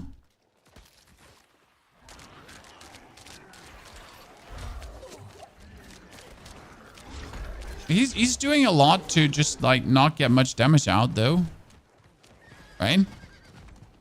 So yeah, the next builds that you can try out is essentially going for the new ultimate, the Soul Rift, right? Soul Rift is kind of strong because it says for 8 seconds, you corrupt surrounding enemies, dealing damage per second. Every second of this duration, you absorb the souls of up to 3 enemies, gaining 2 essence and a barrier for 2% of your maximum life. It does give you 30% more damage, right? And it also gives you a bonus chance to suck a soul out. That's kind of nice. And if you actually do experiment with this in a meaningful way, you could then go to a smith. And now let's go to the smith so I can show you what the tempers look like. Because the thing is,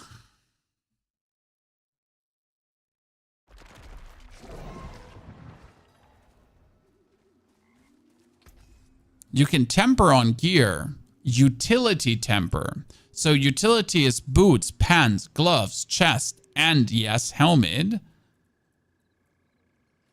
Soul Rift duration, 25%.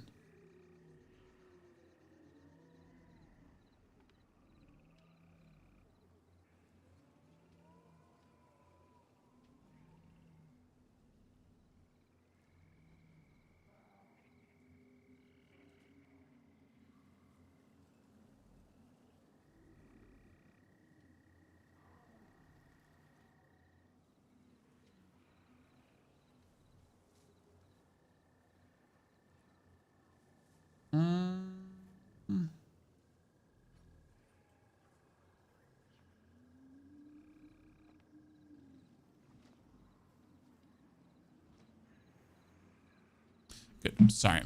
I feel a bit disappointed. Our new skill was an ultimate instead of something you can use frequently. Yes. I know what you're saying, especially as like the other classes get some new skills to use. That being said, I mean, it's not like most Necros are core skill Necros right now. We have a Blood Surge Necro. We used to have Bone Spear, but that's gone. We probably have Sever coming back into action. So that's kind of cool to see that Sever is coming back. So that's nice, right? Especially with the new Sever aspect, because Sever is getting something new, and that is this here. Sever. So you get aspect of the Empowering Reaper, right? But Empowering Reaper doesn't really work. But you get Reaping Lotus. Sever no longer returns and instead splits into 3 specters that expand out and back from its apex. Sever deals 120% of normal damage. I kind of want to see how that one actually looks. Reaping Lotus on my amulet. So Sever, like if you put this on a 200, weapon, Sever just 180% damage plus. Do you test the new shortcut teleport already? No, I haven't. I also never understood why people need it. Like, I know a lot of people have been like excited about the, oh God, like the super teleport, but you just teleport out. Like, I guess I could make Karagar my favorite there. I made Karagar my favorite. I can press T and always portal back to Karagar.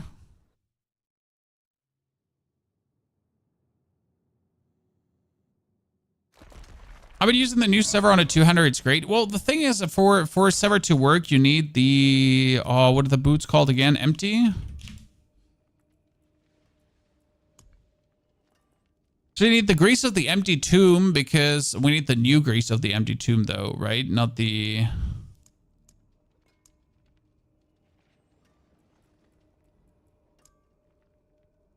Reeves.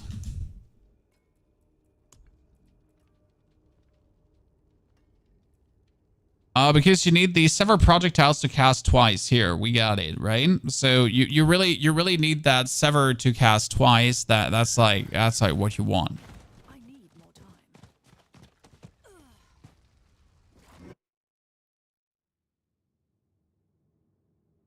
And then you could make Sever go absolutely crazy. Right now we got... We just want to see how Sever looks when you're actually using this. Here, Sever no longer splits. Okay.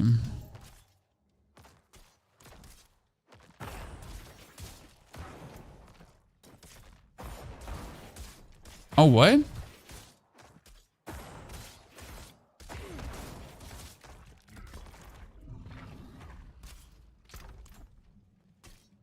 Do they do all damage to one target?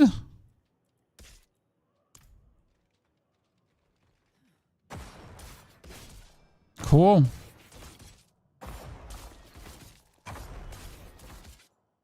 I mean, that seems nice.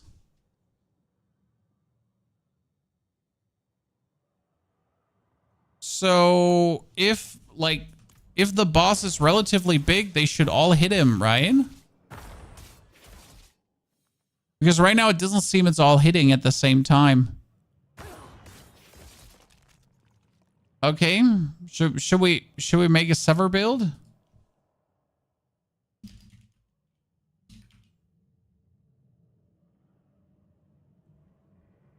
Oh, you can get more Sever duration. You can get way more Sever duration. It's actually insane how much you can get. Not Sever duration, Soul Rift. Soul Rift you can get up to 20 to 24 seconds or something like that. It's definitely possible. Okay, we could try to... Let's see what can we do with Sever. Well, we get a bunch of minion things, but it doesn't matter. Like, right? Like, we just need Sever cast twice, so we get the Grease of the Empty Tomb.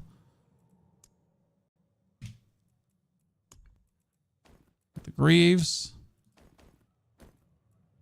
We don't need the pans. We just need a normal pair of pans. Right? Anything. Play the chest. We need Aspect of the Damned on the gloves. Well, the question is, would you still need Shielding Storm?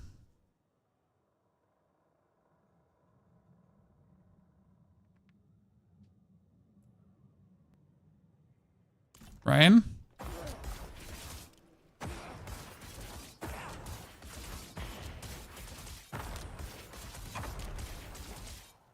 Do I still have my Starless? And if I'm already juicing, I'm juicing hard to see how well this works. I hate when you do that. Just remembering your Starless guys. It's the Legacy Starless guys. Do I not have like a... Which character has it?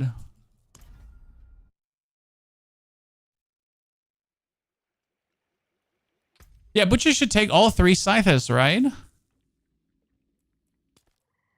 One of you has it.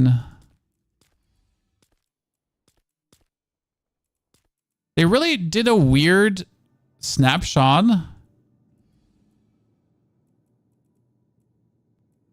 Do you have it?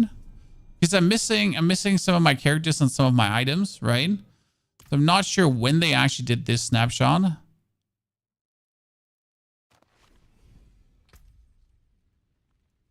Don't have Starless.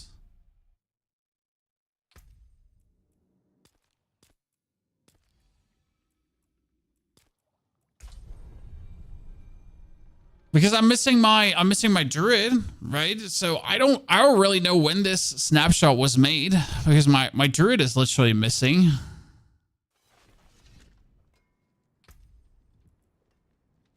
It doesn't. Yeah, this one was a very early snapshot. Oh, that's bad. Might not just have a good Starless. Should still work on Sever. I mean, you kind of want to have like infinite essence, right? Somewhat.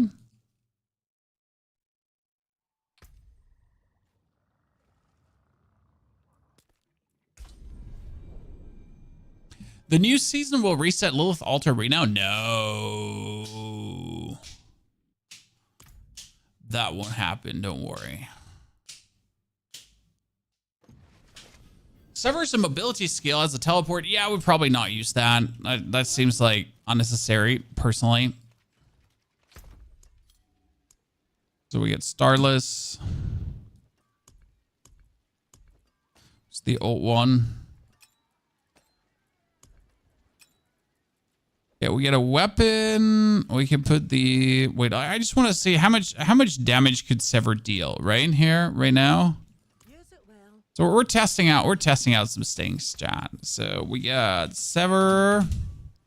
And Sever goes under Reaping Lotus on the weapon. Because Sever is actually 120% bonus damage, right? Then you would go for Grasping Veins. Because Grasping Veins would juice your crit up quite nicely.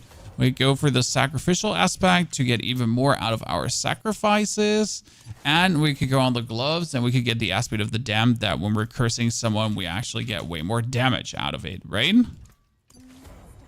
That's the Sever starter package, essentially.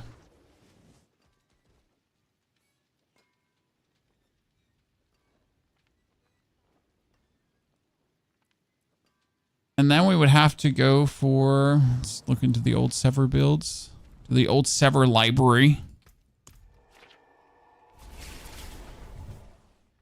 But we literally don't know if we're actually doing a lot of damage because we have no point of reference, huh?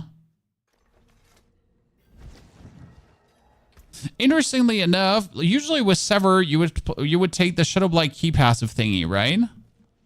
But you don't actually have to do this anymore because there's usually no good thing to take for Sever, right? But right now, you can just take the basic skill. We're not playing basic skill. You can juice up Sever like there's no tomorrow. We can do Enhanced Sever, does 75 damage. And then we could be going for every sort Sever makes enemies vulnerable. But that's like still, for me, the greatest waste of a point. Then we make corpses and you get more damage. You could go for one skeleton into Fueled by Death. And actually this, you would have to do more fortified damage. Necrotic Barrier still. Spiked Armor probably. And then we do this, the Curse. We do damage reduction. We do more Lucky Hit because we want Lucky Hit. We have vulnerable, so we don't need the vulnerable here. We do Necrotic Carapace. We can do Reaper's Pursuit, Gloom, and that. We could technically go for Resource Spend, Ultimate Skill Reduction to get like the Bone Storm more up, but we would obviously want to try out the Soul Rift, right? And you could now go for Affliction, which is if an enemy is vulnerable, I do 15% more damage, right? Why would I not go for that? Okay, I kind of ran out of points in between.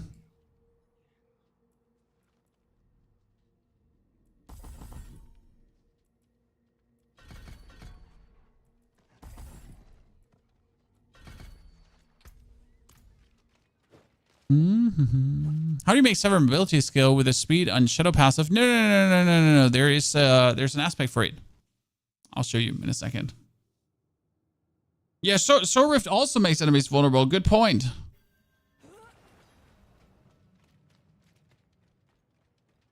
So we'd have like a bunch of elites here. Multiple.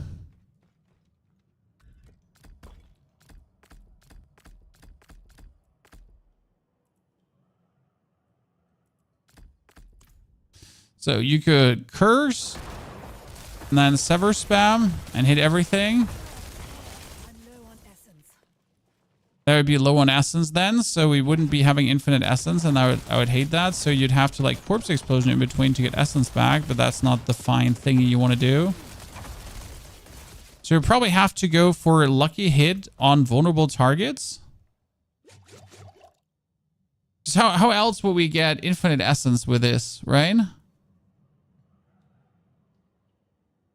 Now, I would personally want to have infinite essence.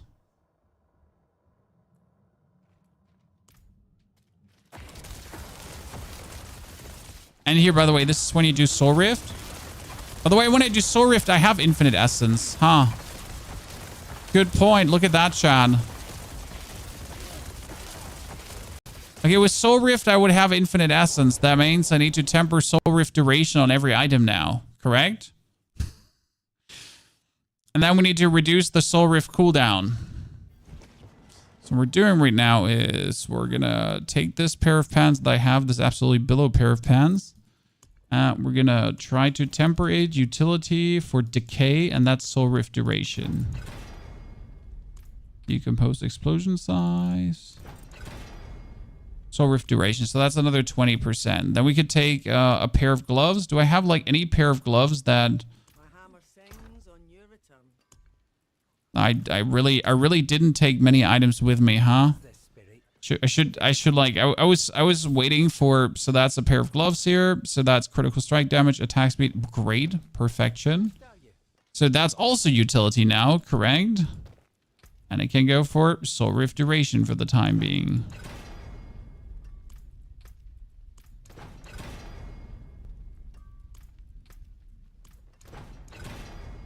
So Rift duration, so that's already 22 and 20%. So that's kind of cool, right? I mean, easy increase in output. Then we would, technically our helmet needs the total armor, or we're not. Wait, where's all my armor gone? Oh, because we're not having the, yeah. I was like, hold on, but where did all my armor go?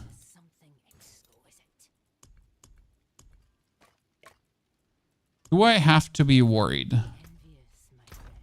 It's actually crazy how much armor the royal gems are making, right? This is just not a little bit. It's like tons.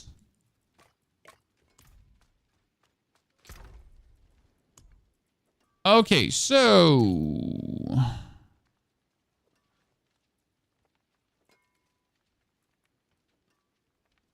Well, that new amulet could be utility too, right? That new amulet could get like utility.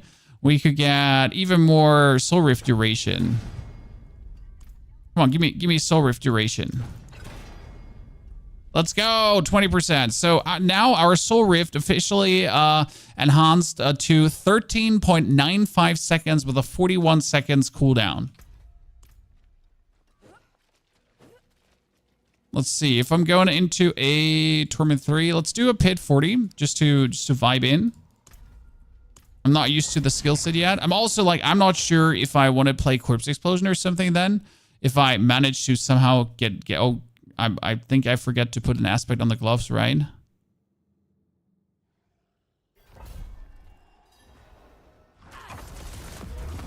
See, that's...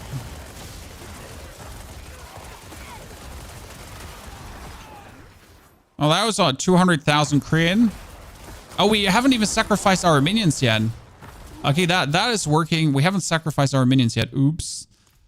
I'll be right back. Sorry. I'll be there in a second.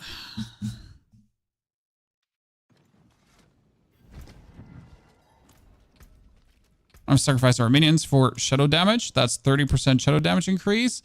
That's 30% versus vulnerable. And that is 52 crit. Okay, so we just saw 200,000 crit with essentially missing 2 items, right? Chad? So that was Aspect of the Damned. That is Juggernaut. So we essentially get it full, right? And we obviously have the wrong temper on the weapon, but I can't like take a different weapon right now, correct? Oh, and we're using the complete wrong Paragon boards. Oh shit, chat. We're also using the complete wrong Paragon boards. Yikes.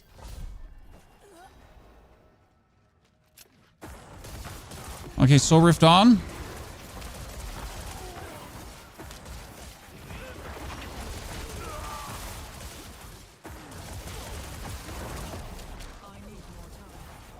I should not forget to curse people, because otherwise I won't get the cooldown reduction I'm looking for, right? Because without this, I'm obviously like now my essence is not existent. So without Soul Rift, we're like not feeling good, Mr. Stark.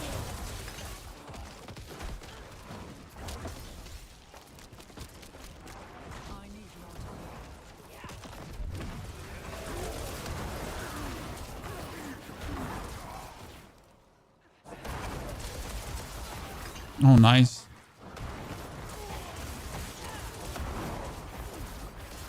So almost got the cooldown done, Chan.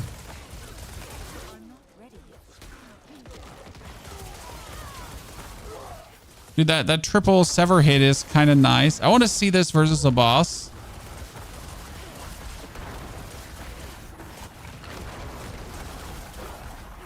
I wish I could play this with a curse boot, so I don't have to actually, like, I could probably play this with automatic curse.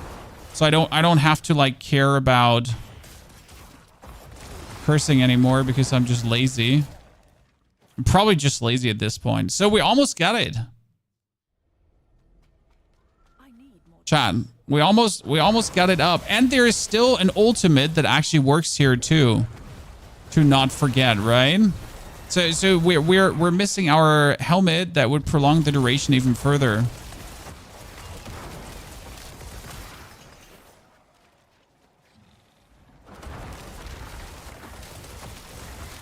And right now the question is, could I fix the essence anyhow else, or is this just the perfect essence fix? I mean, this is obviously only a tier 40, so it's like child's play currently.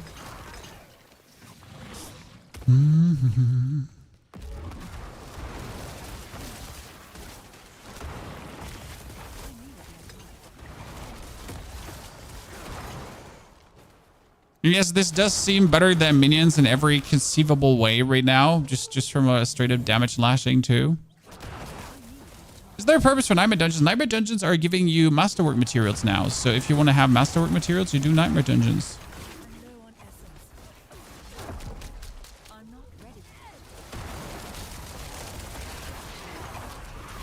This actually does feel really good currently. The only thing I dislike is that we're essentially having Soul Rift, like, but not as a damage dealer, right? It's just literally just to give us essence. Okay, let's see, chat. Are you ready? Versus a boss. Soul Rift on.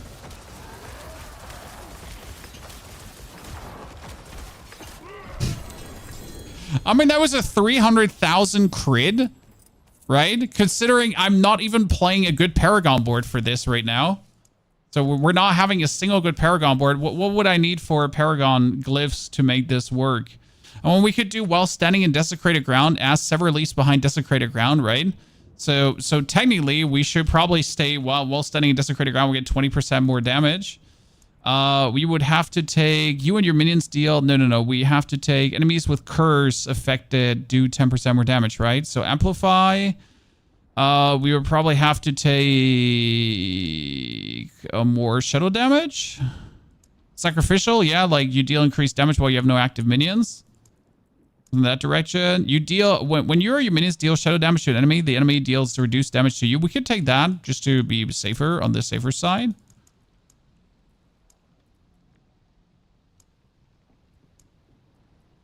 Oh, actually, you know what? The Scorch Glyph, you and your minions deal 10% increased damage to enemies affected by shadow damage over time would work. 2, technically.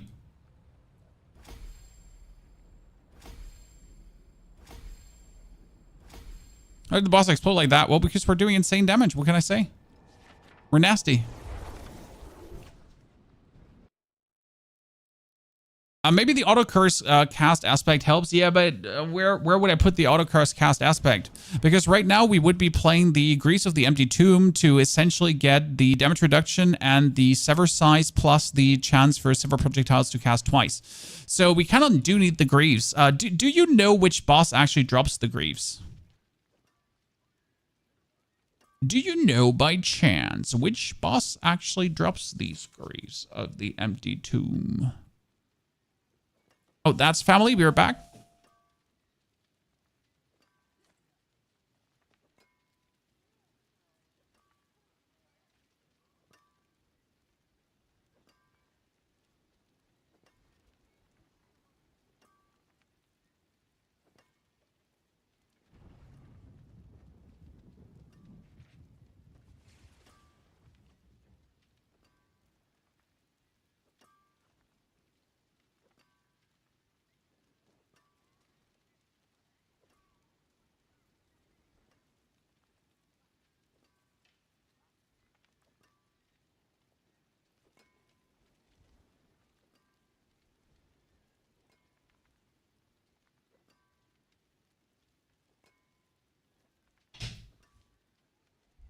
The question is, we get the boots with cast twice right now, correct? Let's take the... Well, we don't really have like a good weapon for this. We don't have like a two-handed sword. Can I just gamble for a two-handed sword right now? Let's kill everything I have in the inventory. Can I gamble for a two-handed sword? Here, thank you. Yeah, like that's perfect. Look at this. So we would need was it chance for Sever to cast twice? Yeah. So I need chance for Sever to cast twice. Let's fucking go, Chan. That's what we're talking about. Okay, put a socket in there. Get that 72% crit strike damage into the 72% crit strike damage. Sitting at 1,300 crit strike. Going places. Masterworking this beauty. 2 times. So Sever chance is up. Okay. I cannot do that here. We're doing a 50 now. Let's try 50. No, you know what? No, we're trying a Torment Nightmare Dungeon. That sounds way better. As I can get more masterwork material to masterwork things a bit more. Interesting enough is we could level with Sever and minions to then swap to Sever later different, right? So Sever minion leveling is actually viable, just in case you didn't know that.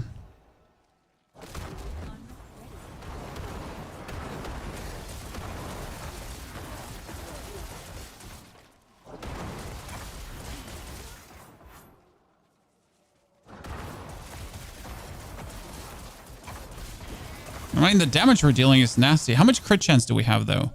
Oh, I forget to swap my Paragon board still. We get crit chance of 32%. I still forget to swap my Paragon boards.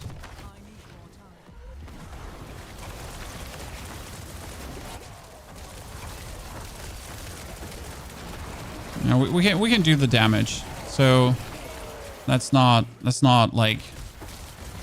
Interestingly enough, if minions actually survive longer, right, we got more back. Dude, this is good.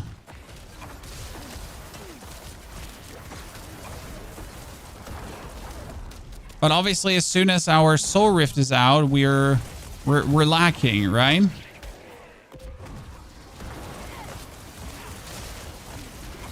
Yeah, with the Soul Rift up and infinite essence, this is nice.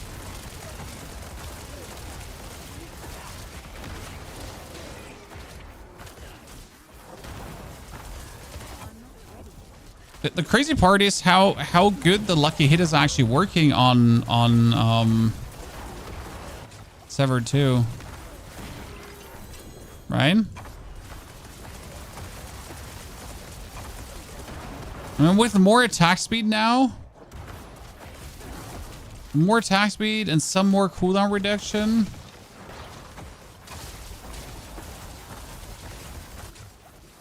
Maybe we should use Bone Prison instead of Corpse Explosion or something. I mean, the thing is, Corpse Explosion gives us a bit more damage if we explode like a corpse every 8 seconds. So we're getting like a bit more out of that. You know what would help? Glyphs. That's missing. If I had Glyphs, that would help tremendously. You know, the ultimate, by the way, guys, gives us also 30% more damage to our Sever.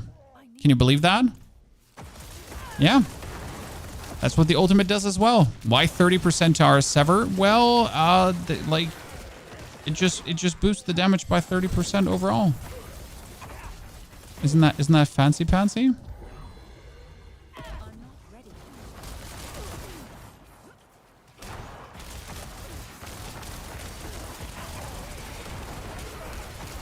Yeah, this is exactly what I was hoping for. Huh. I mean, like you were complaining that the ulti, like we talked about this before, right? It feels sad that our new skill is not something you can use all the time. But I guess you can somewhat use it all the time. Right? And this is considering with absolutely trash tier gear. Right? Funny story is, you could use the rune on resource spend into cooldown reduction currently, because as soon as I have my ulti up, I have infinite resource, right? So I'm essentially spending resource like there's no tomorrow, and if I now would spend resource spend into cooldown reduction, that's exactly what I would get.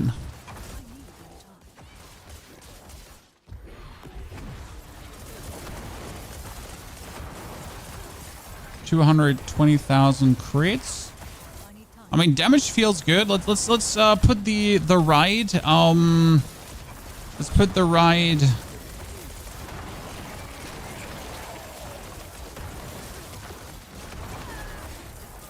Resource thing in. My only problem is, technically I would have to consume 5 corpses in between for optimal damage, but I really don't want to do that because it just feels clunky. That's, by the way, also the only reason why Corpse Explosion is still in. That when you're essentially like, when you're fighting a boss and you have made enough corpses, that you would then just eat those 5 corpses and you are good to go. Infinite Resources says Bone Spirit. I mean, you could technically use Bone Spirit with this, but you're not necessarily having infinite resources because you get 2 resource per second per soul sucked. And if you would actually deplete your complete stock of resources, you would not have infinite resource anymore.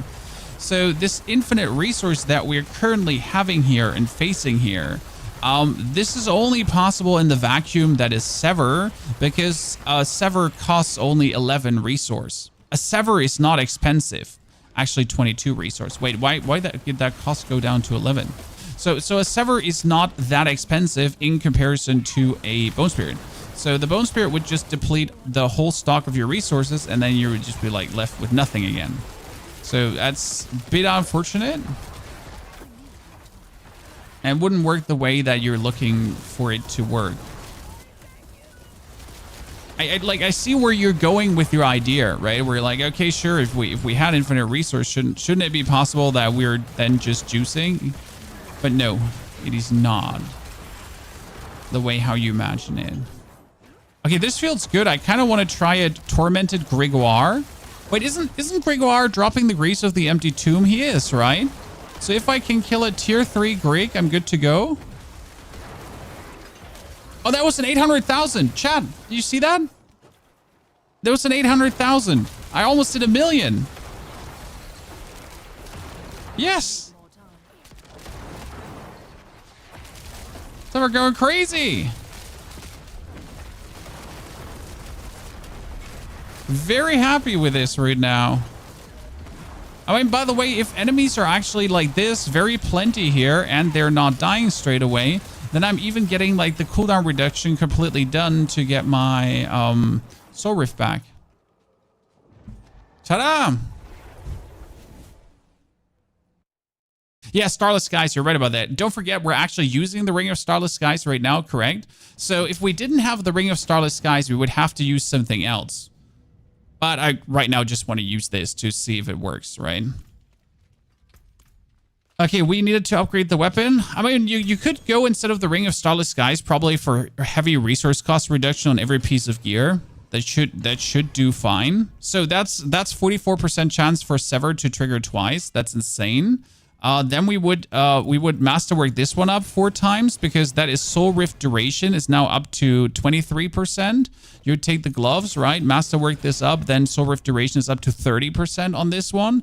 And you could take the amulet and masterwork this up, and suddenly we're sitting at another 12% attack speed, but also 23% soul rift duration. So we went just up from 12 seconds to 14 seconds. And again, we're not actually having a single inch of cooldown reduction on anything.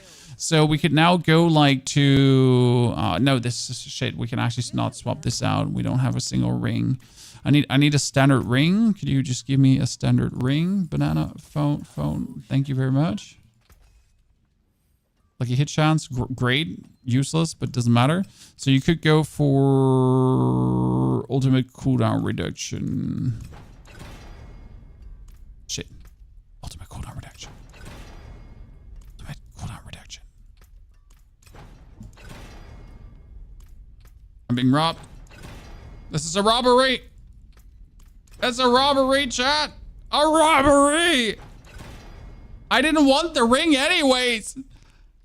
I don't want it anyways. Like seriously, yeah, it kind of stings. Like you stink. Okay, sacrifice bonuses, shadow, corpse tendrils. Oh, chat. Oops. So we did a 900,000 damage crit, and we're missing our Sever damage aspect. Cool. Chat. Cool. So we're missing the Sever aspect, like the actual thing that we needed, like the good thing about Sever, right? So we didn't have that there. So yeah. Cool. Would you still destroy everything? Okay, let's go to... We got 18 living steel. Let's see how much we need for a Gregoire. Think we can do it, chat? Everyone raise their hand that thinks we can do it.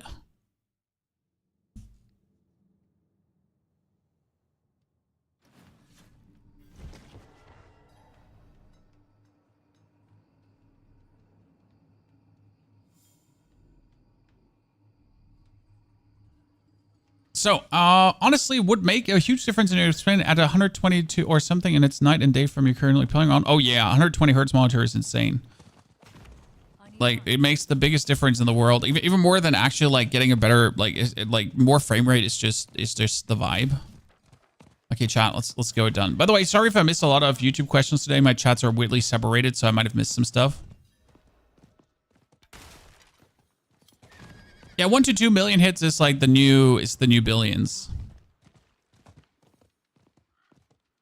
That's how the build looks. Random. I'm happy like my Sever build is agreeing with you. But we still need to redo the Paragon board. So let's redo this one quickly to at least get a bit more something better out of this. We could activate, what could we activate here? Exploit. I mean, exploit can always work. Essence for more crit.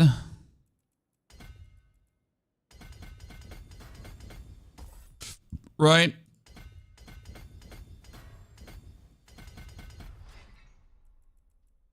That's like 32 points of crit activated. Let's go places. We would take... I mean, you would probably still take Flesh Eater. I just don't see how you wouldn't take Flesh Eater. Right?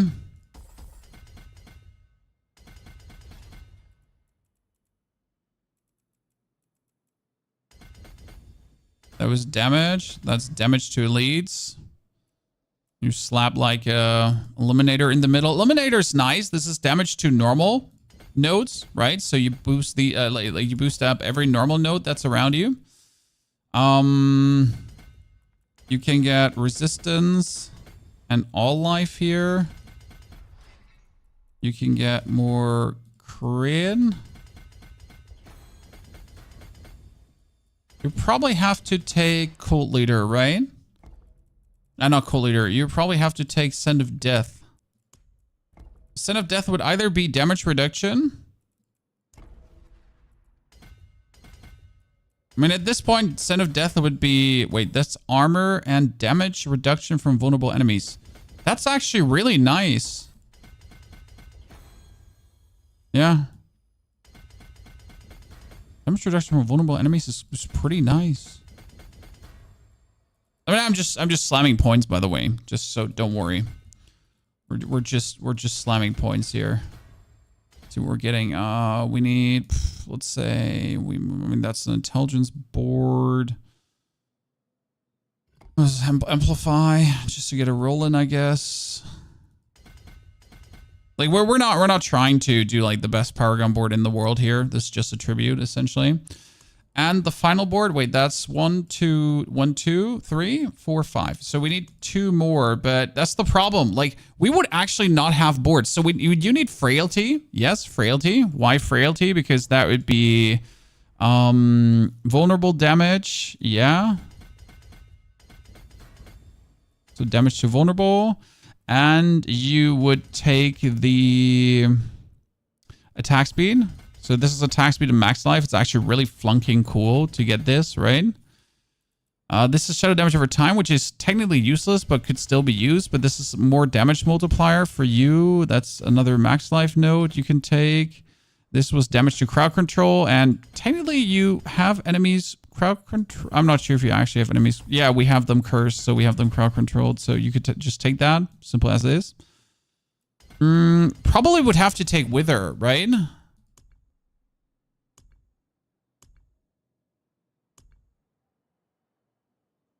Yeah, because you would want to have the... I mean, it's a terrible board to take technically, but this is... wow, they changed this one. That's shadow resistance and armor. What the fuck? One is officially useless now. But we get damage, 2 shadow damage over time affected enemies. Done, right? You get shadow damage as well, so that one is done too. Then you get damage. That shadow damage over time is useless, so you wouldn't need that one. You would need to get the damage reduction. Technically, you would need to get the damage reduction. That's it, right? What an absolute ignore half this board right now. What we did. This is all fucking ugly. Right? This is ugly as hell. What do we want to put on? Like, I don't have like many good glyphs upgraded. So this is more damage to shadow damage over time affected enemies. So we should actually be able to pull that one off. For the time being. And this one is going to get, I don't even have darkness, I guess, right?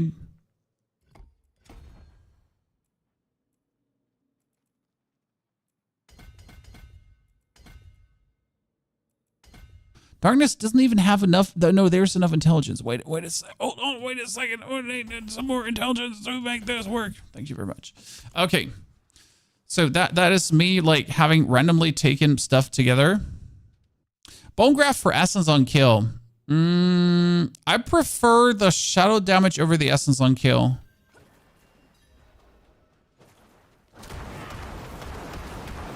Oops, I'm wrong build. Don't worry why I'm spamming the curse. I'm still in my mind in a different build. I lack the required essence. Okay, tier 3 Gregoire, the Galvanic Saint. I feel like they made them a bit expensive. I mean, they're like the new Tormented.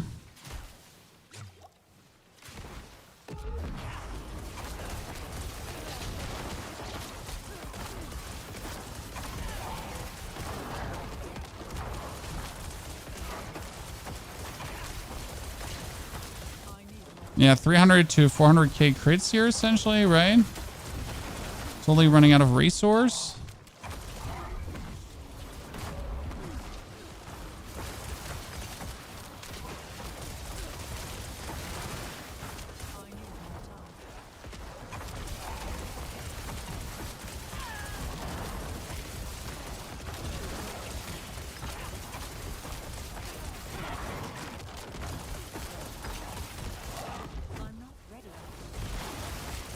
Mine is great because I can just stand AFK here and he can not break my barrier, right?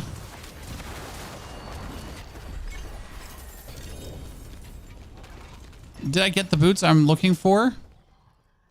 No, it's the positive track. I got the Eden Piercer amulet at least, right?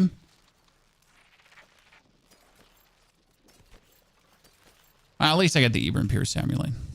Okay, let's try another. Like, I was essentially with my Necro stuck at pit 55. Okay, let's see. We're doing a.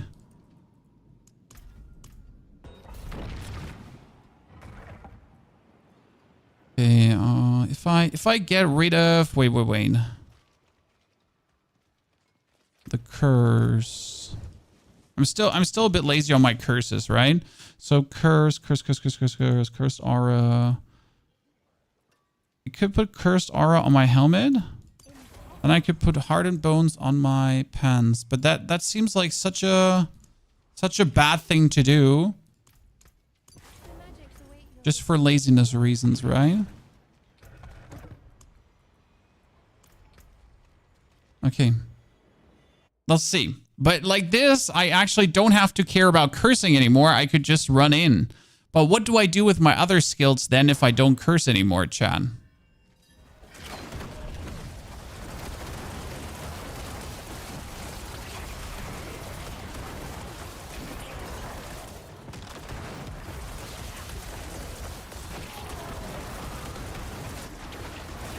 Dude, the Necro build was so much suffering for this, right? Dude, what is this? Yay! Did you notice that the triple aspect gives me way more lucky hit? Look at the lucky hit reduction right now on my skill. I have this permanently up right now, Chan. Holy mac Christ. I have the soul rift permanently up. Well, I'll be damned, but this is a good first prototype.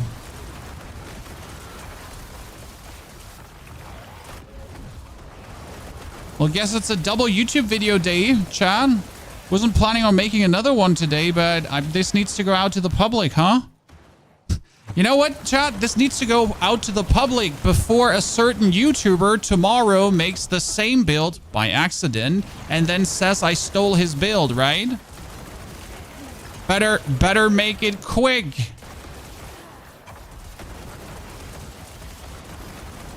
Before there's some random weirdo like, oh no, isn't that and that? No, like, gotta hurry, right? Gotta probably make your own build before, like, obviously you couldn't count 2 and 2 together. No, that's impossible. I do really like the auto curse. Like, I'm gonna say that the auto curse is unnecessary, but at the same time, it's kind of like, why not? Do you think we could change a skill in the build? Because technically we're not in need of the curse in the skill bar anymore now. So if we don't need the skill in the skill, you could use a single blind. That is so try hard that I kind of like it.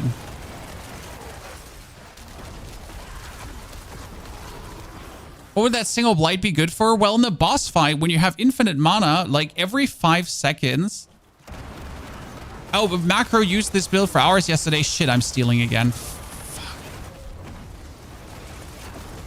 Sorry, Macro. I didn't mean to steal your build, man. The thing is that Macro is a very smart creator, and like he can count 2 and 2 together, and he knows that it's actually possible to come to the same conclusion, right? So he knows that it's wholly possible that 2 creators actually look at 2 sets of facts, right? And then it's like, wow, you came to, like, the outcome is the new aspect kind of works this way. And these items work together with it too. You know what the sad part is? How like the random shit I threw together now is overperforming to that minion build that I painstakingly tried to craft to enjoy minions, right? Funny story though is you could technically put minions into this and use the minions to scale the Sever damage even more, but you don't need it. How do you overpower with Sever? Well, I mean, overpower is just the 3%. Like, I mean, with the amount of Severs that we're outputting here right now, there is just bound to an overpower happening every now and then. but we're not doing anything specific to actually force overpowers. That's also unnecessary. That wouldn't do anything. I mean, technically, you could put on a Banished Lord's Talisman to force out overpowers, but that's kind of like weird because you would essentially only get an overpower every 275 casts. What you could do is you could technically use the Crown of Lucian in this build.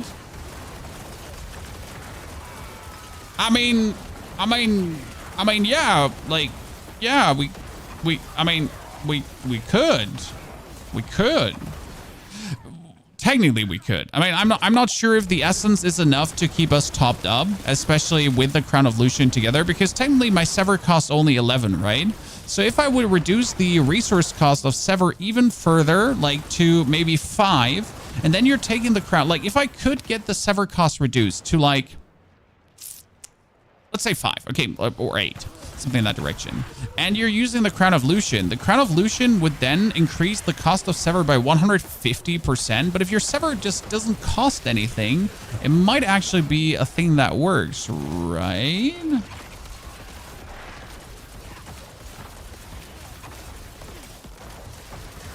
We're just shredding this here right now. It's actually disgusting.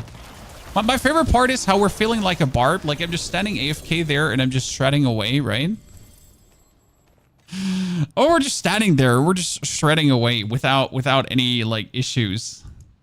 Okay, we wanted to have amplify to... That's +3 ranks. Why is it +3 ranks now?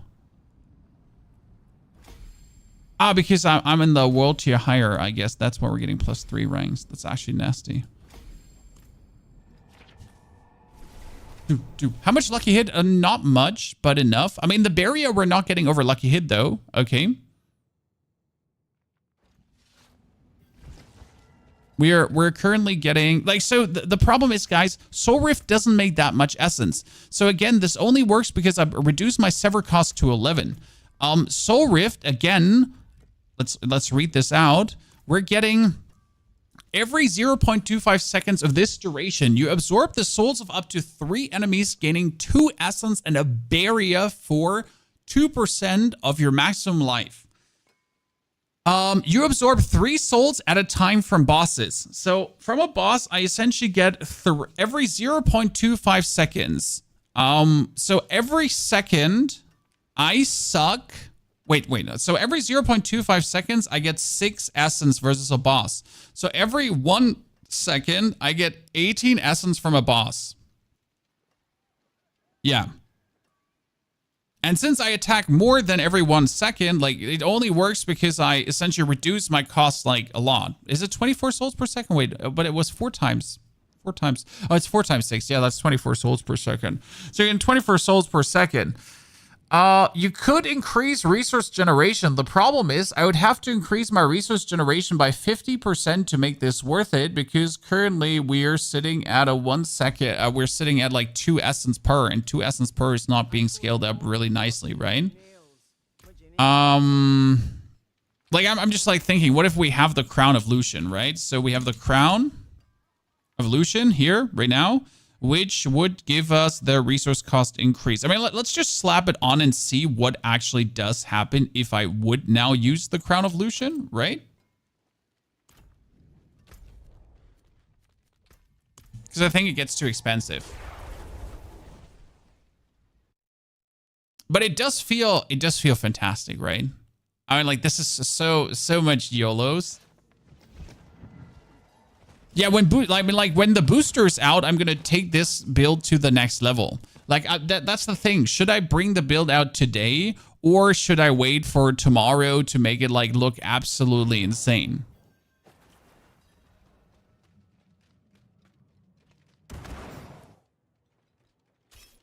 So boss training dummy, then we're gonna put Lucian on. So now again, for every cast, my thing gets more expensive. See, 28. 29, and we're sitting at 29. So it's like getting more expensive, getting cheaper, more expensive, cheaper, and so on. So now we're throwing on Soul Rift, okay? Put that on, and we're spamming away. But still, we're kind of end up, like you can see the problem, like the cost 27. Now we could try to cheese this. We get the Elixir of Resourcefulness, okay? Elixir of Resourcefulness. Like, let's do the cooldown reduction quickly.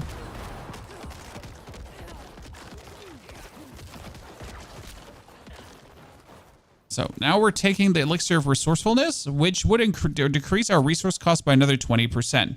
So now we're sitting at 17 only, right? Let me actually move this over to this, activate Soul Rift, and then we're holding down number 2. 22 costs. That works.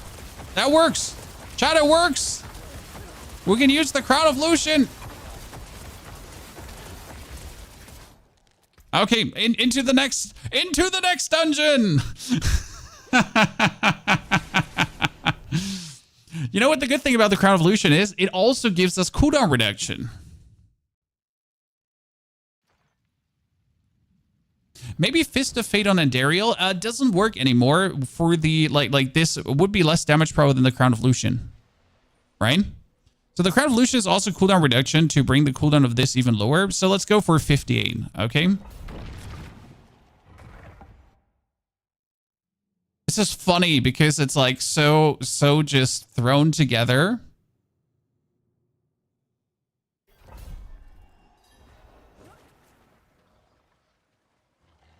Okay, activated. Yeah, see, like it's working.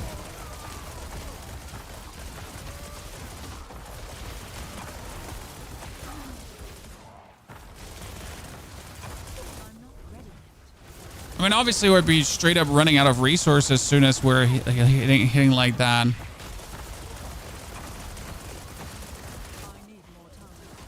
Why does it feel like we're doing less damage with a Crown of Lucian than we're doing without, like, why does it feel like the Crown of Lucian is giving us less damage right now, Chad? And less lucky hit too? Anyone else?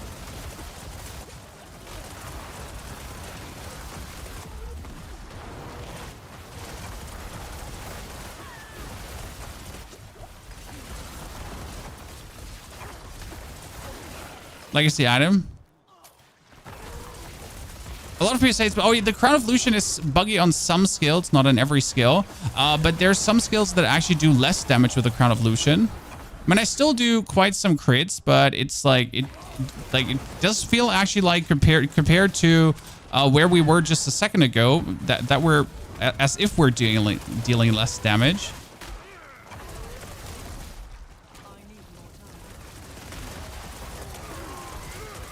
Which is weird. I mean, we made it work, so we can get the Crown of Lucian off, but I mean, it feels like we're dealing so much less damage for some reason. I don't know how. Maybe it's just the pit tier, but let's go back and pick up the other item quickly.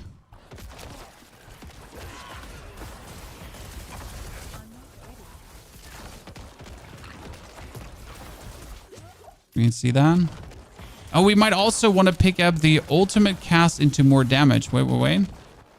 Getting the curse now. Oh yeah, we're actually not having the curse go on too. So I need to get away from this quickly. Have no curse. I mean, the no curse is like not a damage issue. So we don't need to curse to do damage. The curse is just for cooldown reduction, right?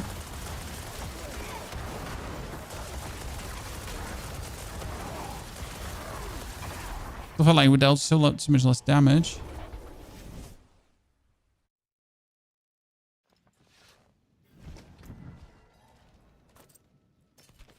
Mark that. Just like see where that came from. We had armor. Yeah. One thing I wanted to do is I wanted to go into the skill tree. And I kind of want to take this here. Because like it's every 8 seconds, right? Deal increased seconds after casting ultimate skill. But I feel like we're almost there to cast this every 8 seconds.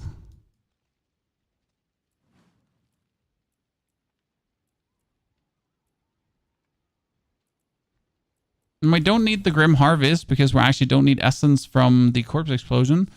We also don't actually, like, we need the corpse explosion to essentially trigger gloom for us.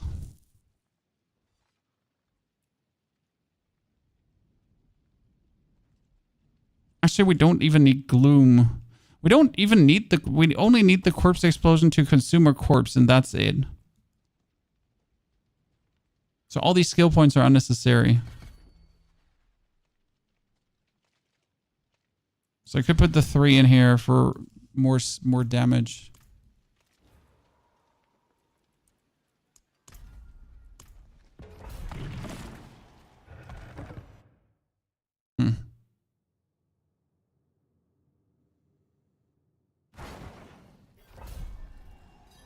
Amplify frailty is a lot of damage. I actually did forget about frailty. You're right about that.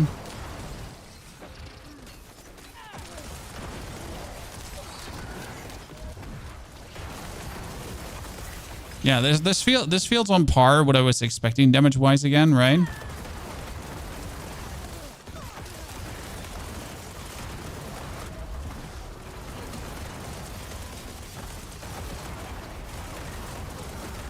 The damage boost, see, like, does it feel like I'm casting my ulti roughly every 8 seconds, right? It does. Currently. Another nice little damage juicer. I am definitely enjoying that build, especially with like the ceiling this has. So there's like I can take way better glyphs than I have right now. So I have like the absolute shitty glyphs currently. Oh, that was 1.5 million, chat. Got it. Got it. The first 1.5 million hit. I'm going to say we could technically play the Crown of Lucian, right?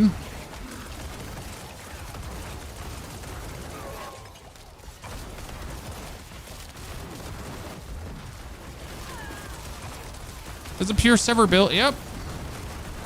So you essentially have the corpse explosion to just trigger, you have the corpse explosion to trigger Flesh Eater whenever you feel like it, right? And the 9% damage from Fueled by Death. That's why you have corpse explosion. You have the corpse tendrils to pull things together.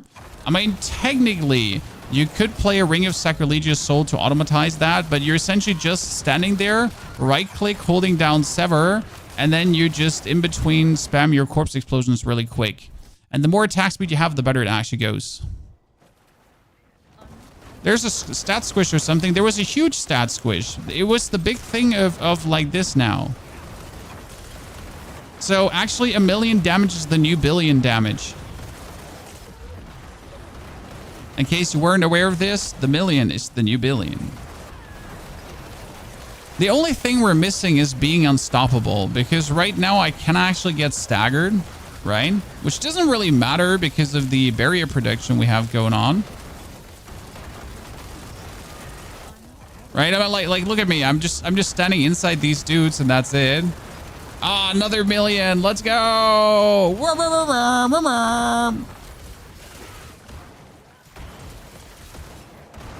We're doing damage for days. Da, da, da, da, da. Who would have guessed that Sever is going to be the build of builds, huh?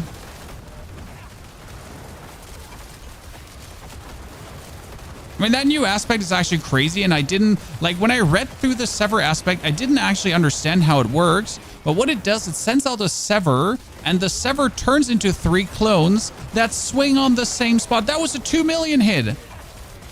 Oh my goodness.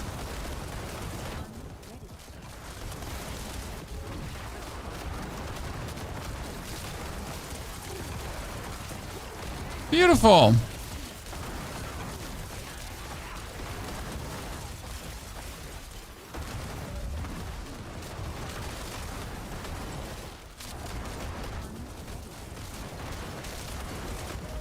Love to see it.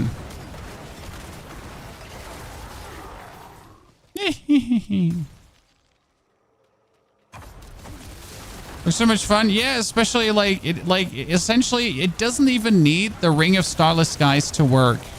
So like I thought maybe you need the Ring of Starless Skies to get the resource cost, but we just learned that if my Sever costs 20, it still works. Right? So even if I don't squish the cost of my Sever down, it still works. Can you build more attack speed in tons?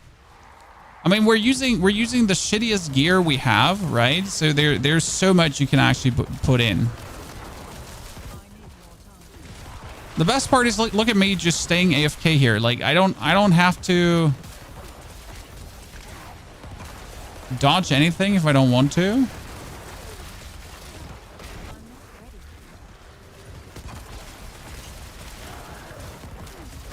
$700K. And all 3 Sever ghosts are hitting the same target.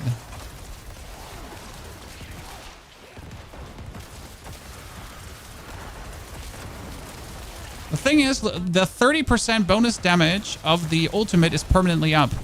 I just had it still cooking while I essentially wait for the next one. I'm gonna eat that. I want to eat it twice.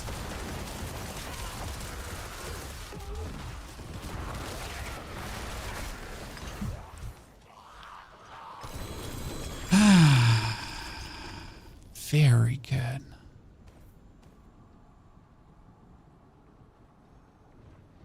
Very good. Let's go into World Tier 4, should we? Okay, we were doing Darkness for more shadow damage. We're doing... Amplify, but Amplify is fully leveled up. I was thinking about getting... maybe Sacrificial for more damage if I have nothing going on. Yeah, I should try Sacrificial.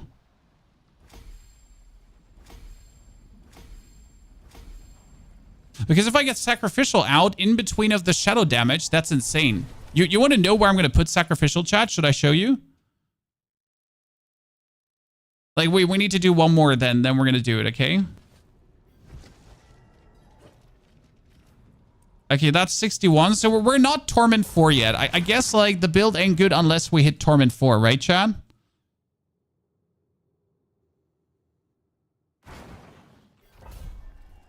Can I see the skill tree? Yep, we can show you the skill tree in a bit.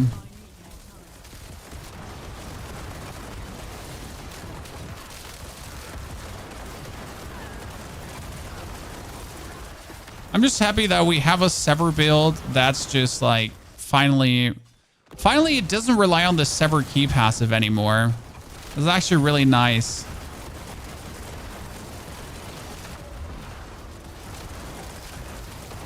Because you can use the new Affliction key passive for this.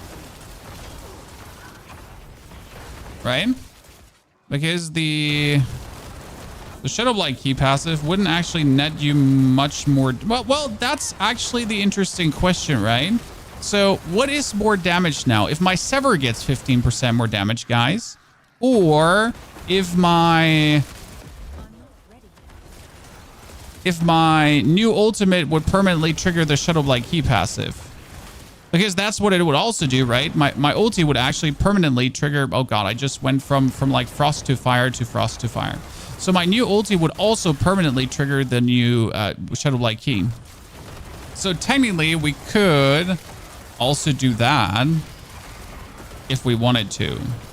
But then again, it's just like, without the aspect, it's useless to do that. Like, it's bonus damage that's useless without the aspect. So we'd then already have to play Blighted aspect again to make it work. Turn on screen check. I think we have screen check off. Do we not have screen check off? Or is screen check back on again? I was hoping like we can double check.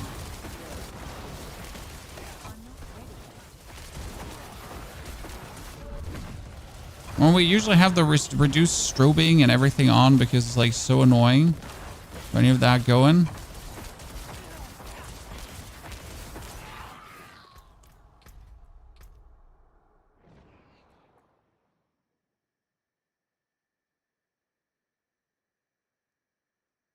Where's it? It's usually under accessibility, right?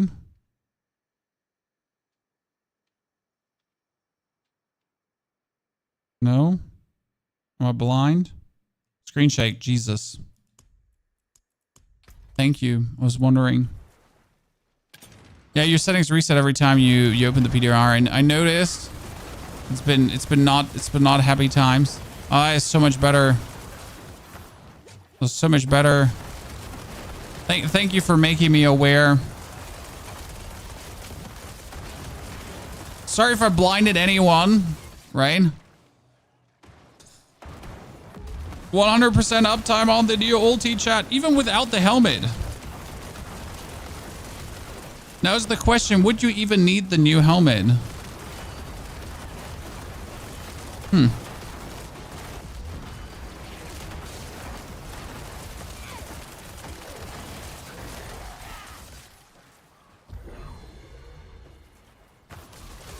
I might be able to get the MOBA for this out soonish.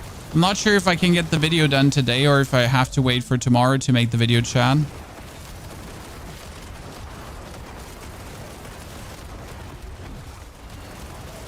Probably going to be able to make the mobilities today. I already put that out for people that want to test this. Oh, I almost died because I was just cockily standing in poison. So where's the dude that's soaking up all our damage? You know what you maybe want to go for? I could put in barrier generation gems. Right? Because right now, why do I have the red gems in for armor? But I could just put in barrier generation gems if I wanted to. Correct?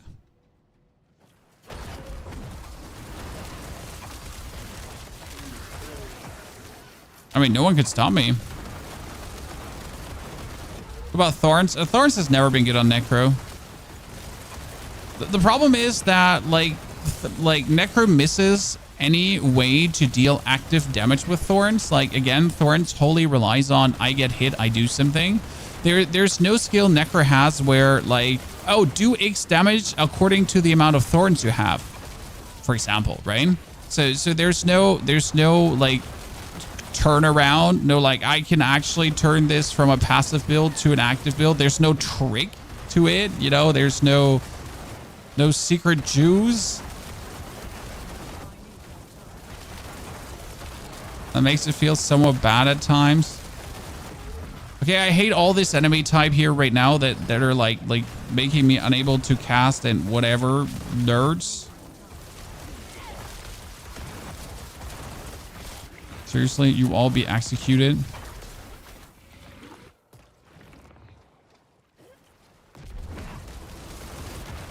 Yeah, and if you play a Minion Thorns build and you get attacked, you die.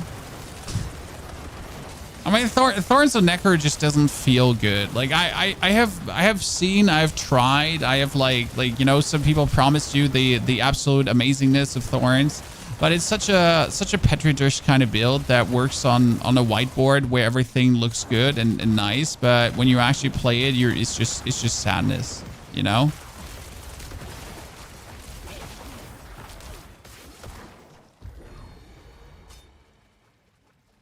Is Sever better than Blind?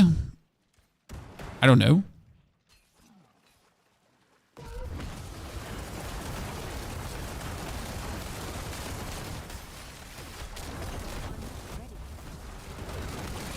I can tell you what Sever is. Sever's amazing right now. I mean, Sever has a skill that makes Sever do 180% bonus damage. Okay.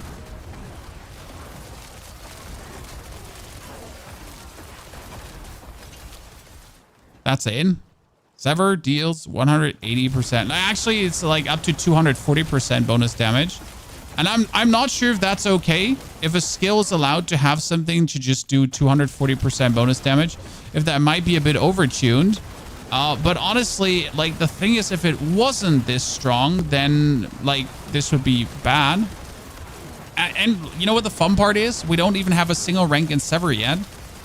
So we're actually missing gloves with rank to core skills or ranks to Sever. So there could be even more, right?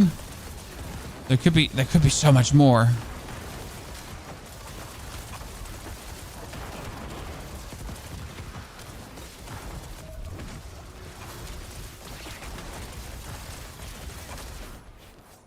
Boss.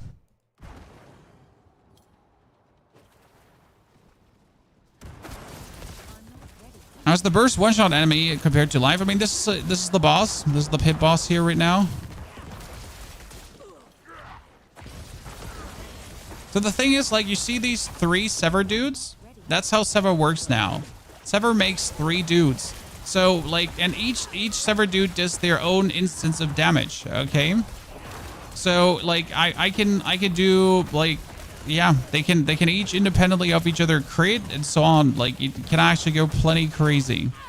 And, I mean, as you notice, we have infinite essence.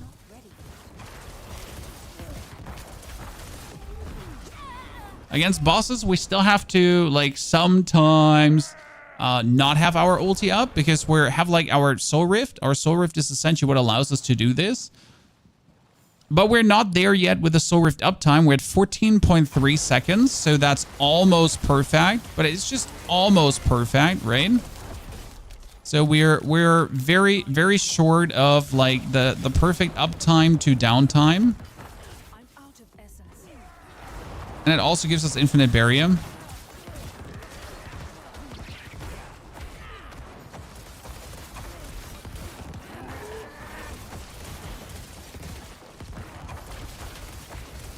Which you also need, because we need that.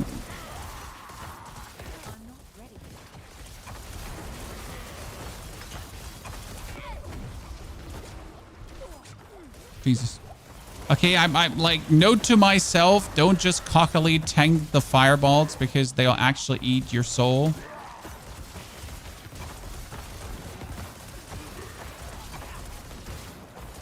You know, at least pretend that you're gonna be dodging them. Because he himself, right? He himself can never break my barrier, which is not happening. That's 2 million. Let's go. 2 million is, by the way, very good numbers right now. Just in case you wonder why are we so happy about 2 million, because 2 million is actually very good numbers.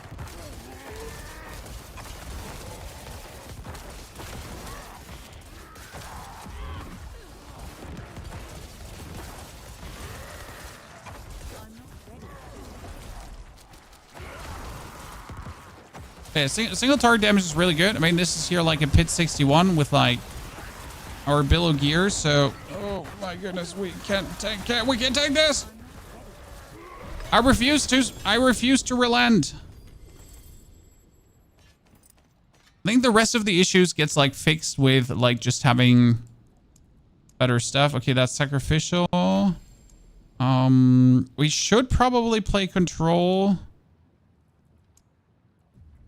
I'm not sure if we want to play Desecration because while standing in your desecrated ground, you deal 20% increased shadow damage. And right, if I throw this, like the problem is if I throw this, I have to like go a step forward to actually get this. So even if I'm severing in front of me, I'm like never standing in the desecrated ground, as sad as that sounds. I can non-physical damage. I could go for that because I only do shadow damage.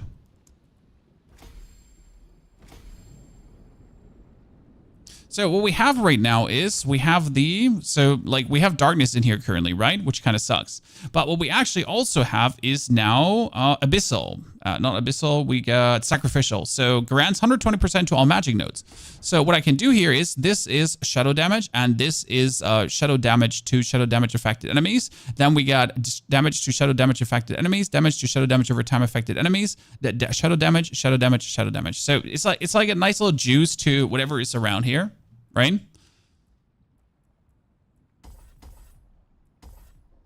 Let's get this up, and I don't even have to pick more intelligence for this board.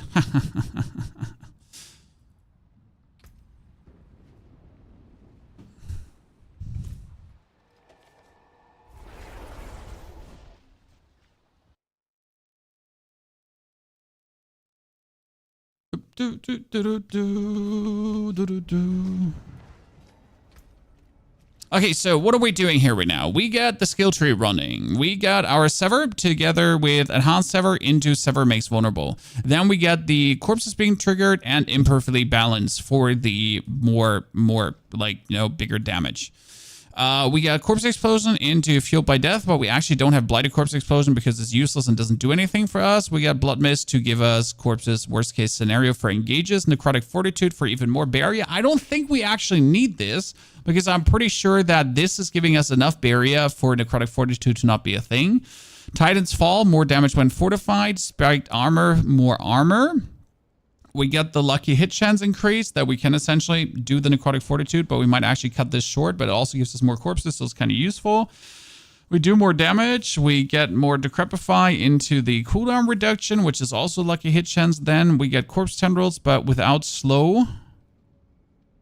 Because we slow with decrepify, we get the necrotic carapace, we got Reaper's Pursuit, many rends for movement speed, plus terror and gloom.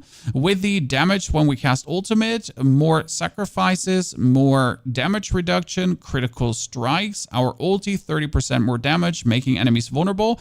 Actually, in this case, we don't need the point here for the vulnerable. We could take this out. Because our Soul Rift always makes vulnerable. Huh. They'll give me one more point for nothing. And then we're currently using Affliction because enemies affected by vulnerable, crowd control, or shadow damage over time are afflicted and take 15% increased damage, right? Ta-da. So we're just doing 15% more damage. Otherwise, we could have the Shadow Blight key passive.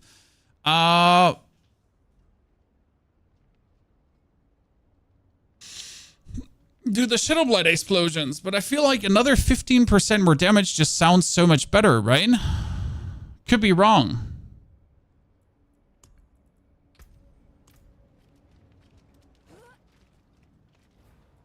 So that brings us currently to pit 63, and that would then be Torment, next Torment tier, right? Yeah, that's how the build is looking right now, and it's working good. What would be a good leveling build with Necro? Minions. Honestly, with the Sever aspect, it would also be Sever. But I level with Minions and Blood Surge, essentially, most of the time. Because of like, how no-brainer Minions and Blood Surge just still is to date.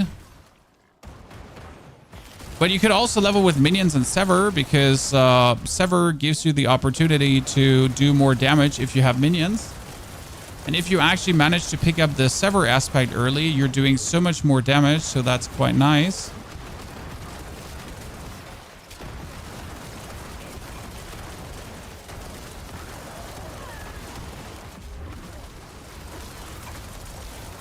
It's crazy though how much more tanky the enemies are getting like now. I mean, then again, I'm probably like, you're so used to like push deeper into the pit, but I guess at some point I'll actually have to masterwork my gear, right? I mean, currently I'm essentially wearing boots and a ring that are actually legacy gear and they're not even the right item power, and I can't masterwork them. So I probably have to find the right versions of respective gear. Plus, I would have to find like a greater affixed weapon or something. I mean, I do actually have a greater affixed amulet, but I haven't really looked at what it actually does. Which key passive did you pick? Affliction, yes, because Affliction is the only one that actually boosts the Sever damage significantly. I mean, because we're not doing damage over the Shadow Blight key passive, right? We're not actually using the Blighted aspect because the new Sever thingy is better. The new Sever skill is better. So here we are, just going all out for Sever. The fun part is we increased the Sever size, guys. So right now you're throwing out 3 Sever goons, right? So you're throwing out this triple Sever dude. And usually that triple Sever dude might actually not hit everyone in the middle, right? So it might actually not be big enough to hit everyone. But since we got the boots, we are definitely big enough to hit everyone, right? So we get these boots here right now, which increase our Sever size by 40% as well. Actually funny.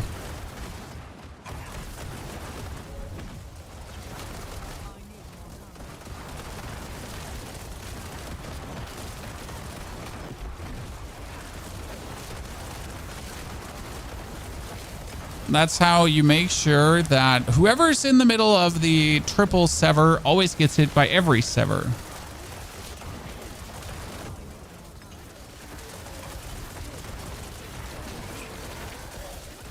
I just need my Sever cast twice chance up higher because like you essentially need to have Sever cast twice at 100%, right?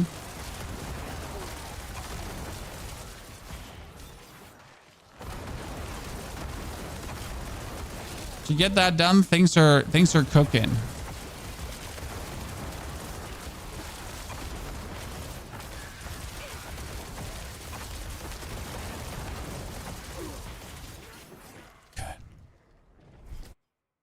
Numbers everywhere. Yeah, I usually turn it off for only crits, but they actually do have a new adaptive number system in case you didn't know this. Because you might notice in these fights when I'm shooting out my Severs that when I'm landing big crits that the fonts are actually getting quite enlarged. And that is like the new adaptive number system in the game that the font like kind of like whenever there's an outlier ginormous number tries to enlarge it a little bit. That it's easier to pick out. It's like a little dopamine booster.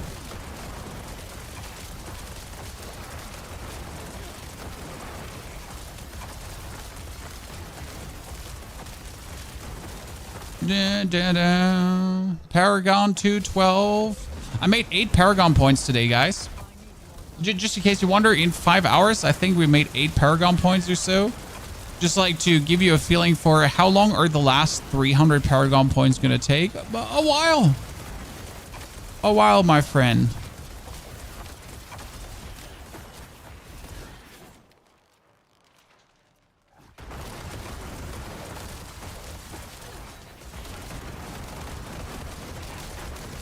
I definitely need more crit chance, right? It's just all about needing more crit chance.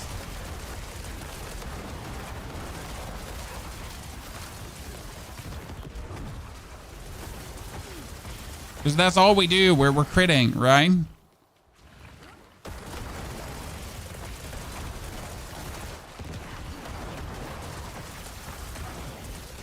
Yeah, I'm pretty sure this is going to feel very, very handy in Torment 4. I mean, we're essentially tier 63, so that's more or less Torment 4 right now. Even without, like, having our gear juiced up, so... I am very happy with what we have put together, and especially spontaneously. Thank you, chat, for forcing me to experiment with Sever. It is actually one of my oldest favorite skills, but Sever has been such a lackluster approach, right? That was always like, is it really worth it? But damn, they made it worth it.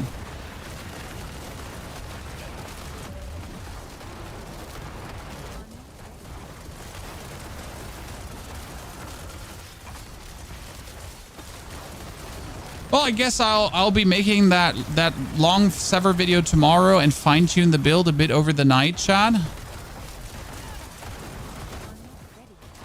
Seems like a good idea.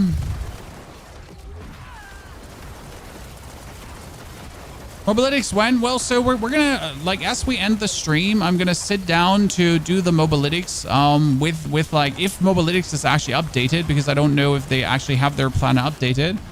But I should be able to get it out, and then you should be having it.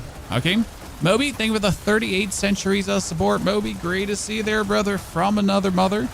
I mean, they're also only one company, so otherwise I'll have to put it on D4 builds. But I, you know, prefer. Oh, that's a 2 million. Finally, I've seen it.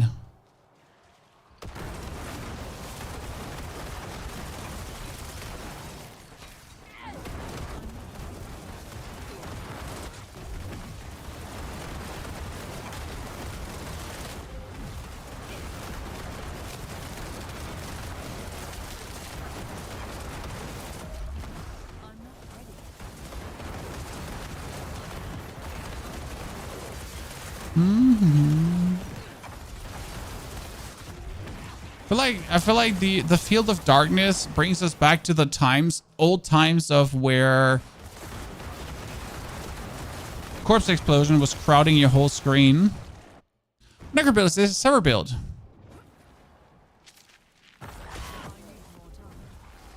So you have a new Sever skill that makes Sever be 3 skills at the same time. So whenever I throw out my Sever, there's actually multiple Severs coming, which kind of makes us like fully go crazy here. And since we have the new Soul Rift Ultimate, we have infinite resource. So you might notice this because you're looking at my mana, and my mana is infinite. It just doesn't go down. And we're essentially doing millions of possible Sever damage, which is absolutely great to see. But what I enjoy the most is like really the part where we just have infinite resource, because that is the greatest achievement with any Necro build is always how do I get infinite resource, right? How do I get to the point that I can just say, okay, like I'm going to hold down my cast button, which I'm doing, by the way. So I'm essentially just holding down my Sever button here. And I'm corpse explosioning in between. But apart from this, I'm just holding down the Sever button and we're just slicing and dicing that into pieces.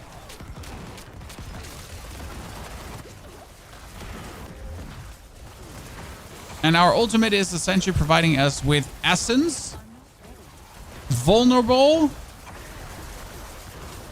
and barrier. So a little bit of everything. And as you can see, like I'm essentially just standing on this dude. We're sucking his soul dry. I'm holding down my button and we're just winning the battle. And there's nothing he can do to stop us. Whee! Is there a possibility to spend more resource? So we actually tried the build. We tried to put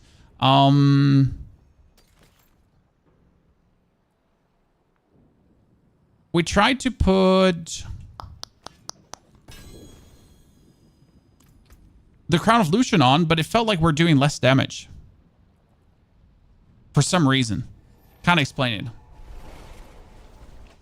How do you get in place for ultimate cooldown? So we are cooldown reducing with we're cooldown reducing with Decrepify, but why is it happening so fast? So first and foremost, Soul Rift has its own lucky hit chance. So if Soul Rift is pulling out souls, that can lucky hit as well. But there's more. Okay, Moby? You're actually going up to... Let's move our fat ass there. It's essentially how the new Sever works. So Sever is now a triple hit. Like, watch this. We're going up, and I'm shooting out one Sever. See, that's 3 hits. So I can essentially do my ulti. I can curse, right? Now I can Sever hit, and it can be the initial hit that lucky hits, or it can be the triple spin too, right? That then cooldown reduces. And as we're essentially able to do this infinitely, it really does help. Let's get the cooldown again, lower. Let's get a boss dummy out, because we need this to be a boss dummy. We're essentially going to go up to the boss. We're going to trigger our Soul Rift, right? I forgot to upgrade Glyphs. Oops. But chat had questions. I had to go. Okay, I'm fine. So we're gonna do this curse, and then we're spam. And we, like, you notice how this is going like slowly down, right? And the best part is we just have like a bonus uptime on the Soul Rift. Like, so my Soul Rift is now up, and we got 2 seconds left.